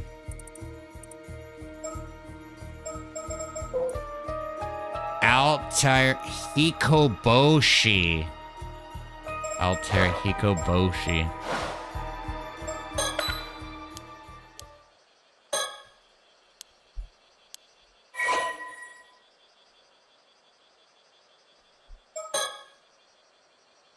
Let me explain. You see, the 95th in the riddle must refer to the 95th tale in the Tales of Ise, and the title of that tale is none other than Hikoboshi. Next, note how the Summer Triangle constellation is drawn on the back. The location of Hikoboshi, or Altair, corresponds to this very spot on the map. Incredible. I should have expected nothing less. You truly are a genius, Avi. Now that compares to rush to a breakthrough. Let's keep riding this high. Solve the mystery of the map. Figured out where the treasure lies. I'm quite keen to investigate further, but I should confirm some other matters first. I didn't know that you can actually move around the map. That definitely would have made things a little bit easier, huh? Would definitely solve the map's riddle. Even if we were to search the area on the map, it's in the middle of the sea. How are we supposed to search a place like that? Looking for an unknown object somewhere on a large swath of seafloor seems like an impossible task. You're right. It does sound difficult. We might have to ask our friendly CEO for help. He did give us his card. However, wouldn't that mean we'd have to inform him of the map? No other way about it. In addition, should we find anything, I imagine you expect to share the spoils. I really wanted to keep it all to myself. Sharing is the worst. I understand, but we have no other options. It's a shame, but I suppose you're right. We should contact them as soon as we can. We barely figured it out, boys. Bruh!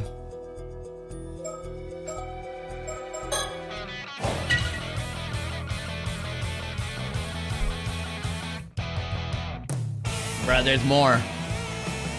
There's more, guys.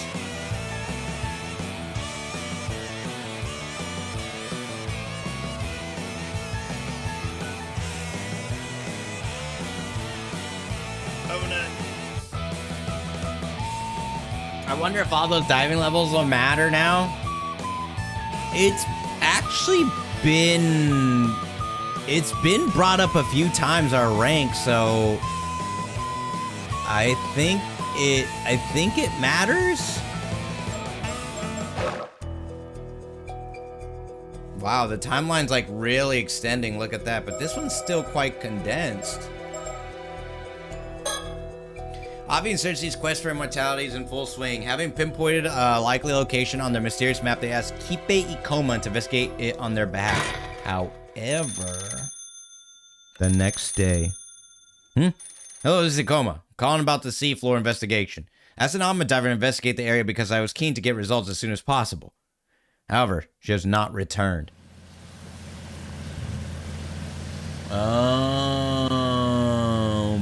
Rockabilly, I think. Which is why we're headed out there ourselves. It's just a situation. We've nothing else to do, after all. So he asked an Amma diver to investigate the seafloor in the area, and I guess in a place like this, it would be faster to hire an Amma than a regular diver. Even in this age, you can still get some Ammas who do contracted dives, huh? It appears she was contracted to investigate for about an hour, at which point she was to return, even if empty-handed. I suppose the intent was just for her to survey the area to start with. However, several hours passed with no word from the diver. I can see why Ikoma is worried. We'll start by checking out the location. We can request a police search after if need be. Cersei, do you have a bad feeling about this? I do, ever since we first heard about this. I see. There's a strong negative spirit energy in the air that has only intensified as we approach the spot. Something happened there. The diver didn't make it back. Is it safe for us to go? I have a talisman that repels evil. You should be fine. Well, if you say so. Worst comes to worst, we'll reunite in the afterlife. Understood. Leave it to me. Ooh, we got a couple of badasses, man. Ooh, we got a couple badasses. There's something there.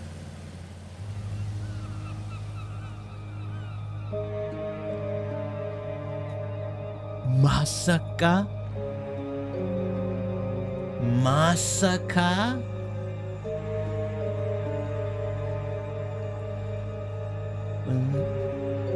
This must be the Alma diver's boat. Doesn't appear to be anyone around. No one settling. You're right. There's something terrible here. Is it really that bad? It is. I can tell even from this distance. It's coming from that bucket. There's a symbol. It's saturated with sinister spiritual energy. There's some real powerful curse inside. Inside the bucket. Does that mean the Alma diver found something on the seafloor and brought it up to the surface? And perhaps succumbed to the curse while trying to get it out? Yes, unfortunately. As we cannot say for certain what misfortune this curse may call forth, I need you to remain cautious. Can you repel curses? Can you dispel curses, Cersei? It depends on the curse itself, but I believe I may be able to handle one of this caliber. That's a relief. Is it really safe for us to approach that boat, though? Yes, it's fine. For me, at least. Understood. If anything happens to me, then I'll leave the rest to you. Damn, he's pretty brave. He's just like, I'm going in. Oh my, there's a small metal box in the bucket. This has to be the source. Can we take it? Yes, provided I can overpower the malice it's engulfed in. Ha! That was it. Should be safe to touch now. I'll leave that part to you. No problem. It's pretty heavy. What do you think this box is exactly? Appears to be quite old. It likely dates back to the same time period as your map. Here, take a look at the symbol on the top of the box. Do you recognize it from anywhere? Saw it on the map. What? What was the other? I saw it on the sea floor was the other option.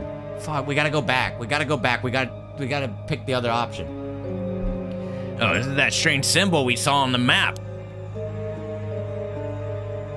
It's thus fair to say that the map was leading us towards this exact box. That only makes its identity all the more intriguing. There's some strange lines on the side. Perhaps it's some sort of pattern. It appears to open from the top, but it's not budging at all. It would take quite a lot of strength to force it open. I believe this box has been sealed with powerful spiritual energy. It's probably sealed by a skilled sorcerer by a long time ago. I doubt it will open by any normal means. I feel something shifting whenever I turn it. Must be some sort of mechanism inside. I suppose you'll want to align the box with the spiritual energy of this place. In English, please. It's likely that the mechanism for unlocking the box is activated by orienting the box in the right directions in the right order. I see, so I have to figure out where to point it. Leave it to me.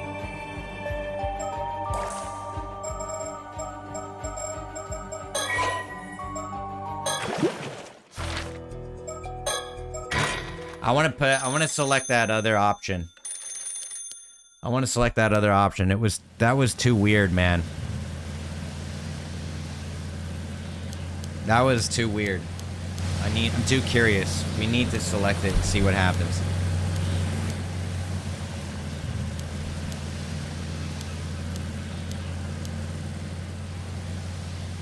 Bamboo, bamboo.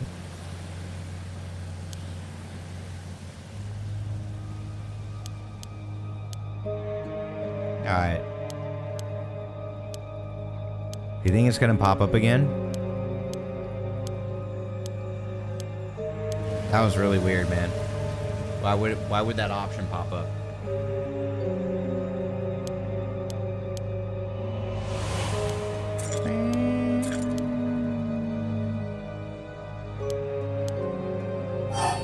I saw it on the sea floor. I think I saw it on the sea floor. Excuse me? What? How and when would you have seen anything on the sea floor? Huh? Did I say that? Must you joke all the time? The symbol matches the one we found on the map. Oh, you're right. It's identical.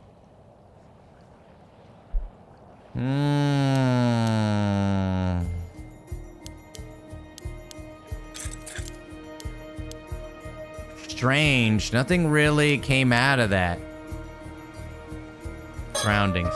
The weather's great and the sea is calm, yet there's something unsettling in the air. Yeah, I feel it too. Are you trying to scare me? Yeah, sure. The closest shore to us is the east side of the Shima Peninsula. You got a good view from here? I think I can see all the way from Ijika to Kuzaki. That's right. Both have a lot of Ama, but Kuzaki especially known as a holy ground for Ama divers. C4. Any bird stickers? The boat of the Ama diver found in the metal box. There's not a trace of life left on it. According to Ikoma, the Ama diver went to investigate alone without a companion to mind the boat. I swallowed my fear and tugged on the rope earlier on the off chance that she was still down there somewhere. I pulled up the whole length of the rope, but no one was tied to it. Fishing boat without a soul aboard drifts on the lonely waves. I thought getting rocked by the waves on a small boat like this might make her seasick, but she looks fine so far. Had no idea we'd encountered a curse today. It's a good thing Cersei was here. Why C4? It's possible that this area is a key to getting the box open, so we should try to figure it out before leaving. Got it. Another map. Definitely in the spot indicated by the map. I'm not sure I really understand it, but I'll take out the box anyway. If I needed help, I can always ask Cersei. Now then. To open this metal box, I should investigate the box and rotate it so I can get a good look at all four sides.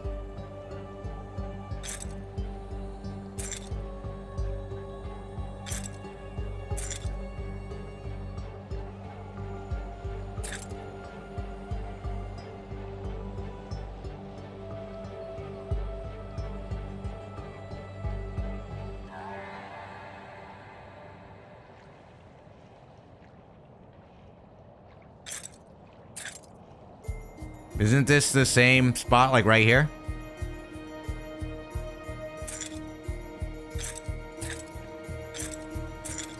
One.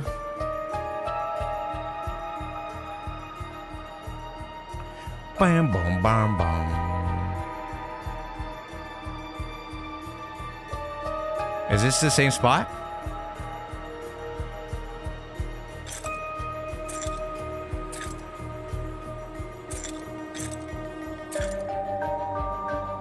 Two.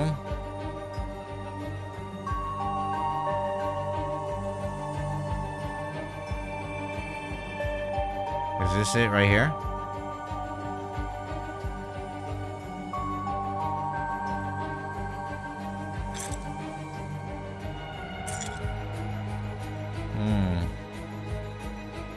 Okay, this mouse being on the charger is really annoying. Sorry, that's me, guys. Man, these freaking... I tried that way the first time.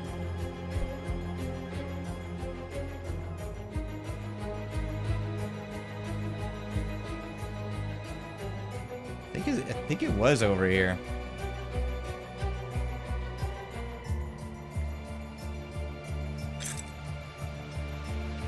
Or...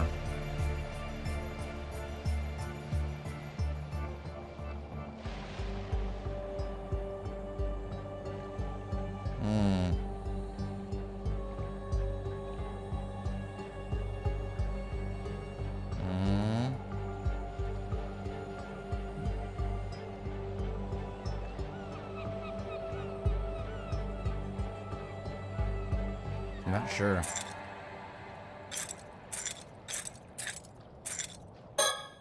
I have to orient the box in the right direction, but what is the right way? Pattern on the box sides are quite intriguing. They must be related to a solution somehow. Okay, but what does it mean that one is here? Oh! Scared the fuck out of me. Oh, I felt something move inside the box. Must be on the right track. Nice, keep at it. God damn, scared the shit out of me.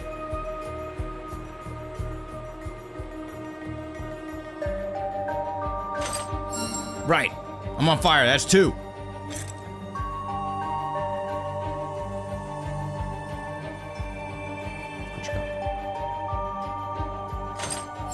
All right. It's here. I found it. Good job. Just one left.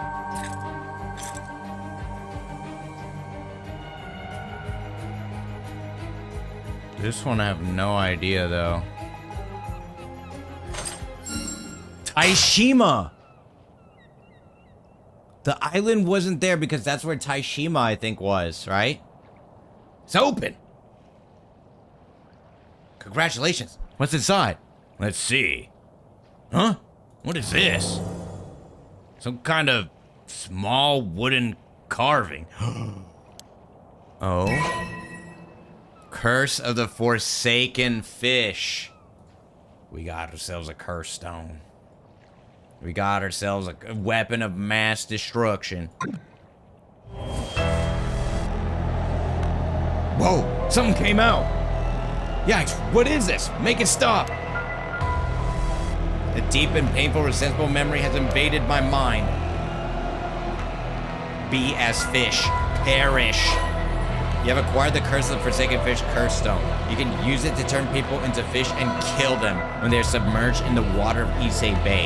It can even be used at a distance, provided the target meets the requirements. Press the Use Curse button when you wish to use the curse.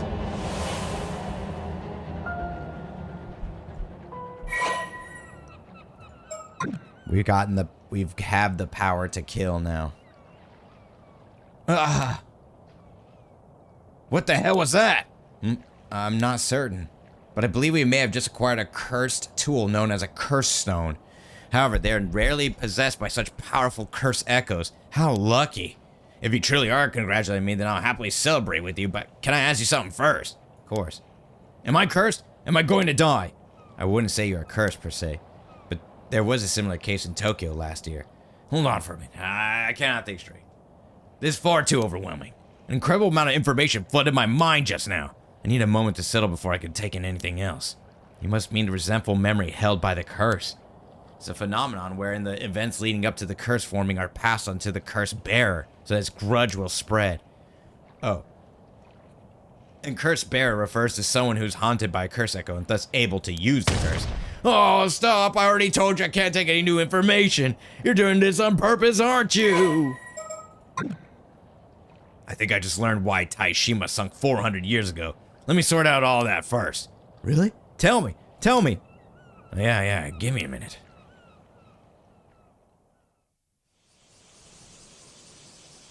Toba City, Syria. Yeah, I think the previous game happens in the future. IIRC. Thank you for investigating the situation for me. I was involved in an accident many years ago, so I can't bring myself to go out to sea anymore. Been a tremendous help. Oh, I'm sorry to hear that. He was involved in an accident many years ago. You don't say, dude. You don't say.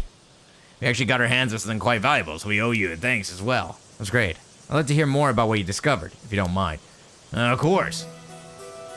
Don't trust him. We're currently at the mouth of Kamo River. There's a residential area further upstream. Seems Mr. Ikoma had just arrived in Toba, so we managed to meet up without any problems. Coincidence, huh? The timing. Even when a curse fell into our lap, she managed to remain calm. Only a consummate professional like her could be so cool and collected with all that's happened. Will he believe us if we suddenly start talking about curses? Can we just not bring it up? You think you could explain it all without bringing them up? Oh, well, we'll see how far we can get. He may look scary, but his demeanor is surprisingly gentle and kind. He's a very polite young man. People like him tend to be misunderstood because they're a little awkward. He must struggle with that kind of thing a lot. Talk about the Alma diver. The diver I hired to perform the search was a diver living in Toba City by the name of Tamiko Suma. I thought there was no way we could pull off the search, but that's when she agreed to take on my request. I feel terrible about what happened. I can only hope that she's still out there somewhere unharmed. She had no way of knowing how dangerous this job was. Please, I'm the one who sent her out there. If there is blame to take, it is mine. But still, what exactly happened out there? About that, let's start with the metal box that Armor Diver found. Please do. Appeared Miss Suma decided to take on my commission alone, set out to sea by herself. Perhaps things would have ended differently if there had been a bowman with her.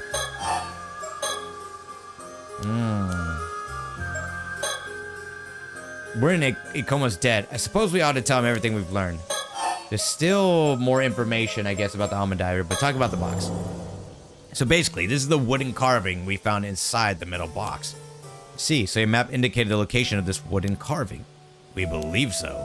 Question is why? Why go all the way to not just hide it, but to conceal the map in a mermaid mummy? How very intriguing. I suppose a carving like that would have had some value back in the day, but to go through all the effort to preserve it like this? I believe what was preserved was not the carving itself, but the mermaid's memory that was stored inside the curse. Dun dun dun! The curse? Dun dun... what now? Oh, that's right. In other words, the one who made that box entrusted it with the message, and we are the recipients. Please calm down. I'm feeling quite lost. I know you're quite excited, but I think we have no choice but to start explaining the curse. That's right. It's curse chit-chat time. You may be a bit too rational to believe what I'm about to tell you, Mr. Ikoma. Even so, I ask you try to your best. Huh? If you're ready to hear it, I'm ready to say it. Come, give me your answer in the next 3 seconds. 3. I'm prepared. Please tell me. I see. So the Taishima mermaid known as Hayase was killed by raiders. The hatred she left behind became a curse that entered this wooden carving. You, Avi, then inherited a curse in addition to information from 400 years ago in the form of resentful memory. You absorbed all that quite efficiently. I'm impressed. This is actually not the first time I've heard of what can happen if one touches a curse stone. Oh? Yes, but let's save that conversation for later. More importantly, you know what actually went down on Taishima 400 years ago? That's right, I know the truth. All of it. What happened, what didn't, I know it. You seem a bit frazzled. Do you need more time to collect your thoughts? You don't need to worry, I'm prepared, but it'll take some time to explain. He accepted the supernatural aspects of our story quite quickly. He did already believe in mermaids after all. Talk about the Alma Diver. Peter decided, okay. Talk about the box. That reminds me, I meant to ask about the metal box. It's been lying on the sea floor for 400 years. How come it wasn't discovered until now? It most likely sealed inside a rock or something, until a few moments ago. So it was sealed away until a certain amount of time had passed. No, I believe the box's unsealing may have been triggered by something. Maybe us or the earthquake 3 months ago that was mentioned at the beginning of the game. Talking about Taishima. Sign reveal what truly happened 400 years ago to Taishima and the mermaids. Please, do tell. Around 400 years ago, the area of Shima province, which included Taishima, was governed by the Kuki clan. The leader of the clan at the time was Kuki Sumitaka, and it was his duty to protect the secret of the 3 mermaids living on Taishima. That must have been Sobae, Nagame, and Hayase. However, the legend that eating mermaid flesh could grant him mortal life was well known, so he secretly hid them on Taishima so no one would learn about their existence. It appears Sumitaka thought of the mermaids as a sacred or divine existence. The thought of seeking immortality for himself likely never crossed his mind. The land where the mermaids lived was a sanctuary that it fiercely protected at all costs. In other words, Taishima was an island where people worshipped the mermaids in secret. Indeed, it meant the people living on the island were not simple commoners, but guards, tasked with protecting the sanctuary and its mermaids. Sumitaka was so dedicated to keeping the mermaid's secret that he kept the existence of Taishima out of historical records. The public believed the island was entirely uninhabited. I see, by keeping its existence hidden, he was able to keep the mermaids safe. However, a vassal of Sumitaka's uncle, Yoshitaka, learned about the mermaids on Taishima.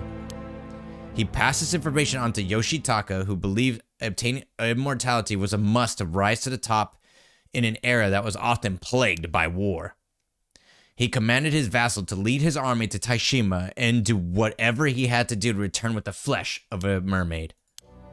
Sumitaka and those on the island resisted, but the invading army was far too powerful. The island was swiftly overrun. Ultimately, Hayase was captured and brought before the vassal. The vassal tortured her, demanding she grant him the power of immortality, but Hayase did not yield, even to the most hellish torments. She screamed and cursed with despair and anger until her dying breath. That's horrible. The hatred Hayase felt at the moment of her death led to the creation of the curse of the forsaken fish. And that is what I learned from the resentful memory inside the curse stone. But to be honest, that is only half. Half of what? Half of the memories. The other half is the memories of the one who left behind the metal box. Namely, the story of how the curse of the forsaken fish became a curse stone. Damn, there's more? Wearing Ikoma's dead. He said, okay. Alright, I guess we're just gonna keep talking. Talk about the Ama Diver. Okay. No. Taishima. Dude, this lore is so good, man. Having failed to obtain immortality, the vassal flew into a rage. He had all inhabitants of Taishima slaughtered as revenge for keeping the secret. This guy was the worst. Finally, he continued his advance into the sanctuary the islanders had protected down to the last man. There, he destroyed his shrine. What irony that he came so close to the secret he had been so desperate to find. Are you saying that the other 2 mermaids were still in the sanctuary? No, they had already fled Taishima. Actually, there were 2 other survivors. Sumitaka's adopted daughter, Princess Hatsune, also escaped the chaos of the invasion unscathed. There's one other islander who managed to survive as well, taking with him the treasure the mermaid had protected. The mermaid's treasure. This may shed some light on the descendant you spoke of earlier. Of course, she must be a descendant of the man that escaped that day. We now know she was correct when she spoke of the 3 mermaids living on Taishima. So we do. Putting descendants aside for now, let's return to 400 years ago. The vassal's invasion and destruction of the sanctuary was like a trigger.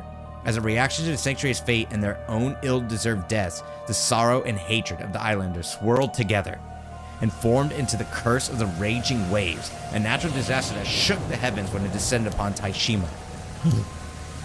The curse bombarded Taishima with violent winds, earthquakes, and thunder. Then, in a final act to protect Taishima's lost sanctuary, they sank it into the sea to destroy all evidence of it ever existing. They destroyed it! The small island Taishima sunk swiftly under the waves. The vassal and all of its men were, of course, all killed thanks to the curse. But one problem remained. That wasn't the end of it.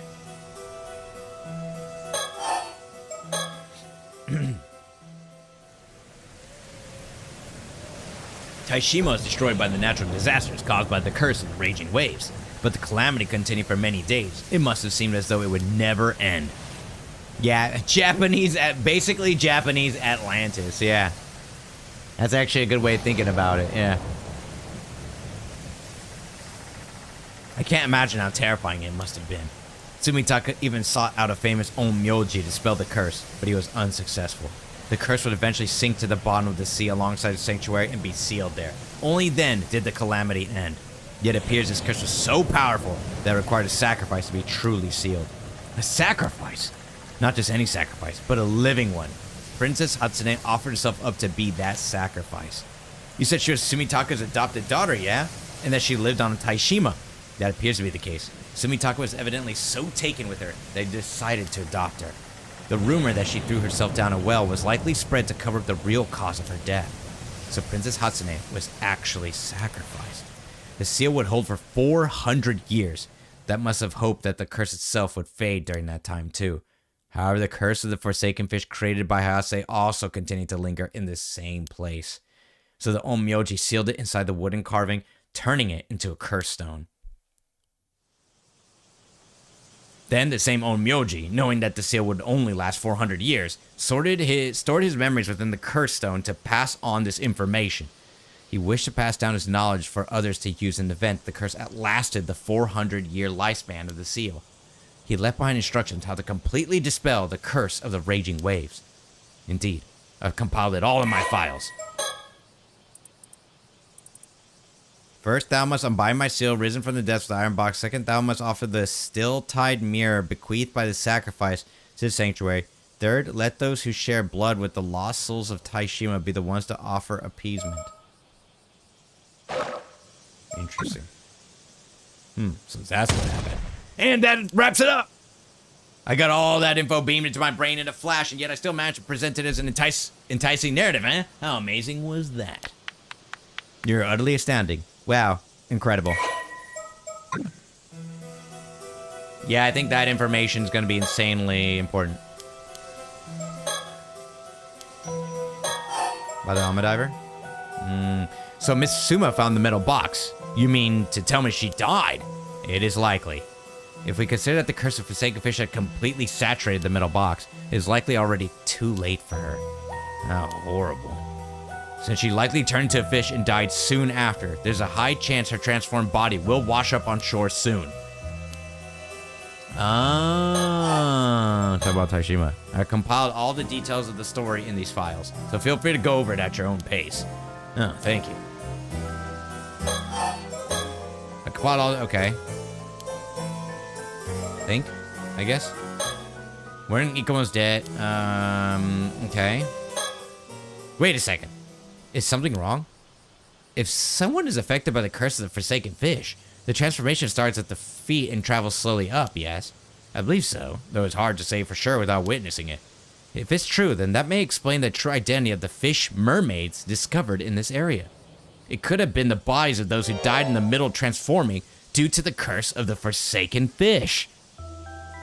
Oh, that's a convincing theory. Fish mermaids have been recorded as having only human heads or faces, or appearing human just from the chest or shoulders up. If the curse starts at the feet and travels upward, that would explain the variety of fish mermaids that have appeared. The process is so painful that most die mid-transformation. Then the curse causes the corpse to rapidly wither, forming a fibrous mass. Can't speak. Ah! It may even be the true identity of your mermaid mummy. Interesting. Still, without analyzing it directly, there's no way to know for certain. But perhaps this is why the mermaid mummies originating from Japan are such high quality. Why is he...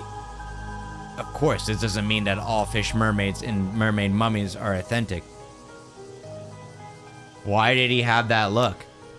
But it means there's a possibility. Any number of fish mermaids could actually be victims of this curse. Why did he look like that? Actually, I just remembered that there were 2 points from your tale I wanted to discuss about the events 400 years ago. My first point concerns a vassal who tortured the mermaid in an attempt to obtain immortality. If all he needed was a mermaid's flesh, what necessity would there be in torturing her? I can't talk. Oh, that's true.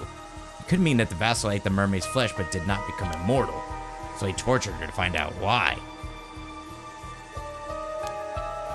As for the second observation, why is he... I have a theory about the area you describe as a sanctuary. Could it possibly be referring to an entrance to Ryugu? Ryugu? It is sometimes also referred to as the eternal world or the world beyond. In some legends, mermaids are priestesses who serve the ruler of Ryugu, the god of the sea. I see. If the sanctuary was actually an entrance to Ryugu, then that could mean that the mermaids were not living on Taishima, but merely traveling there from Ryugu. Yes, I believe that to be the case. It would also explain why the destruction of the sanctuary would inspire the fury of the god of the sea. To be honest, it's difficult to believe that the grudges of the inhabitants of Taishima would be enough to explain what happened. How could they possibly engender a curse powerful enough to sink an island and linger for more than 400 years? However, it's quite easy to believe that a curse from Ryugu could maintain such power. It also explains the necessity of a living sacrifice. Of course, one would be required to seal an entrance to Ryugu. But if the entrance to Ryugu was sealed, what became of the 2 mermaids that fled Taishima? I doubt Sobai Nagane managed to return to Ryugu. I believe they have been living here in the human world for the past 400 years, waiting for the seal to be lifted. They just hid somewhere, away from human eyes. If that is true, then they would have been successfully hiding for over 400 years. Of course, if they were to hide themselves at the bottom of the sea, it'd be practically impossible to find them. It's also possible they've been wandering the globe rather than lingering in one place. That could explain all the mermaid sightings around the world. They could be these same too. All this discussion of hiding made me realize something. What is it? Did you recall the story of Ikoma told us yesterday of the mermaid who became human? Oh, I suggested she decided to join human society because she could not return to Ryugu. It's a possibility we should consider, but that occurred only a few decades ago. Why would she decide to become human just before the seal was released? Perhaps her circumstances changed. We can only speculate on the motivations of someone who has lived for centuries. It is possible she did not feel compelled but decided to become human out of her own desire. Could she have met someone she wanted to live a mortal life with? Like in The Little Mermaid? That is certainly possible, and quite romantic too. I have to write this down. Could make a solid novel. Oh, I just realized something. What is it? You heard about this mermaid from the descendant of the Taishima survivor, yes? That's correct. I feel it's only right that they are informed of the things we learned. We'd love to talk to her. We're quite curious about this mermaid treasure, too. Must have been passed down to them through the generations. I understand, I'll probably drop by her place later anyway, since I also have to handle the matter with Mrs. Suma. I'll discuss it with her then. Thanks. That'd be great. That said, in return, I have a favor to ask of you. Go ahead. We'll do whatever we can. You said that the seal over the entrance to Ryugu has been lifted. Is that correct? Yes, it's most likely been gone for several months now. Huh? Really? Horrible curse has been swirling around the area where Taishima used to be. It's possible that the curse is a curse of raging waves and surged up from Ryugu once more now that the seal has been lifted. In fact, we're able to open the metal box as proof enough that the seal has faded. That would mean the entrance to Ryugu is now open. Well, the situation is quite unstable now, what with the curse of raging waves seeping in through the entrance. Anyway, what would you want us to do? There's an island called Kameshima that is located quite close to where Taishima once was. There's something I would like you to do for me there. The quest does in fact have some relation to our current conversation. Oh?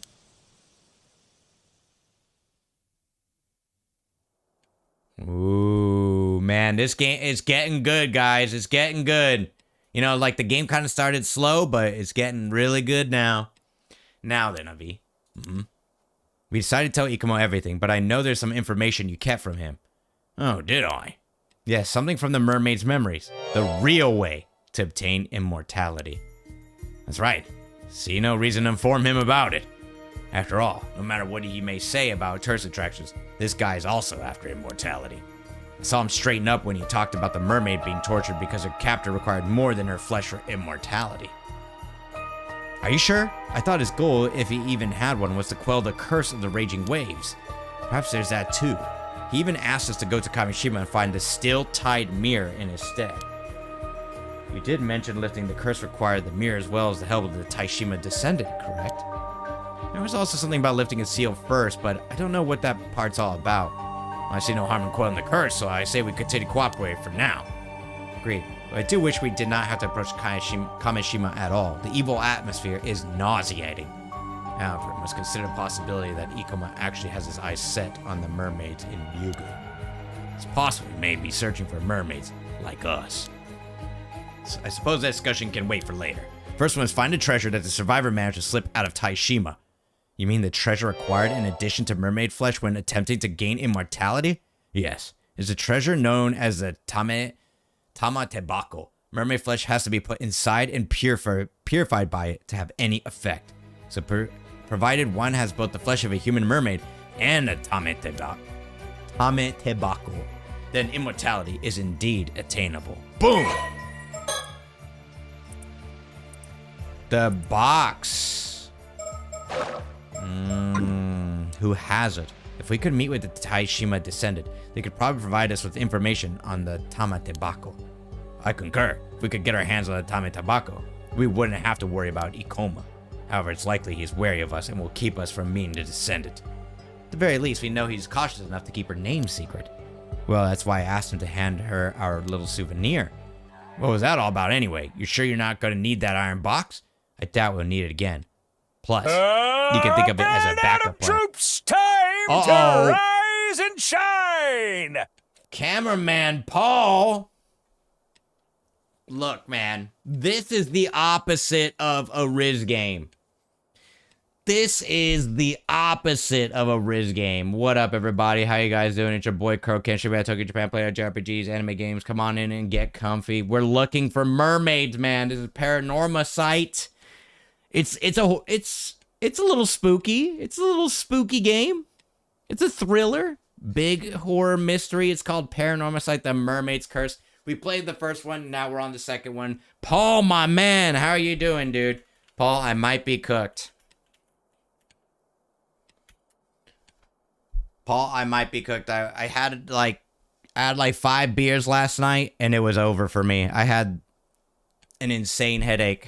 It's over, man. It's over for me. Oh, how are you guys doing? What were you guys playing over on Paul's stream?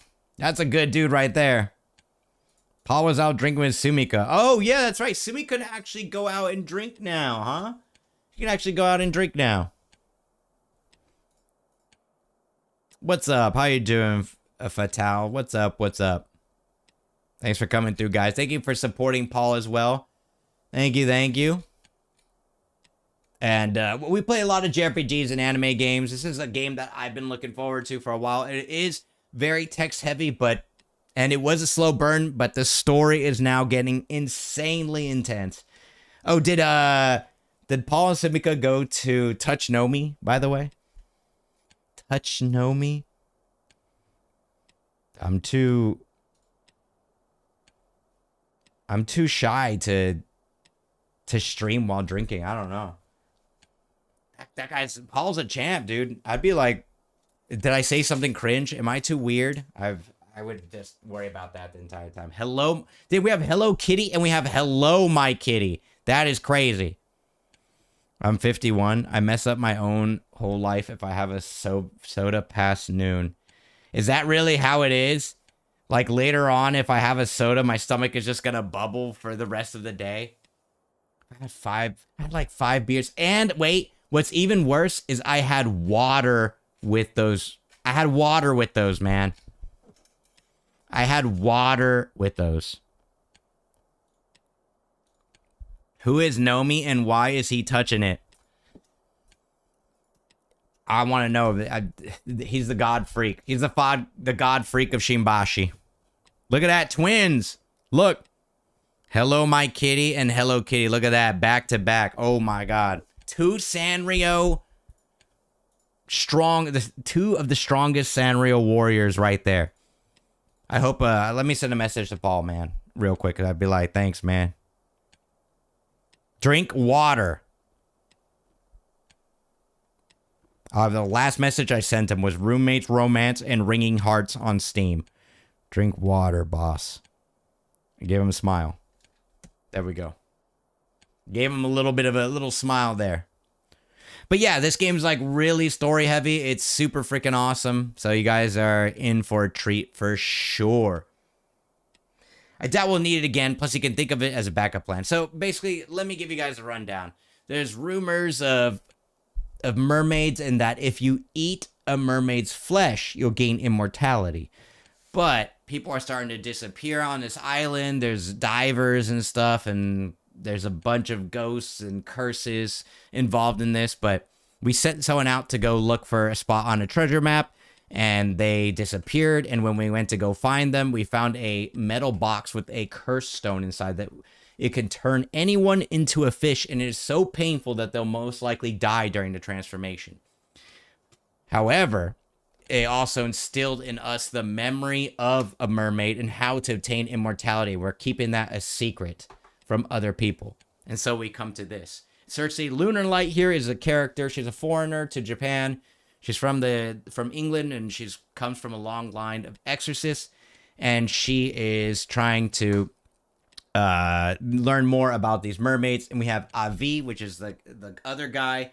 And he wants to obtain immortality, but he's the one that got the curse's memory. So now he knows how to attain immortality, but now he has to go about doing it correctly. Plus, you can think of it as a backup plan. Regardless of what happens, we'll be able to meet with the Descendant tomorrow. Let's get our hands on that mermaid treasure. Time to find a Tamate Bako. We need the Tamate Bako, which is the relic, and we need the flesh of a mermaid. If we can combine those, then we'll get immortality. Okay. Oh, actually, I didn't know that, Razor. That's pretty cool information. And this game's really cool, as in there's like different lines of the story. So we have the story chart here, and Sato here, very interesting. Little spoilies if you guys want to play the game for yourself. A little warning. 3, 2, 1. But Sato here, we were on the island. The main character was Yuza, but he got his head cut off at the very end by a ghost or a curse. And he was decapitated right before he could name the culprit.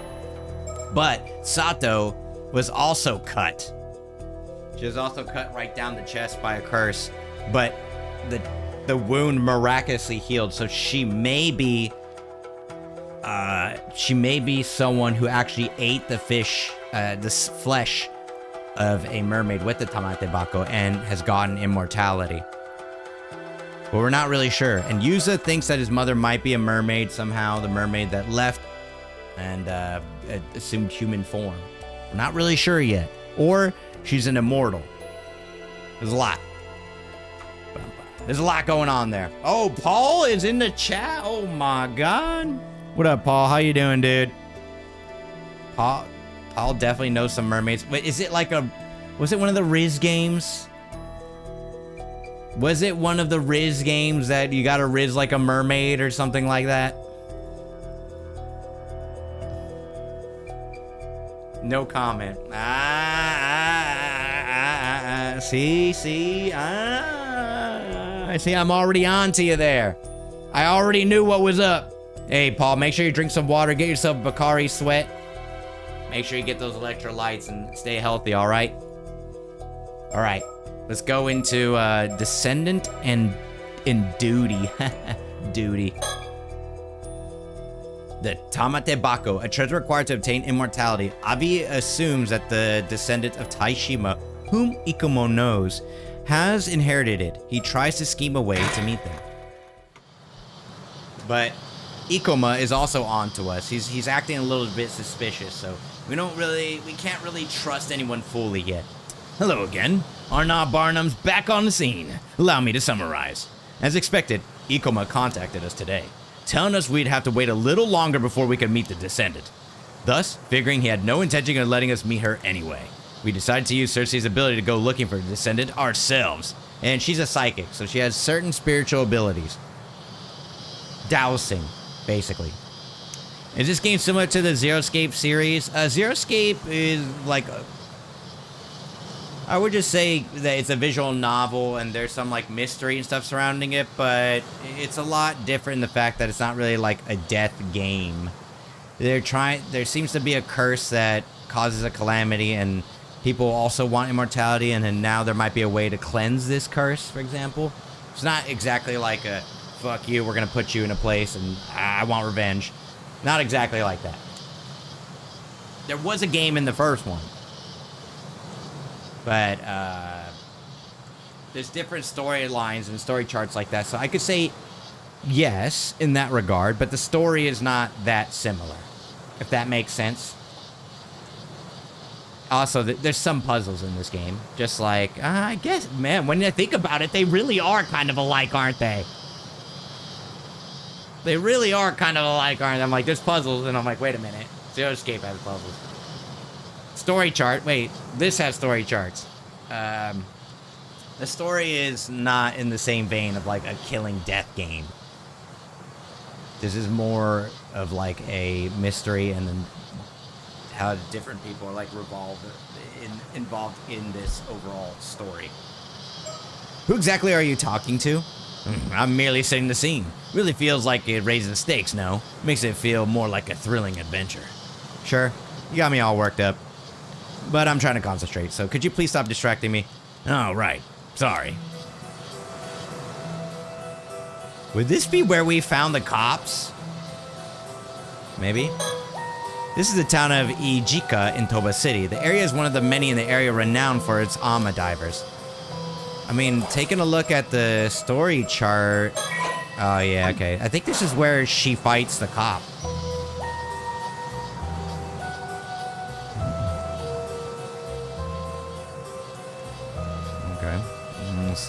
Cersei Lunar Light. Cersei is completely focused on dowsing right now. There are several types of dowsing techniques, but it seems like she's using a pendulum. It would seem that the necklace she wears can be used for such a purpose. The closer you get to the target, the stronger the pendulum swings. That's cool. Cersei's using her dowsing ability to search for the descendant right now. What's that? Doesn't her dowsing only let us look for spiritual energy? And on top of that, doesn't she have to be familiar with the energy she's looking for? That's right. I was thinking the same thing. However, Cersei was perfectly prepared. Before parting with Ikoma yesterday, she asked him to hand the iron box to the descendant when he paid her a visit. So we're looking for the iron box. She said the descendant ought to have it, since it was so deeply connected to Taishima's history. Ikoma agreed on the matter would apparently go through with it. Assuming he did hand it over, then the iron box with this massive amount of spiritual energy has fallen right in the lap of our target.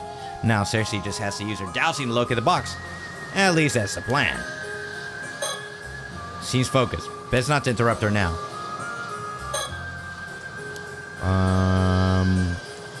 I mean, what else can we do? Just think, I guess? However, dowsing range is limited. With the spiritual energy the iron box possesses, its range is probably just 2 or 3 kilometers. So we had to narrow down the target area somewhat before starting our search. So any idea where we might start looking for the descendant? I think... Ibisri Koma said something about visiting her several times before she finally agreed to talk. Didn't he? He did. Which would mean that... she doesn't live far away. She must live close enough for him to have paid her frequent visits. Yes, exactly. So I think it'd be best to start by searching the towns within Toba. I see. But there are quite a few towns in the area, right? About that. When we partied yesterday, Mr. Koma mentioned something else that stuck with me. When you asked to meet the descendant, he said he'd probably drop by later anyway, since he also had to handle the matter with Miss Suma. Oh right, he did say that. So basically, the descendant lived close to Suma. He said he would drop by while he was in the area, so they likely live close to one another. Yes, I was thinking the same. Those towns with many Ama divers are our top candidates. So that means we should probably start by searching all towns in Toba that are home to a lot of Ama divers. That's right. We can make our way by searching along the coast for starters. It'd be nice if we'd at least learn the descendant's name. You might have a lead on that. Think of your research into the past of this place. Alright. What was the name of the Taishima survivor? Hayate? I got it. It just came back to me. It's Hayate. Huh? Hayate, where'd you get that? Oops. What's that? Did someone say something? There you go, dodging question again. Sly as always. Thanks. You're welcome to learn from me. Anyway, what I meant to say was, okay, we actually have to go into the files now. All right.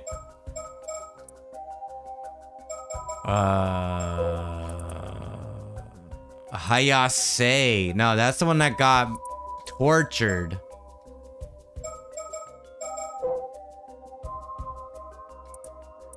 Three mermaids.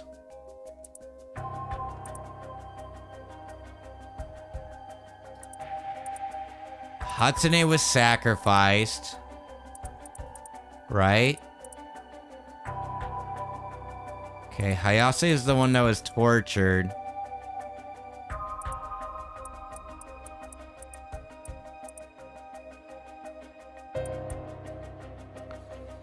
Two mermaids, a man named Princess Hatsune, and a man named Somekawa.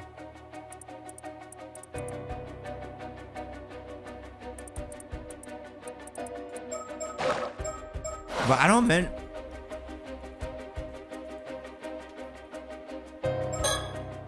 Somekawa. That's what Taishima's survivor was called. If there are any descendants, then they may still bear the same name. That's right. It's another clue we can follow. Mermaids are in the files. No, mermaids are just real in this game. They're real. Yeah, give me a mermaid, man. I'm trying to get immortality. And so we ended up spending the morning traveling along the coast from one fishing town to another. This is the fourth town we've searched so far. It's about time we actually find something. So, Cersei, what's the situation? Want to give it a try? Really? Will it still work if it's me? I'll still be holding the pendulum, but you can see for yourself if you'd like. Color me intrigued. I'm in. He looks like son of a bitch. I'm in. All right, just like this. This is like, hold the pendulum, direct me to move in different directions to see where it reacts. Very well, bring it on. The pendulum won't respond right away, so the trick is to point in one direction and wait a while. Once you find a spot where it reacts the strongest, just shout that you figured it out. Got it. When it comes to yelling, I'm your guy.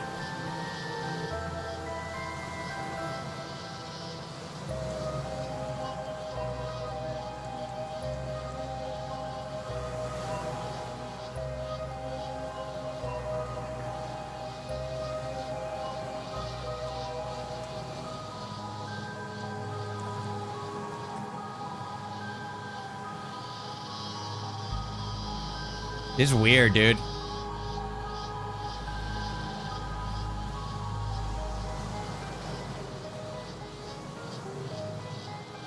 I wonder how long we have to wait. This is weird.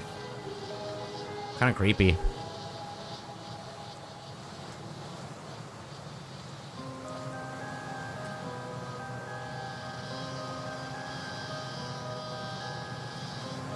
Maybe just like... You guys, did it move at all?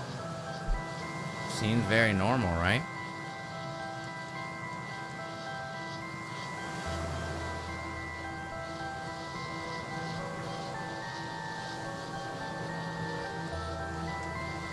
Yeah.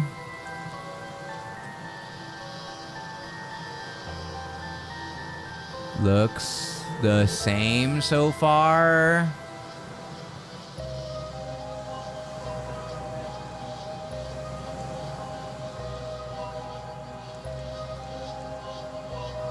Yeah. I don't know if it's gonna like start moving or like, is it only the area that's correct, you know? Based on your own pendulum dowsing experience?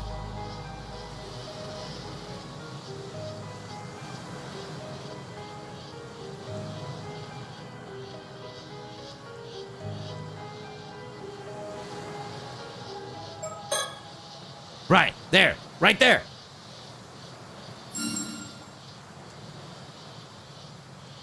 All right, well, I guess it really did just move a lot. You got it. So that means it's somewhere up there? Well, it may still be a bit further out, but at least we figured out what direction to go. I knew it was about time we hit the right spot. All right, let's follow this thing and see where it leads us. Right. All right, you guys were right. You guys were right. This is it. It's the apartment furthest back on this building's ground floor. Got it. Hello? Anybody home? Wow, you don't hesitate, huh? We're here on behalf of Mr. Ikoma. No answer. Guess no one's home. No, I can sense a presence. Hello? We'd like to talk about the iron box. What is it?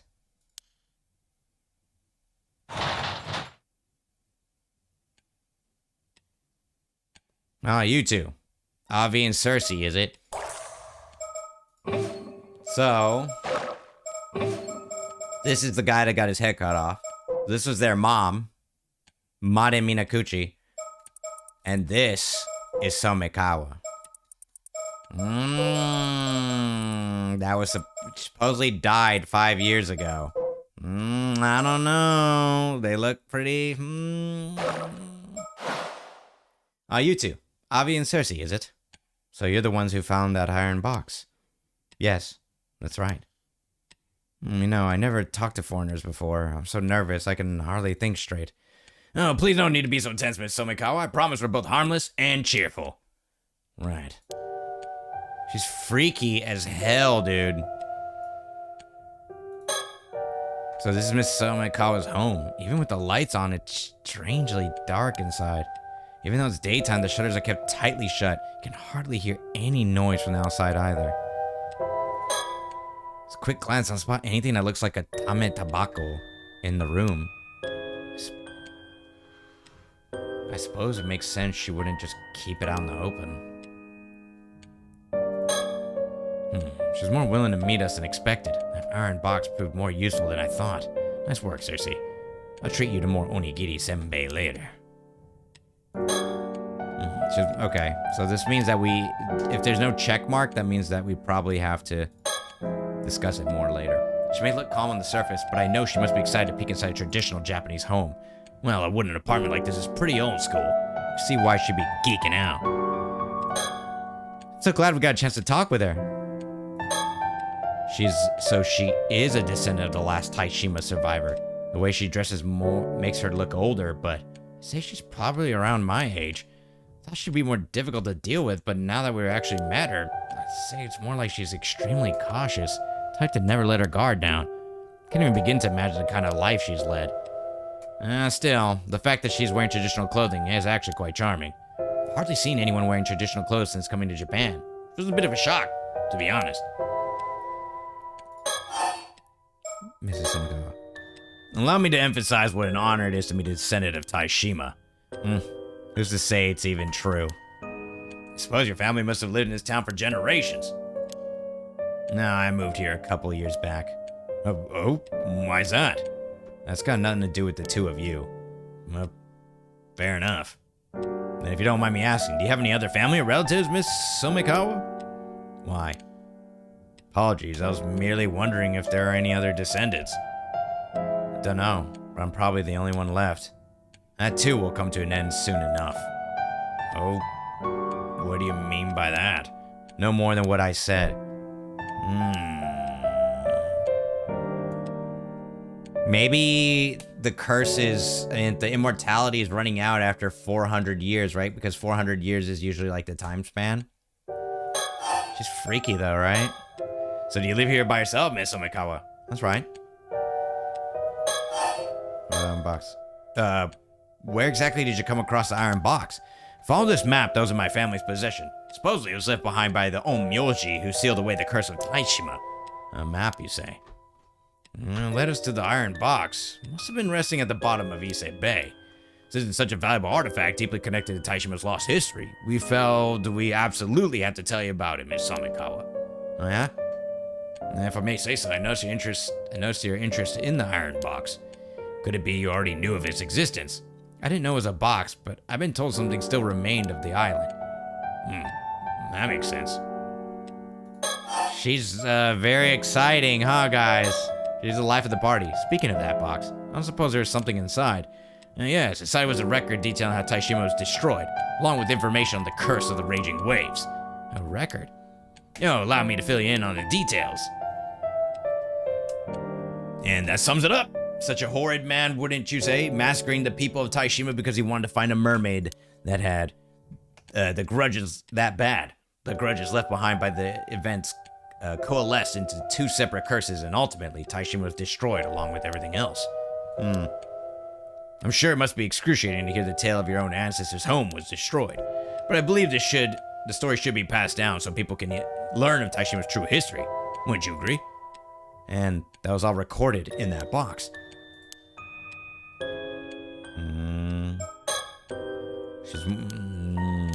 She looks dehydrated, huh? And that was all recorded in that box. Okay, so that means that we gotta advance the dialogue some way before we go back to that. Talk about the tamate bako. No, we better wait before reaching this topic. If she realizes that we're after the tamate bako, it'll only make her more cautious. Talk about legends. By the way, you may consider this the curious whims of a fantasy author, but would you be able to elucidate me on some of the stories that have been passed down in your family? Now I get it. You also came here because you want to ask about mermaids, huh? You got me. Alright, you got me there, it's true. But can you blame me? As a fantasy author, it is in my blood. If mermaids truly do exist, then I must sate my curiosity. I knew it. Whatever your motives, you're not getting the tamate bako. I'm not falling for one of Ikuma's schemes.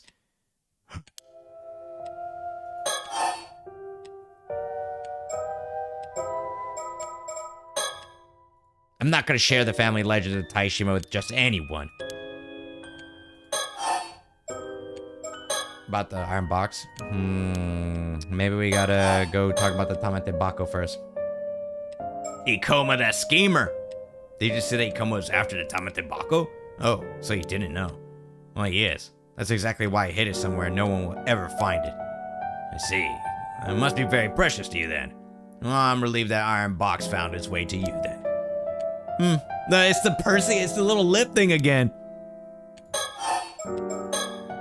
So, was there a curse stone inside the iron box? A curse what? Don't play dumb. There must have been one. Whatever do you mean?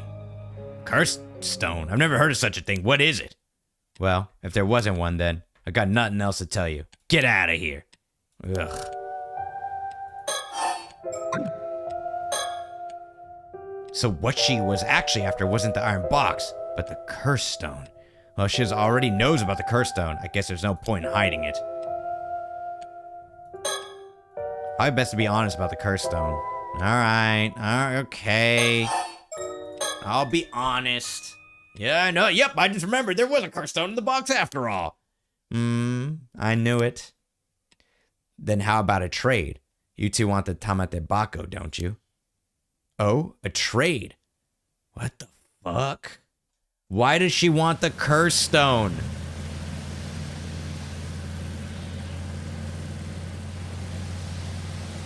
I didn't think we'd be going this far out. You certainly shook me when you said we had to take a boat all of a sudden. To think that tamate bako would be hidden at sea. What an incredible plot twist. No, my apologies. I guess it's just the writer and me coming through. This is all too thrilling. So this is the part when we start driving away in the boat and then Cersei runs into the two cops. And then she does the battle with the cops, right? It's all too thrilling. The tamate bako is indeed it's baked tomatoes.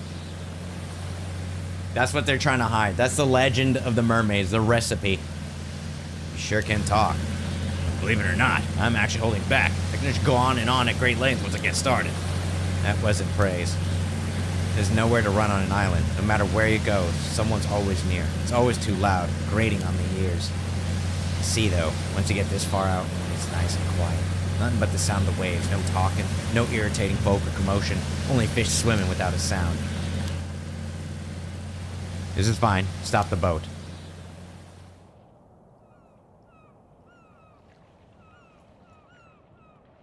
This is freaking weird. Yeah. There's a butterfly. We're somewhere off the coast of Toba City, accompanied only by the sound of the waves and cries of seabirds. Did she really hide the Tamate Bako here? In a place with no landmarks whatsoever? It's at the bottom of the ocean here. How are we supposed to retrieve it? Miss Someone Kawa used to be an Ama diver. Could she be planning to go down and getting it herself? Whoa! This is one of Cersei's abilities. A Shikigami.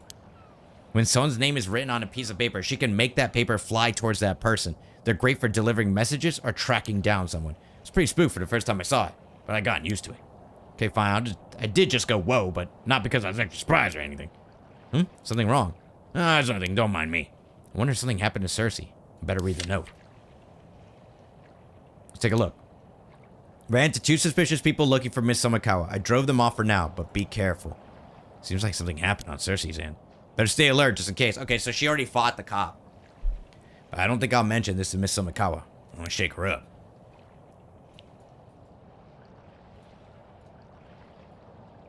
Can we look at any of the islands or anything? Come all the way out here to the middle of the sea on Miss Somikawa's request. This boat can only carry 2 people, so I've left Cersei to watch the shore. Given that Ikoma's after the Takamate Bako as well, he might try to interfere if he learns of this. So Cersei is keeping an eye out to make sure he doesn't try to follow us. It's reassuring to have some backup. So someone has been telling us all along. She looks so solemn. I wonder what's going through her mind. Not gonna lie, I'm a little concerned she still hasn't told me the conditions of our trade. She asked me to trade her the Cursed Stone? Talk about the trade. So will you tell me what you want to trade for the Tamate Bako now? You've got the Forsaken Fish Cursed Stone with you, right? Sure do. Had a good look. The Forsaken Fish Cursed Stone. Looks like the real deal, alright. You want to trade the stone for the Tamate Bako, right? I figured as much. Well, I'm fine with those terms. Let's do it! No, that ain't it. Well, that ain't it. She wants us to use the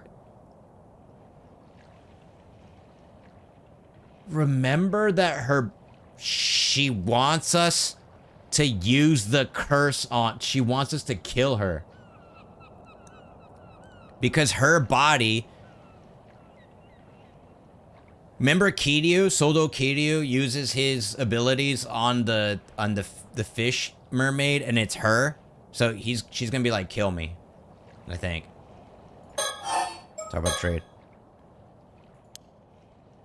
You know, I once had a sister. Her name was Mare Somikawa. That's Mare.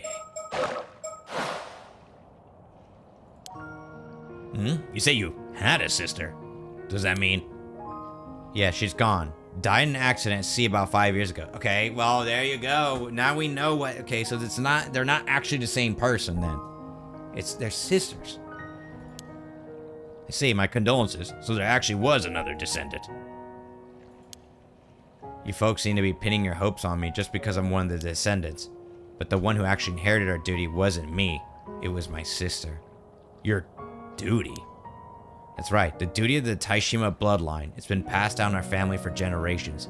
Even more, generation would be the one to handle the 400th year since the disaster. My grandpa always said that was particularly important. So there was a duty Taishima's descendants were meant to perform after 400 years. But I was young back then. I still had dreams of my own. I wanted no part in some annoying duty, so I ran away from home the first chance I got. Pushed all the responsibility onto my sister, but I know I should have helped her. I see. So that's why your sister was the one who inherited that duty. So it wasn't Miss Somikawa who inherited the family duty, but her older sister. This is probably part of her so-called request. I'm curious, I might as well hear her out. Okay, no note. No trade. Before we discuss trade, would you take the time to listen to my story? Very well, I'm listening. Okay. This duty you mentioned. Was it to break what remains of the curse of the raging waves? I suppose they're connected, but lifting the curse would have been a step along the road, but it wasn't the goal. Really? Then what was it? Well, it was to return the mermaid that was left behind in Ise Bay to Ryugu. That was the real duty of the Taishima bloodline. Return a mermaid? So it's true, there really was a mermaid stuck in Issei Bay because she couldn't return to Ryukyu. That's right, her name was Sobae. So she's come up in our research. She was real after all.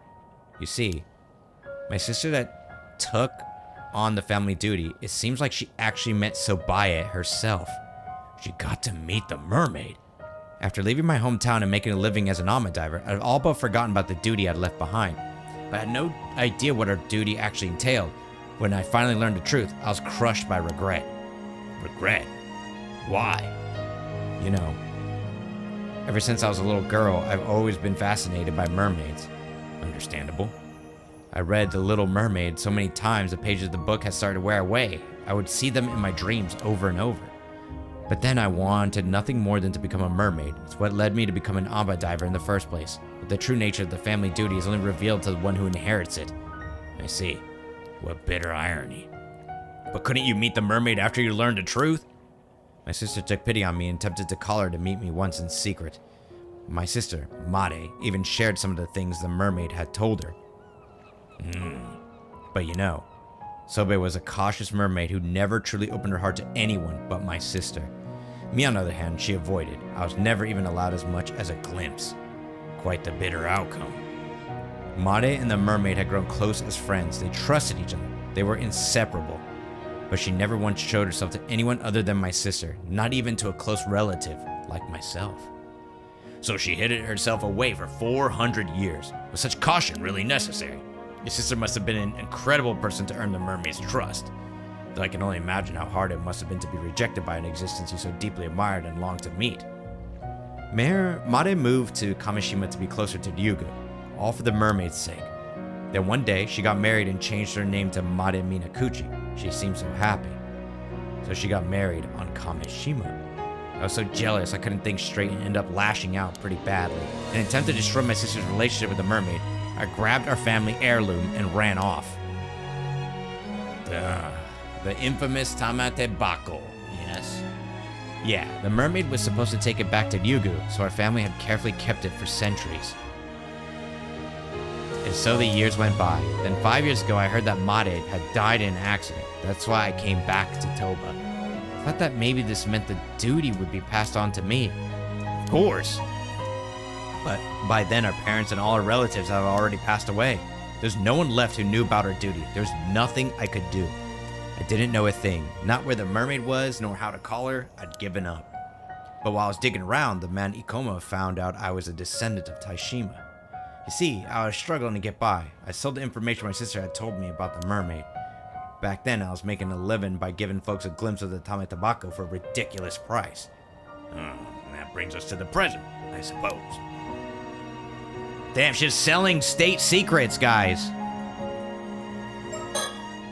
There it is, so true. There really is a mermaid here in Issei Bay. That mermaid really exists. There might be a way to be able to make contact. Yes, there must be a way.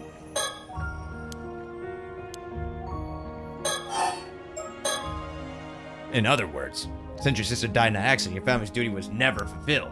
And now you want us to go find the mermaid for you. That ain't it. Dang. I guess it must have been about 3 months ago. I was wandering the coast alone when the mermaid Sobae appeared before me. Oh, you finally got to meet her. She told me this. The seal on Ryugyu's gateway has been lifted, so I will be returning. Your sister has done a great deal for me. Now I ask you to return to Tamate Bako. Wait, what? The seal was lifted. Is that perhaps why the curse of the raging waves became active again? So what about the Tamate Bako? Did you return it to the mermaid? I was so overcome with emotion and excitement. I told her, I've hidden the relic. If you want it back, take me to Ryugu. You said what? Not being able to fulfill my duty had been weighing heavy on my heart. But in that moment, that pain was gone. On top of that, I figured the mermaid had come to fetch me. Being able to visit the land of the mermaids, there'd be no greater happiness than that. But Sobae simply told me it wasn't possible and that she'd forfeit the relic, and with that, she was gone. Ugh. So the mermaid has already returned to Ryugu then. Ever since then, all I felt is despair and regret. I'm completely empty inside. There's nothing left.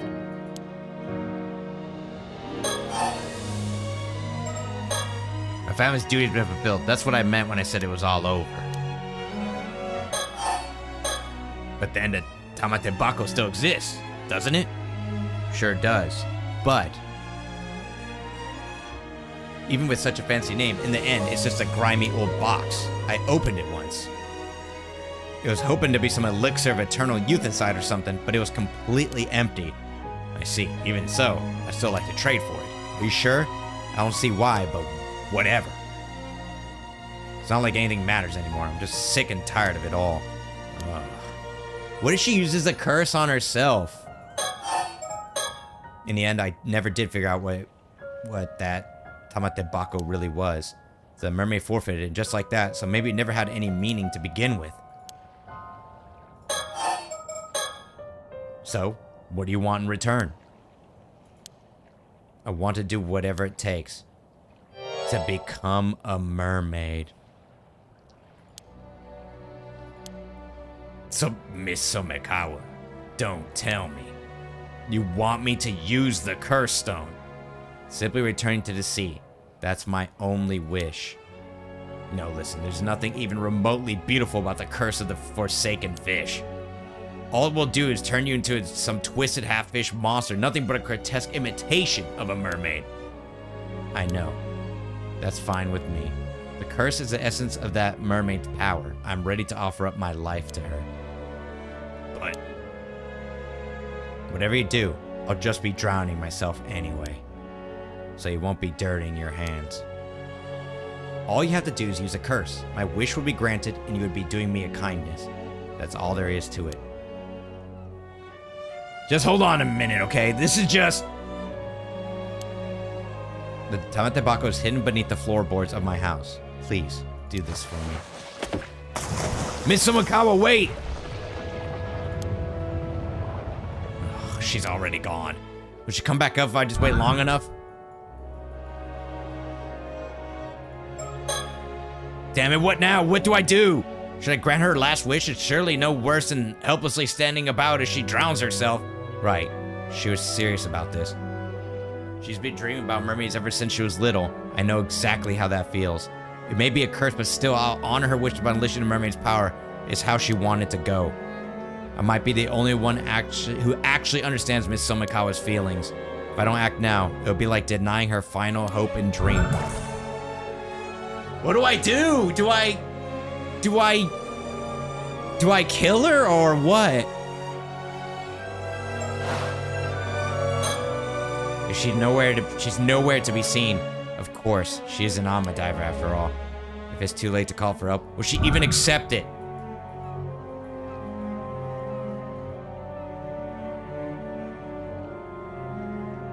I think I'm just gonna wait for her to die. I don't even think anything's gonna happen, dude. I think we have to use it. I don't think that there's a choice. I don't think there's a choice, guys. I think we just have to use it.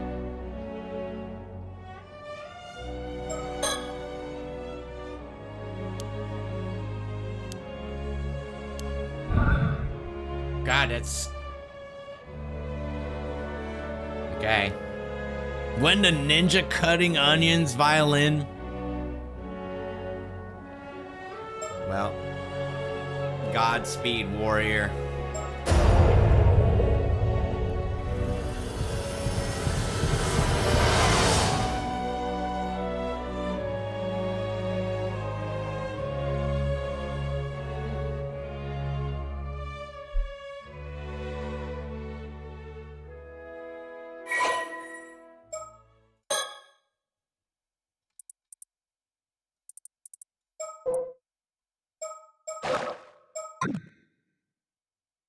Damn. After that. And now he's like, yeah! We managed to quietly retrieve the Tamatebako from beneath the floor in Miss Somekawa's house. After that was left to secure the dream of immortality was to obtain mermaid flesh. Since Abai had already returned to Ryugu, we placed our hopes on the last remaining mermaid, Nagame. But we had to act fast, otherwise Ikoma or even those Paranormal Affairs Bureau psychics would get in our way. It might have been the after effects of using the curse, but I got sick the next day and had to spend a full day bedridden at the end. How pathetic. That's when I heard news that 2 female divers had gone missing near Toba. The fact that I've been involved in both incidents made me feel even worse. When Cersei heard the news, she just mumbled something with an unreadable expression on her face. I had no choice. There's simply no other way. Or at least that's what I kept telling myself as I struggled to get out of bed. The next day, August 7th, we set out to gather more information on Nagame and the other mermaids. We traveled to Kamishima, the island where Mare Somekawa, or rather Mare Minakuchi, used to live. Damn, now everything is starting to like piece together, man. This is sick. This is sick. But the culprit, who could the culprit be?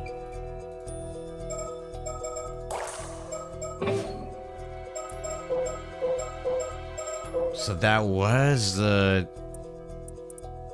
She was a human.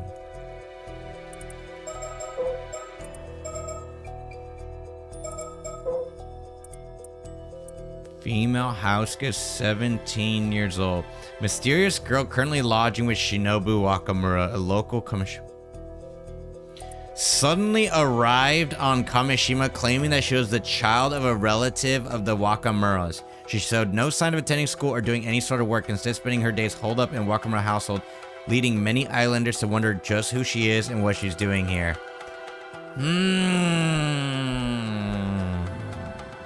Those who know about Wakamura's high interest in money lending behind the scenes speculate that she might be the daughter of one of his borrowers, sent to work as a domestic servant to pay off a debt, but saw herself as extremely... So she might be the Yao Bikuni. Once upon a time, a beautiful girl by the name of Osato lived in Kusawa village. One day when Osato was 17, the flesh of a mermaid was served at a village gathering. The other villagers, disturbed at the thought of eating such a strange creature, refused to eat it, but Osato knowingly ate the mermaid's flesh. From that moment on, Osato didn't age a day. And remember, she was cut and she lived. Shunned by the other villagers and treated as a monster, she was eventually forced to leave the village, becoming a nun. Osato traveled the length and breadth of Japan for hundreds of years before eventually returning to Kusawa village, where her long life at last came to an end. Or did it?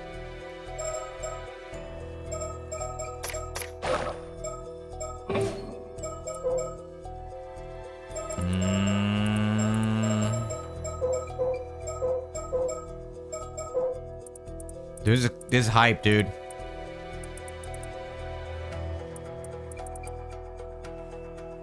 Yeah, see, her body was discovered a day later in Futamiya Gaura. Seems somehow content. This is sick. This game's godlike, dudes. This game's so good. Okay. So we'll continue this on Wednesday, guys. But it's about time for me to go to bed. It is 12:40 after all. Oop. Hold on. Let me take this off my face here. There we go. Boop. Yeah, I kind of forgot about the time. Oh, wait. Hold on. Let's save the game. We got what? How many hours do we have in this game? Probably like 5. No. Thanks for coming through. I appreciate it. And I can't believe we had the double kitties. It's always nice to see that. We got 2 kitties coming here. Hello, my kitty, and hello, kitty. Thank you guys for coming through. I appreciate it. Yeah, I wonder how long this game is. We currently have 17 hours on the original, and we have 7.6 hours on the Mermaid's Curse. So I wonder,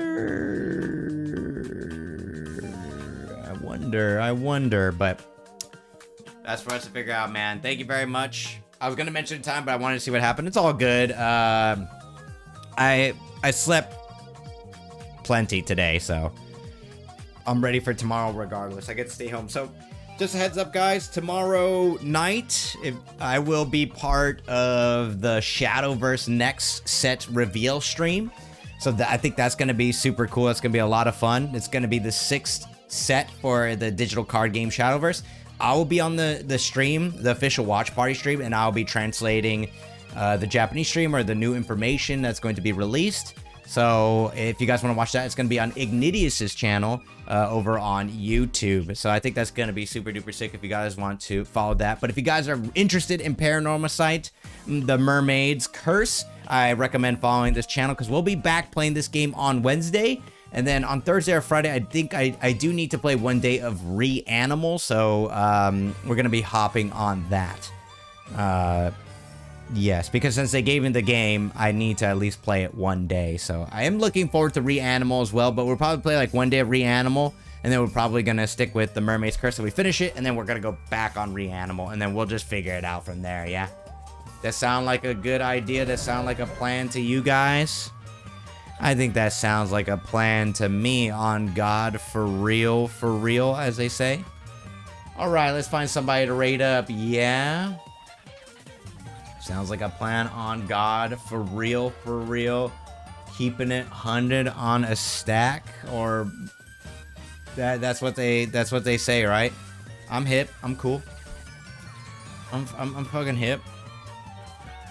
No cap. On God, for real. Or there's a Discord as well. If you guys want to hop in there, it's free. Come in, check out the Discord. It's the best way to stay up to date. On God, for real.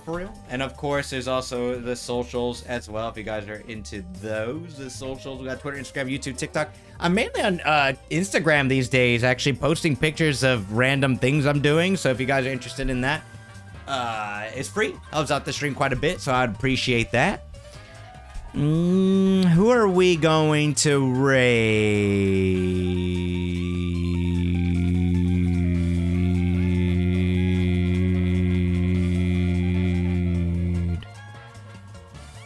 Who are we going to raid?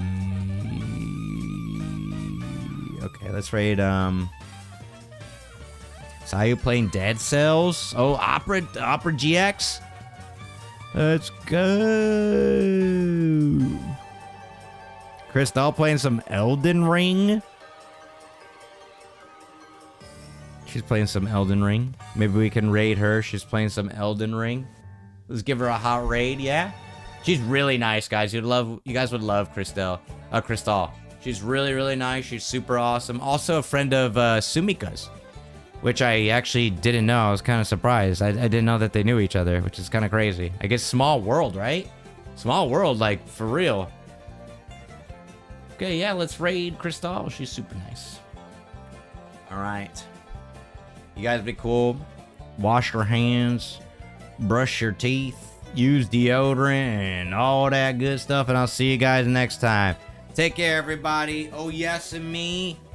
Bye-bye. See ya on Wednesday.